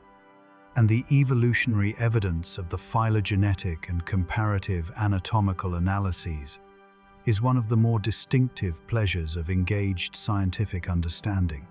The complexity of the subject demands a kind of integrative thinking that is among the most intellectually rewarding available in any empirical science. The synthesis of evidence from disparate sources, each carrying its own uncertainty and its own specific limitations, into a coherent biological portrait that is more informative than any single line of evidence could produce. The specific biological portrait of Spinosaurus that emerges from this synthesis is of an animal adapted in a dozen independent anatomical, physiological, and behavioral dimensions to the specific ecological role of large-bodied, shallow water fish pursuing apex predator in the extraordinarily productive coastal environments of the Cenomanian North African Tethyan margin. Each dimension of this adaptation, the skull, the teeth, the nares, the forelimbs, hind limbs, the bone density, the tail, is independently consistent with the ecological role, and their convergent consistency is the strongest available evidence that the ecological role is correctly identified. The understanding of Spinosaurus achieved by current science is therefore not a confident certainty, but a well-grounded inference, supported by converging evidence from multiple independent directions and provisionally accepted as the best available characterization of this animal's biology, pending the discovery and analysis of new evidence that may require specific revision. 100 facts, the current best approximation. the biggest predator that ever lived, the reality being approximated. The 100 facts of this Spinosaurus documentary arrive at their conclusion in the same place they began, with the recognition that this was the largest predatory dinosaur that ever lived,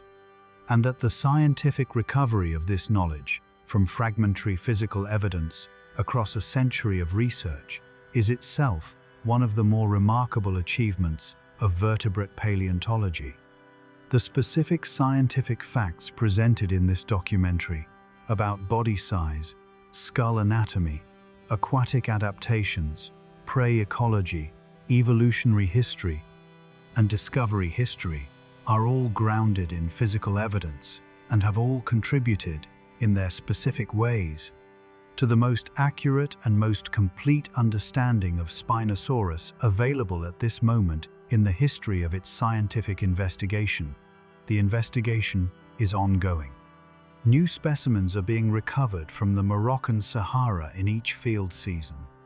New analytical methods are being developed and applied to existing material. New theoretical frameworks are being developed that will connect the specific facts of Spinosaurus biology to broader questions in evolutionary biology and paleontology. And new researchers are being trained who will bring fresh perspectives and fresh capabilities to questions that the current generation of researchers has defined but not yet fully answered. The 100 facts presented here are the foundation for that future work, the current best understanding on which the next generation of Spinosaurus science will build. The biggest predator that ever lived, recovered from 95 million years of geological time by the sustained application of human curiosity and scientific method to the physical evidence of the deep past. That is the story of Spinosaurus. It continues. The final passage of this documentary about the biggest predator that ever lived returns to the physical landscape where its science began and where it continues. The Cenomanian rock of the North African Sahara, exposed at the surface by the erosion of the modern hyperarid climate, bearing in its sandstone layers the mineral residue of animals that lived in warm tropical rivers 95 million years ago. The bones weather out of the cliff faces slowly, millimeter by millimeter, season by season, as the modern desert climate erodes the ancient rock faster than vegetation cover can stabilize it. Some of those bones are found by the fossil hunters who work the Chem Badlands and are eventually described in the scientific literature. Some are destroyed by erosion before they are found. Some remain in the rock, waiting for future field seasons and future researchers. The specific bones that have been found and described, the vertebrae with their dramatic neural spines, the skull fragments, the limb bones, the tail elements with their elongated caudal spines, have been recovered from that process of erosion and have been made into science, measured, analyzed, published, debated, revised, and progressively integrated into a biological portrait of the largest meat-eating animal in the history of Earth. That portrait is the subject of this documentary. It is specific, provisional, grounded in evidence, and open to revision. It is also, in every way that matters scientifically, genuinely extraordinary, the recovered biology of an extraordinary animal from an extraordinary world that no longer exists. 100 facts about Spinosaurus. The Sahara was once a tropical river delta. The bones are in the rock. The science continues. The neuroscience of predatory behavior in large archosaurs and what it implies about the cognitive complexity of Spinosaurus as a predator connects the physical anatomy of the brain and sense organs to the behavioral repertoire of an animal that needed to locate, approach, capture, and process prey items of substantial size in a complex aquatic and semi-aquatic environment. The neural infrastructure required for effective fish predation in shallow, turbid water includes not only the sensory processing of visual, chemical, and pressure wave information about prey location, but also the motor planning and coordination systems needed to execute a precise head strike in three-dimensional space against a moving target, the learning and memory systems that allow individual predators to develop and refine effective hunting strategies based on past experience, and the social cognition systems needed to manage intraspecific interactions with conspecifics encountered at shared foraging locations or during the reproductive season. Modern large crocodilians, whose neural architecture provides the most relevant living reference for Spinosaurus brain function, show behavioral flexibility that goes beyond simple reflexive responses to stimuli. They modify their hunting strategies based on prey behavior. They learn to exploit human activities like fishing operations for opportunistic feeding. And they show individual behavioral differences that suggest genuine individual learning and personality variation. The inference that Spinosaurus showed comparable behavioral flexibility is grounded both in the phylogenetic continuity of neural architecture across archosaurs and in the ecological demands of its specific predatory niche, which required precise spatial judgment, behavioral patience during approach, and the ability to adjust restraint strategy to the specific escape behavior of each individual prey item.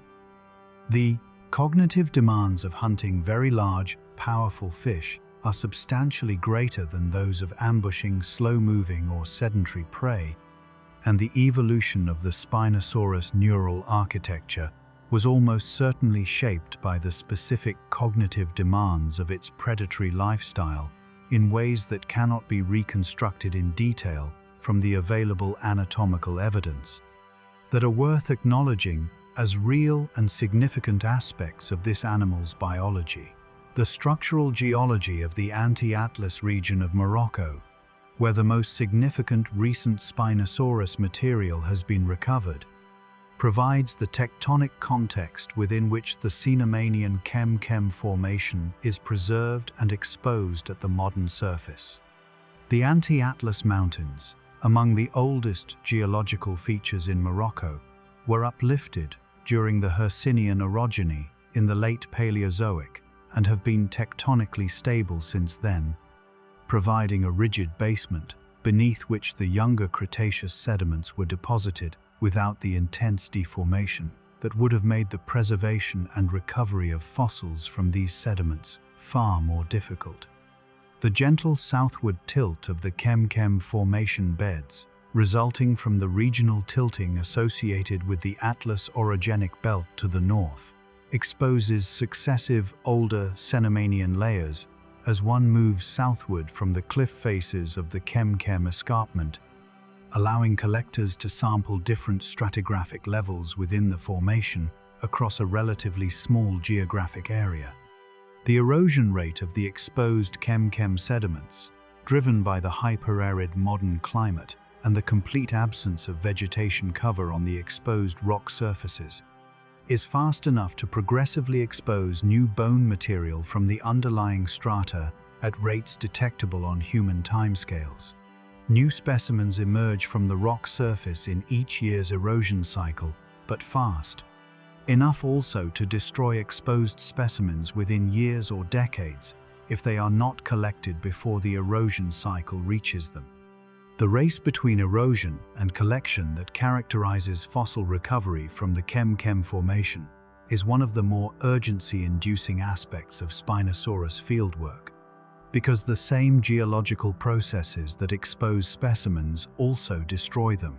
and the window of opportunity for scientific collection of any given specimen is finite and in many cases brief.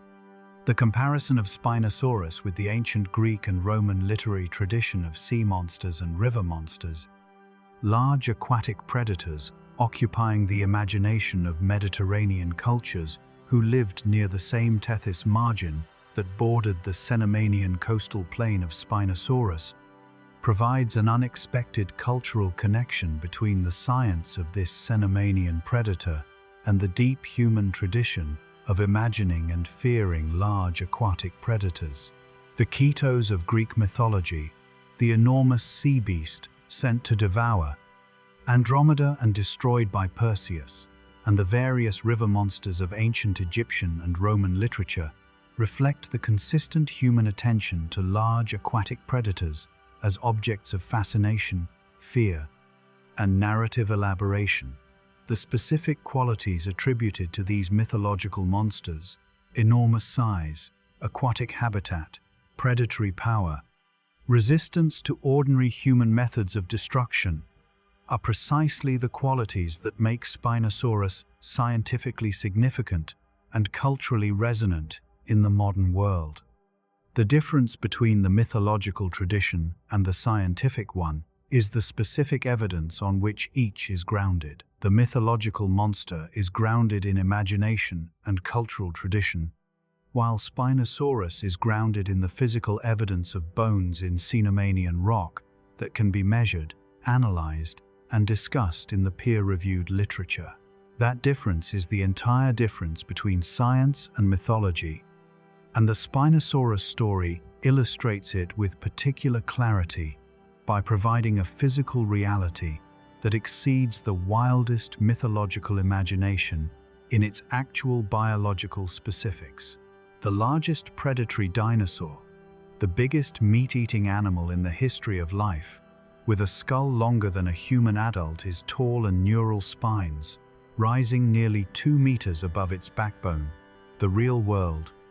when fully explored, consistently exceeds the imaginary world in the specific character of its extraordinary cases. The physiological demands of reproduction in a very large endotherm like Spinosaurus, and the specific anatomical and behavioral requirements of nesting and egg incubation in the Cenomanian coastal plain environment, connect the reproductive biology of this animal to the broader life history parameters discussed in earlier sections. A female Spinosaurus reaching reproductive age, probably after many years of rapid juvenile growth. Given the enormous adult body size and the skeletal growth rates implied by bone histological analysis, would have faced the specific physiological challenge of producing eggs large enough to contain viable embryos, while respecting the physical constraints on egg size imposed by the gas exchange requirements of the developing embryo. The eggs of Spinosaurus, based on the scaling relationships between adult theropod body mass and egg size established from other large theropod taxa, would have been substantial in absolute size, but tiny relative to the adult body mass. A hatchling Spinosaurus would have weighed perhaps 1/10,000th of the mass of a large adult, implying a growth requirement from hatchling to adult of 4 orders of magnitude that required many years of sustained rapid growth. The nesting behavior of Spinosaurus is entirely unknown from direct evidence, but the generally terrestrial nesting habit of all known non-avian theropods and the absence of any compelling evidence for alternative incubation strategies in large theropods suggests that Spinosaurus nested on land rather than in or near water, despite its primarily aquatic lifestyle. The specific selection of nest sites that balance the requirements of adequate substrate temperature for incubation, protection from the abundant large predators of the Cenomanian coastal plain, and proximity to the aquatic foraging habitat that the adult needed to access frequently during the nesting period, would have created specific trade-offs that shaped the nesting ecology of this species in ways that direct fossil evidence cannot currently reveal. The preservation of Spinosaurus material in different depositional environments within the Chem-Chem formation, and the systematic differences in the types of specimens recovered from different sedimentary facies, provide information about the specific habitats that Spinosaurus frequented within the coastal plain landscape and the specific circumstances of death and burial that produced the preserved specimen sample. The coarser-grained channel facies of the formation, representing the fill of active river channels, tend to produce more abraded and more isolated bone elements, consistent with the hydraulic transport of individual bones over significant distances by the river current before final deposition. The finer-grained overbank and floodplain facies tend to produce less abraded elements with more complete articulation, consistent with burial of carcasses at or near the location of death in the quieter water bodies flanking the active channel. The concentration of Spinosaurus material in the overbank and floodplain facies, rather than in the active channel facies, is therefore consistent with an animal that frequented the shallow margins and quieter water bodies of the river. The system rather than the deep main channel, a habitat preference consistent with the specific shallow water foraging behavior proposed for this species. The specific spatial distribution of Spinosaurus specimens across different facies types within the formation, if systematically documented across the full extent of the Chem-Chem outcrop, could provide quantitative evidence for habitat preferences within the river system that would add a spatial ecological dimension to the isotopic and anatomical evidence for aquatic habitat use already established from other analytical approaches. The contribution of the 2020 Ibrahim and colleagues tail paper to the specific methodological development of hydrodynamic modeling in vertebrate paleontology illustrates how significant paleontological discoveries can serve as drivers of methodological innovation across the broader discipline. The specific challenge posed by the Spinosaurus tail discovery to assess the hydrodynamic performance of a reconstructed tail fin from skeletal geometry alone, without direct measurement of tail tissue properties or fin kinematics, required the development and application of computational fluid dynamics, methods adapted from engineering applications to biological morphologies, combined with sensitivity analyses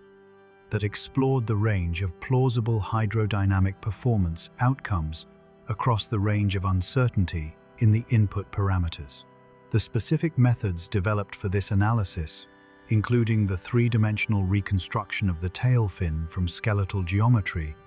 the estimation of tissue properties from comparison with modern animals with comparable fin architectures, and the fluid dynamic modeling of thrust generation across a range of oscillation frequencies and amplitudes, have broad applicability to the assessment of swimming performance in any extinct vertebrate group for which tail or fin skeletal material is preserved. The detailed methodological documentation in the 2020 paper and the explicit discussion of the assumptions and uncertainties in the analysis provide a template that subsequent researchers can follow and improve upon as they apply similar methods to other extinct swimming animals. The methodological legacy of the Spinosaurus tail analysis for the field of paleohydrodynamics is therefore potentially as significant as its specific scientific contribution to the understanding of Spinosaurus swimming performance, illustrating how the investigation of one extraordinary fossil taxon can generate analytical tools of broad disciplinary utility. The broader significance of the North African Cretaceous vertebrate fauna, of which Spinosaurus was the most spectacular member, for the global scientific understanding of Mesozoic biogeography and faunal exchange, reflects the specific paleogeographic position of North Africa during the Cretaceous as a region at the intersection of multiple faunal provinces. The Cenomanian North African fauna included elements with affinities to European, South American, and Asian faunas, in addition to the distinctive North African endemic taxa, reflecting the complex pattern of faunal exchange and isolation that characterized the Cretaceous landmass configuration. The titanosaur sauropods of the Chem-Chem formation show affinities with South American titanosaurs, consistent with the persisting faunal connections between Africa and South America through the narrowing early South Atlantic. The theropod fauna, including Carcharodontosaurus and its relatives, shows affinities with South American allosauroids like Giganotosaurus, consistent with the Gondwanan distribution of the Carcharodontosaurid lineage. and the Spinosaurids themselves show a biogeographic distribution spanning both Gondwana and Laurasia, consistent with dispersal through the coastal plain environments that connected these landmasses along the Tethyan margin. The North African Cretaceous fauna therefore occupies a biogeographically important position as a mixing zone for elements of different geographic origin, and the specific composition of the Cenomanian fauna reflects the specific pattern of faunal connections and barriers that characterized the Cretaceous world at its most geographically complex. Understanding the biogeographic history of this fauna, including the Spinosaurids and Spinosaurus specifically, requires the integration of the paleontological data from North Africa with the broader global picture of Cretaceous continental configuration and faunal distribution that is progressively being assembled from fossil discoveries on all continents. The physical evidence of Spinosaurus in the rock of the North African Sahara represents a connection between the modern world and the deep past that is as direct and as concrete as any available in the natural sciences. The bones are real, they can be picked up, weighed, and measured. The mineral that constitutes them was deposited by biological processes in a living animal during the Cenomanian and has been preserved through geological processes of mineralization and lithification in forms stable enough to survive 95 million years of burial and uplift and erosion. The information encoded in these minerals, in their crystal structure, their chemical composition, their geometric organization, records the biology of the living animal at the moment of its preservation, imperfectly, but specifically, in ways that the methods of modern science can partially decode. This directness of connection between the physical object and the biological reality it represents is one of the most important features of fossil evidence, distinguishing it from the purely inferential reconstructions of other historical sciences and grounding the specific claims of Spinosaurus biology in the physical properties of specific objects that can be examined by any qualified researcher with access to the material. The 10,000 kilograms of living animal that was a large adult Spinosaurus in the Cenomanian coastal plain has been reduced by geological time and biological decay to a few hundred kilograms of mineralized bone scattered across the first Cenomanian sediments of Morocco and Egypt, and from that reduced, scattered, and partially destroyed physical residue, the science of Spinosaurus has recovered enough biological information to produce the 100 facts of this documentary. That achievement, the recovery of specific biological knowledge from so little direct evidence across so great a span of time, is the signature accomplishment of vertebrate paleontology, and Spinosaurus is among its most spectacular products. The intellectual genealogy of the current understanding of Spinosaurus, the specific chain of scientific publications, specimen discoveries, analytical innovations, and conceptual breakthroughs that connects the current state of knowledge to Stromer's initial description in 1915, is itself a story of scientific progress that illustrates the specific mechanisms by which paleontological knowledge accumulates and advances. From Stromer's foundational monograph, through the decades of work from published records after the wartime destruction of the specimens, to the baryonyx description that provided the first complete Spinosaurid anatomy, to the Suchomimus and Carcharodontosaurus descriptions that expanded the ecological and geographic picture of the Cenomanian fauna, to the isotopic analysis that provided the first geochemical evidence for aquatic habitat use, to the Ibrahim and colleagues' revision that transformed the ecological interpretation with new morphological evidence, to the tail discovery that provided the strongest single piece of anatomical evidence for aquatic locomotion. Each step in this intellectual genealogy built directly on the previous ones, using the foundation established by prior work, to ask the next generation of questions and to interpret the next generation of evidence.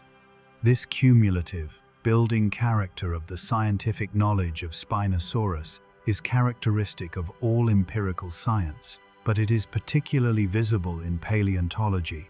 where the specific physical discoveries that anchor each advance in knowledge are irreplaceable, and their specific timing and geographic origin shape the direction and pace of scientific progress in ways that are not fully predictable from any prior state of knowledge. The story of Spinosaurus science is a story about the unpredictable productivity of physical discovery, combined with the predictable cumulation of analytical sophistication and the specific combination of physical luck and methodological development that has produced the current understanding of this extraordinary animal is a tribute to the sustained investment of scientific attention that its significance has warranted. The closing of this documentary about the biggest predator that ever lived brings us back to the place where all paleontological understanding of specific animals must ultimately rest: the physical specimen, in its geological context, bearing the information that careful analysis has the power to extract. Every fact in this documentary traces back, through whatever chain of inference and analysis connects the factual conclusion to its evidentiary basis, to physical objects, bones, teeth, sedimentary matrix, isotopic measurements from enamel samples that are real, specific, and in principle accessible to any researcher with the appropriate skills and institutional access. The provisional character of all scientific conclusions about extinct animals reflects this evidentiary basis. The conclusions are as good as the evidence and as reliable as the methods used to analyze it. And both the evidence and the methods are subject to the progressive improvement that characterizes any active scientific frontier. 100 facts about Spinosaurus. 100 specific conclusions from 100 chains of evidence and inference, all subject to revision and all offered in the spirit of honest scientific inquiry that produces the most reliable knowledge possible from the most challenging evidence available. The biggest predator that ever lived. Its neural spines rose nearly 2 meters above its backbone. Its skull was longer than a human adult is tall. It hunted the largest fish in the most productive coastal plain ecosystem of the Mesozoic. Its bones are in the Cenomanian rock of the Sahara. The science of reading those bones is one of the most extraordinary intellectual achievements of the vertebrate paleontological enterprise. And the reading continues in each field season and each laboratory analysis and each published paper, producing new facts about an extraordinary animal from an extraordinary world that no longer exists, but whose physical record survives, specifically and accessibly, in the rock of the earth. The scientific precision required to estimate Spinosaurus body mass from fragmentary skeletal material, and the specific methodological approaches used to translate linear measurements of preserved bones into three-dimensional volume and mass estimates, illustrate the quantitative foundations on which the body size superlative rests. The primary methods available for estimating dinosaur body mass from skeletal material include volumetric reconstruction, in which a three-dimensional model of the complete animal is constructed and its volume estimated, and predictive equations derived from regression analyses of bone measurements against known body masses in living animals. The volumetric approach requires a sufficiently complete skeletal reconstruction to constrain the three-dimensional body form, and the composite nature of the best Spinosaurus reconstruction introduces uncertainty because individual elements from potentially different individuals are combined without certainty that they represent the same body size class. The predictive equation approach, using measurements of specific bones like the femur circumference that have been shown to be reliable predictors of body mass in other theropods, produces mass estimates that are statistically grounded but carry the uncertainty of extrapolating beyond the size range of the calibration dataset. For Spinosaurus, which exceeds the body size of any living terrestrial animal, and most extinct ones as well, the extrapolation from the calibration dataset is substantial, and the resulting mass estimates carry correspondingly larger uncertainty ranges than estimates for smaller animals within the calibration range. The published Spinosaurus mass estimates, which range from approximately 7 tons to 20 tons depending on the specific reconstruction and methodology used, bracket a genuine range of biological variation within the known specimen sample, as well as methodological uncertainty, and the honest representation of this range, rather than a false precision single value, is the appropriate characterization of current knowledge about this parameter. The role of large theropod dinosaurs as apex predators in shaping the ecology of Mesozoic terrestrial and coastal plain ecosystems has been increasingly recognized in recent decades as an important driver of the specific faunal compositions and ecological structures documented in well-sampled Mesozoic formations. The presence of Spinosaurus as the aquatic apex predator in the Cenomanian North African coastal plain, alongside Carcharodontosaurus as the terrestrial apex predator, created a dual apex predator system in which the two ecological domains, aquatic and terrestrial, were each dominated by a different predatory giant. This dual apex predator structure is unusual in modern terrestrial ecosystems, where a single apex predator typically dominates the apex role in both aquatic and terrestrial contexts within a given ecosystem. The lion, for example, dominates the apex predator role in African savanna ecosystems for both terrestrial and marginally aquatic prey. The Cenomanian North African system, with its two distinct apex predators occupying two distinct ecological domains, may represent an ecological structure more common in Mesozoic ecosystems than in modern ones, reflecting both the greater body size of Mesozoic predators relative to their prey and the specific ecology of the coastal plain environments where productive, aquatic, and terrestrial habitats were closely juxtaposed. The ecological modeling of this dual apex predator system and the specific conditions under which the coexistence of two apex predators in partially overlapping ecological domains is evolutionarily stable, provides an interesting theoretical framework for understanding the specific ecological dynamics of the Cenomanian coastal plain community and the specific evolutionary pressures that maintained the ecological differentiation between Spinosaurus and Carcharodontosaurus across the history of their coexistence. The instrumental role of Morocco as the country from which the most significant recent Spinosaurus discoveries have emerged, and the specific geological, institutional,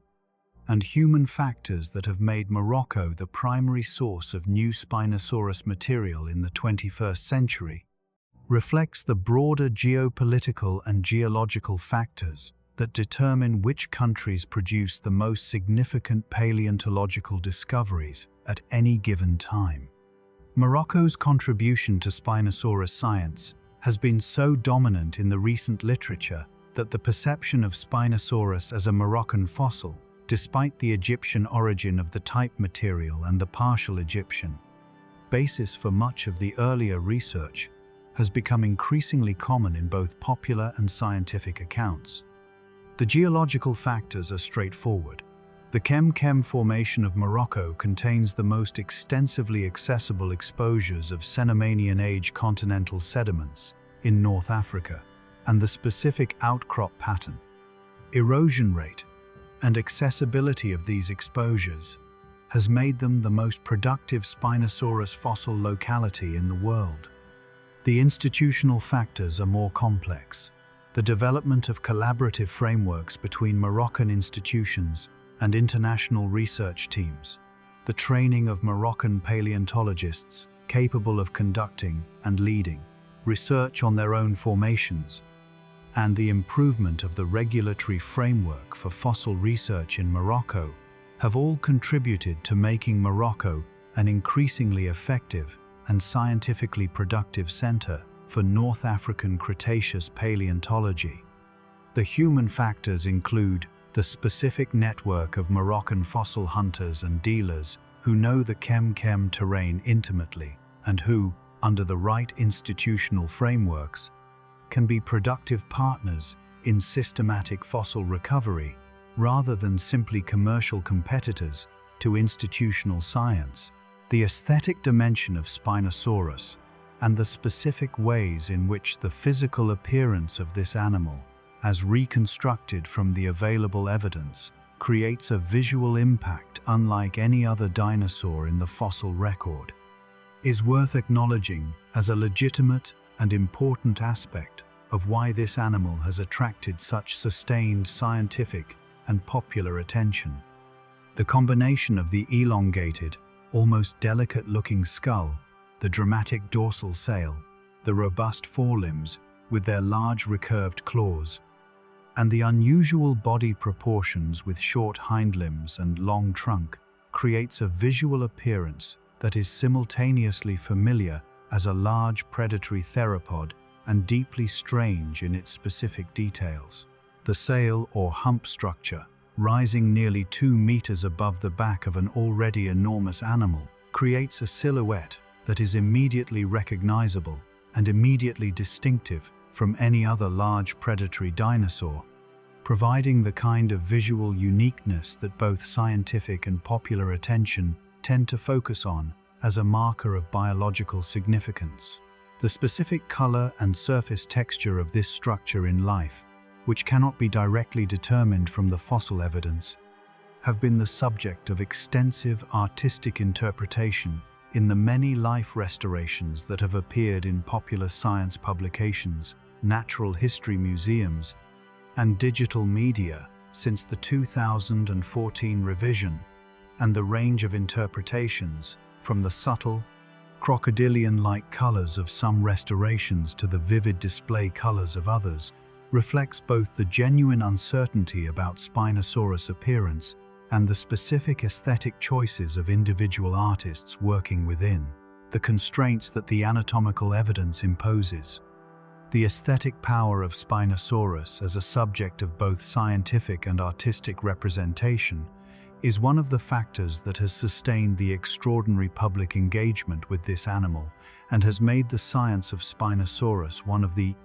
most publicly visible areas of active paleontological research. The ecological lesson of Spinosaurus for the conservation of living large predators, and the specific insights that understanding this Cenomanian apex predator provides for managing the modern large predators that perform ecologically analogous functions in contemporary ecosystems, is one of the more practically relevant aspects of the broader significance of Spinosaurus science. The ecological vulnerability of Spinosaurus, its dependence on the specific resource base of large fish in the productive coastal plain environments of the Cenomanian,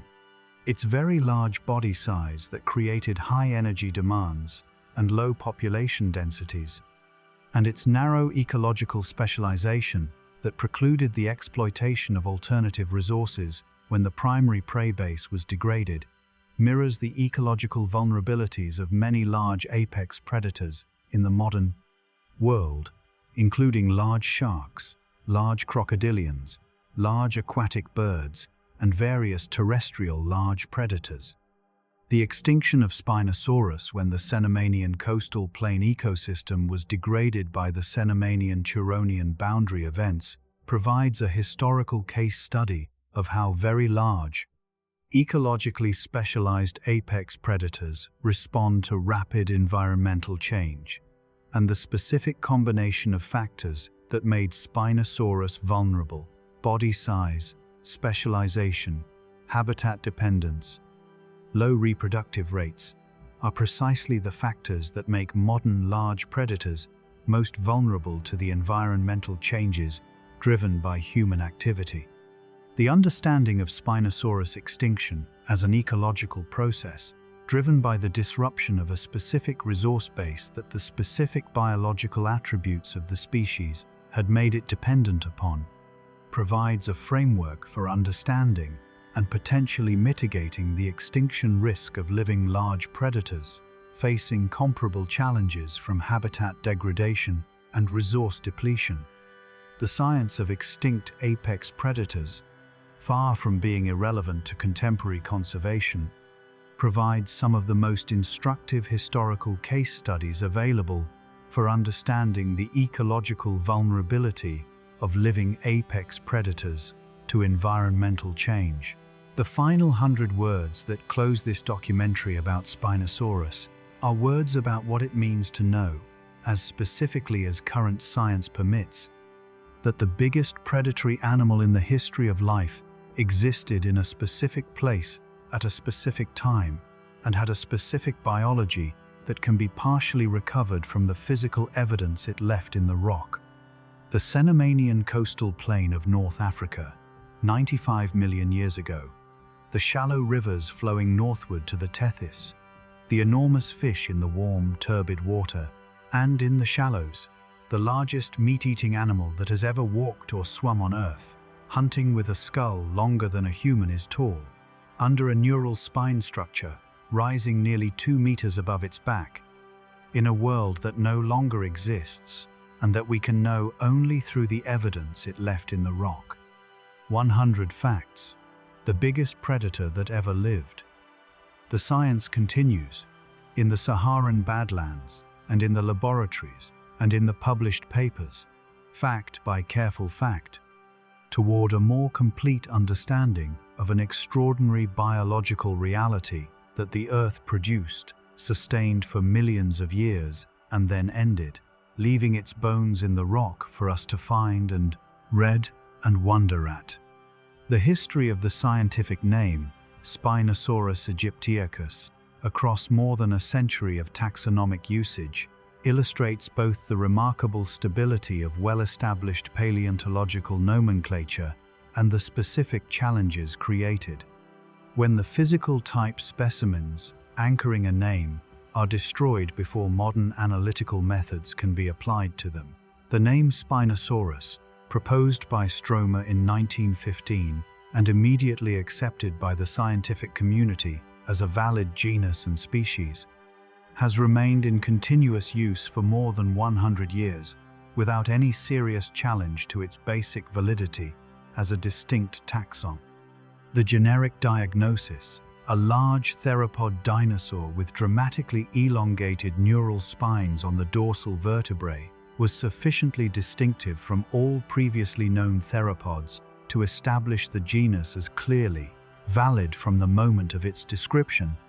and the discovery of additional material from Morocco and other North African localities has only confirmed and extended the anatomical distinctiveness that Stromer's original material established.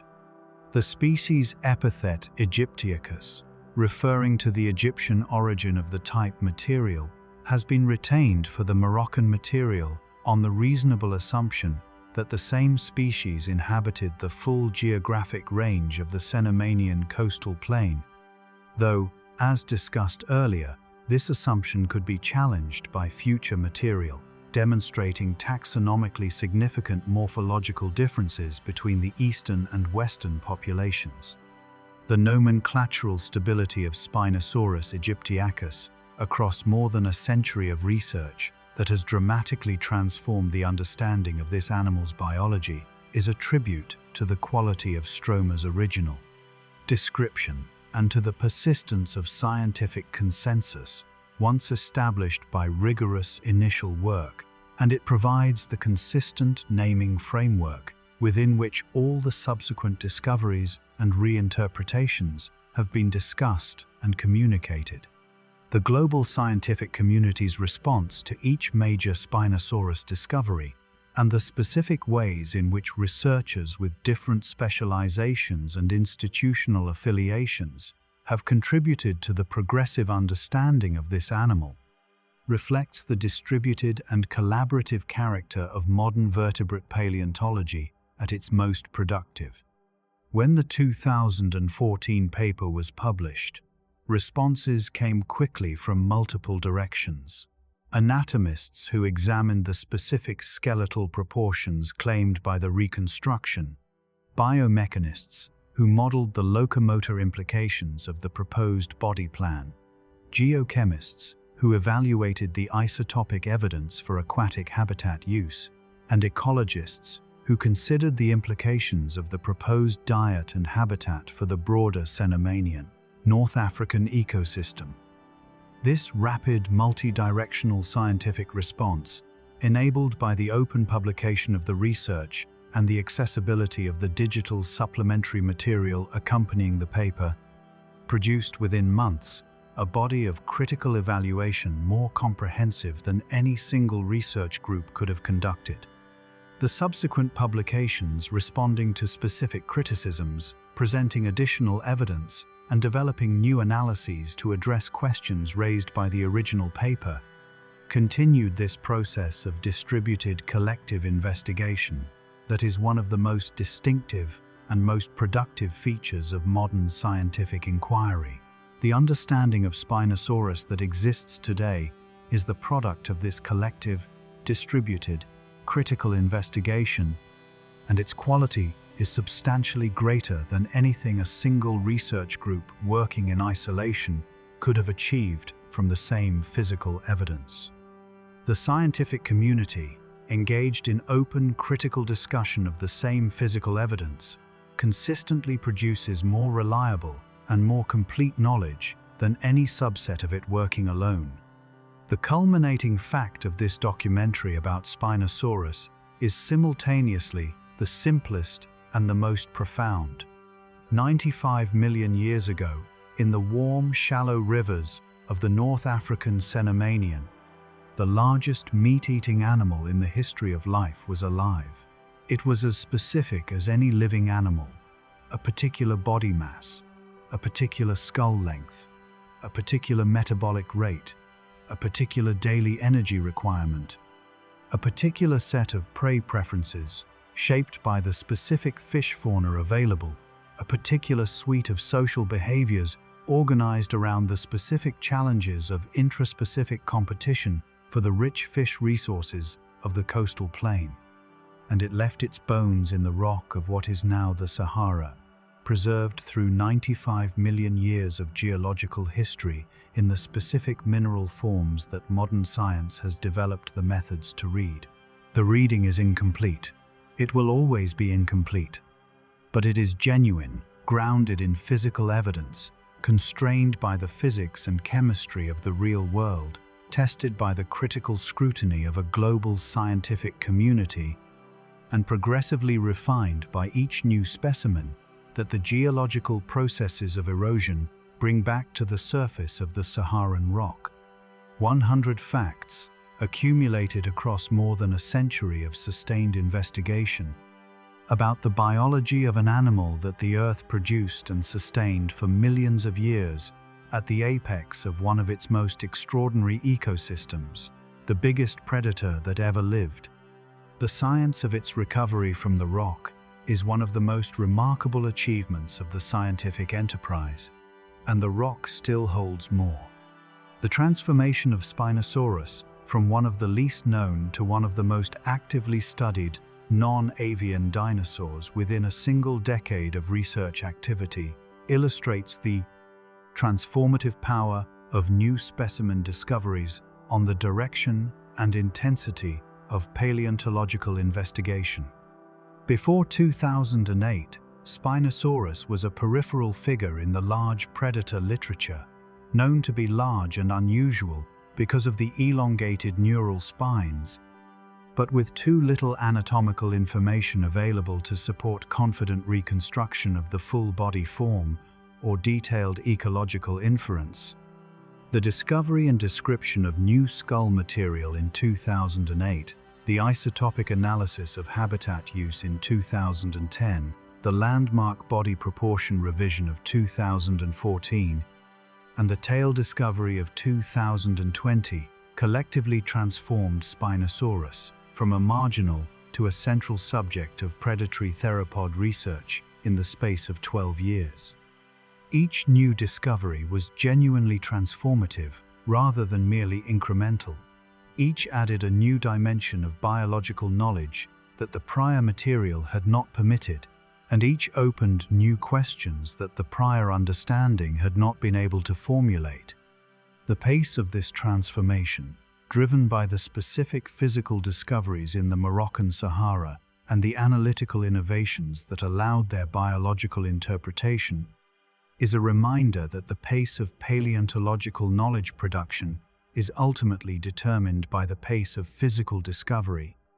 and that the identification and systematic investigation of productive fossil-bearing formations is the most fundamental investment the discipline can make in its own future productivity.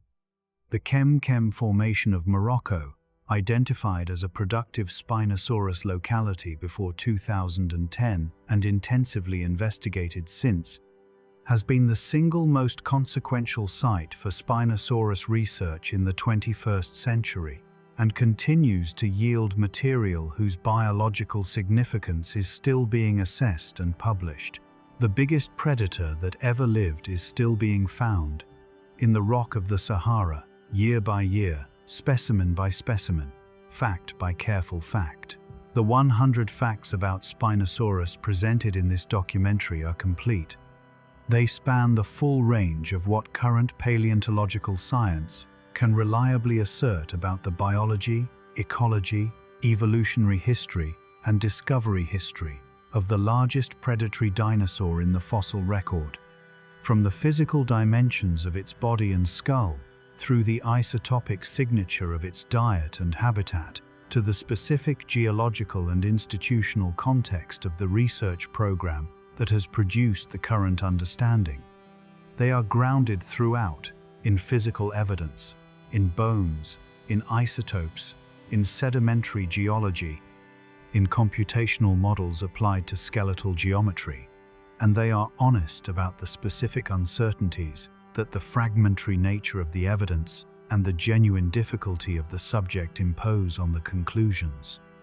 The biggest predator that ever lived, recovered from 95 million years of geological time by the sustained application of human curiosity and scientific rigor to the physical heritage of the deep past. That is the story of Spinosaurus. It is a story that began with Stroma in 1915 and continues in the Moroccan Sahara today. It will continue for as long as researchers are willing to do the hard work of field collection, laboratory analysis, and rigorous interpretation that paleontological science demands of those who pursue it. The 100 facts are not the end. They are the current state of a continuing investigation into one of the most remarkable animals the history of life on Earth has produced. The bones are in the rock. The science continues. The bones of Spinosaurus in the Cenomanian rock of Morocco and Egypt are approximately 95 million years old. The universe itself is approximately 13.8 billion years old. The Earth is approximately 4.5 billion years old. The first multicellular animals appear in the fossil record approximately 600 million years ago. The first vertebrates approximately 520 million years ago. The first tetrapods approximately 375 million years ago. The first archosaurs approximately 250 million years ago. The first dinosaurs approximately 230 million years ago. And the first spinosaurids approximately 130 million years ago, reaching their maximum expression in Spinosaurus aegyptiacus at approximately 95 million years ago. These numbers locate Spinosaurus in the specific temporal context of the history of life in ways that purely qualitative descriptions of deep time cannot fully convey. The entire span of recorded human history, from the first writing systems of Mesopotamia to the present, is approximately 5,000 years, which is 5/1000ths of a million years, which is approximately 5 100,000ths of the age of Spinosaurus. The intellectual challenge of grasping the reality of 95 million years is one of the persistent challenges of science communication about the deep past, and no description or analogy fully bridges the gap between the temporal scale of human experience and the temporal scale of geological and evolutionary history. What can be said is that the physical evidence of Spinosaurus exists in the rock right now, accessible to those who know where to look, preserving the biological reality of an animal from a time so remote that the human mind cannot fully grasp the distance. That the science of paleontology has developed the methods to extract specific biological knowledge from that evidence across that distance is one of the more extraordinary intellectual achievements of the human scientific enterprise. 100 facts. The biggest predator that ever lived. The bones are in the rock. The wonder is warranted. The investigation of Spinosaurus has produced, as a byproduct of the specific research programs described throughout this documentary, a set of institutional relationships and collaborative frameworks between North African countries and the international paleontological community that will shape the future of paleontological research in the region far beyond the specific subject of Spinosaurus itself.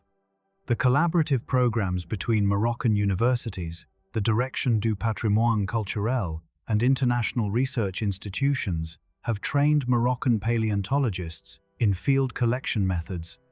specimen preparation, anatomical description, and the full range of analytical approaches needed for independent research. The institutional infrastructure, specimen storage facilities, laboratory equipment,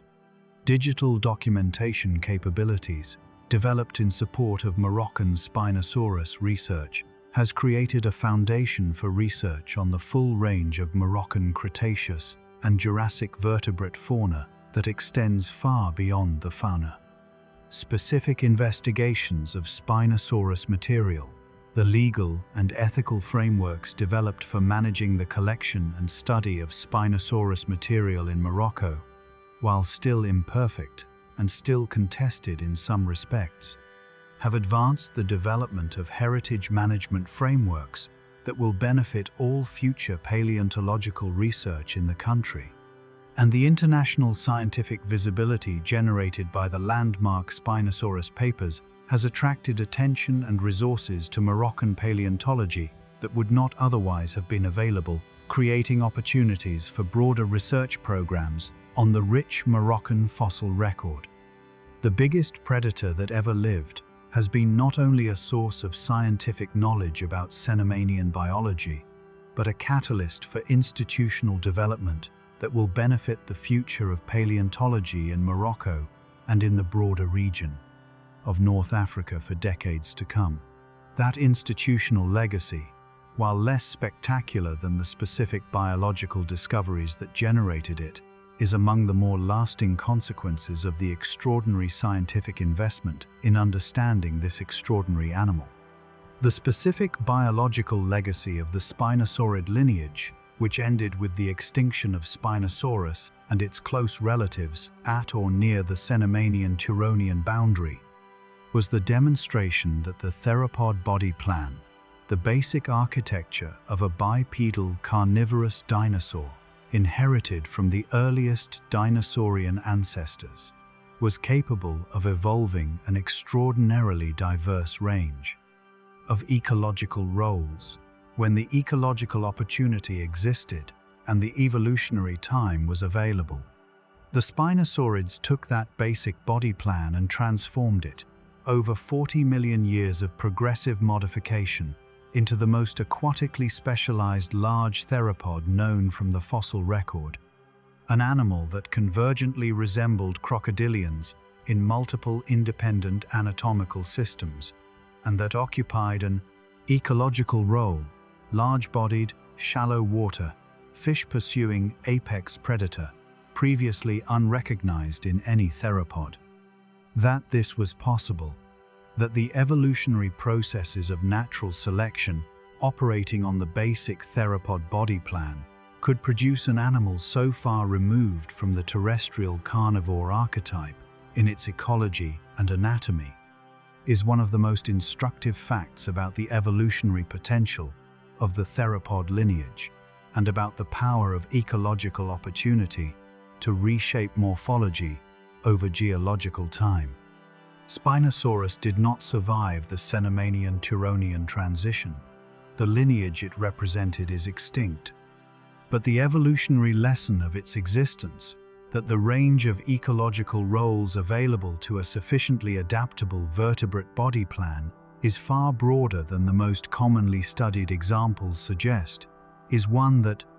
the study of Spinosaurus permanently and productively contributes to the science of evolutionary biology. 100 facts about the biggest predator that ever lived. The bones in the Saharan rock. The science in the published literature. The wonder in the educated mind that grasps what those facts, taken together, reveal about the range of biological possibility that evolution has explored across the history of life on this planet.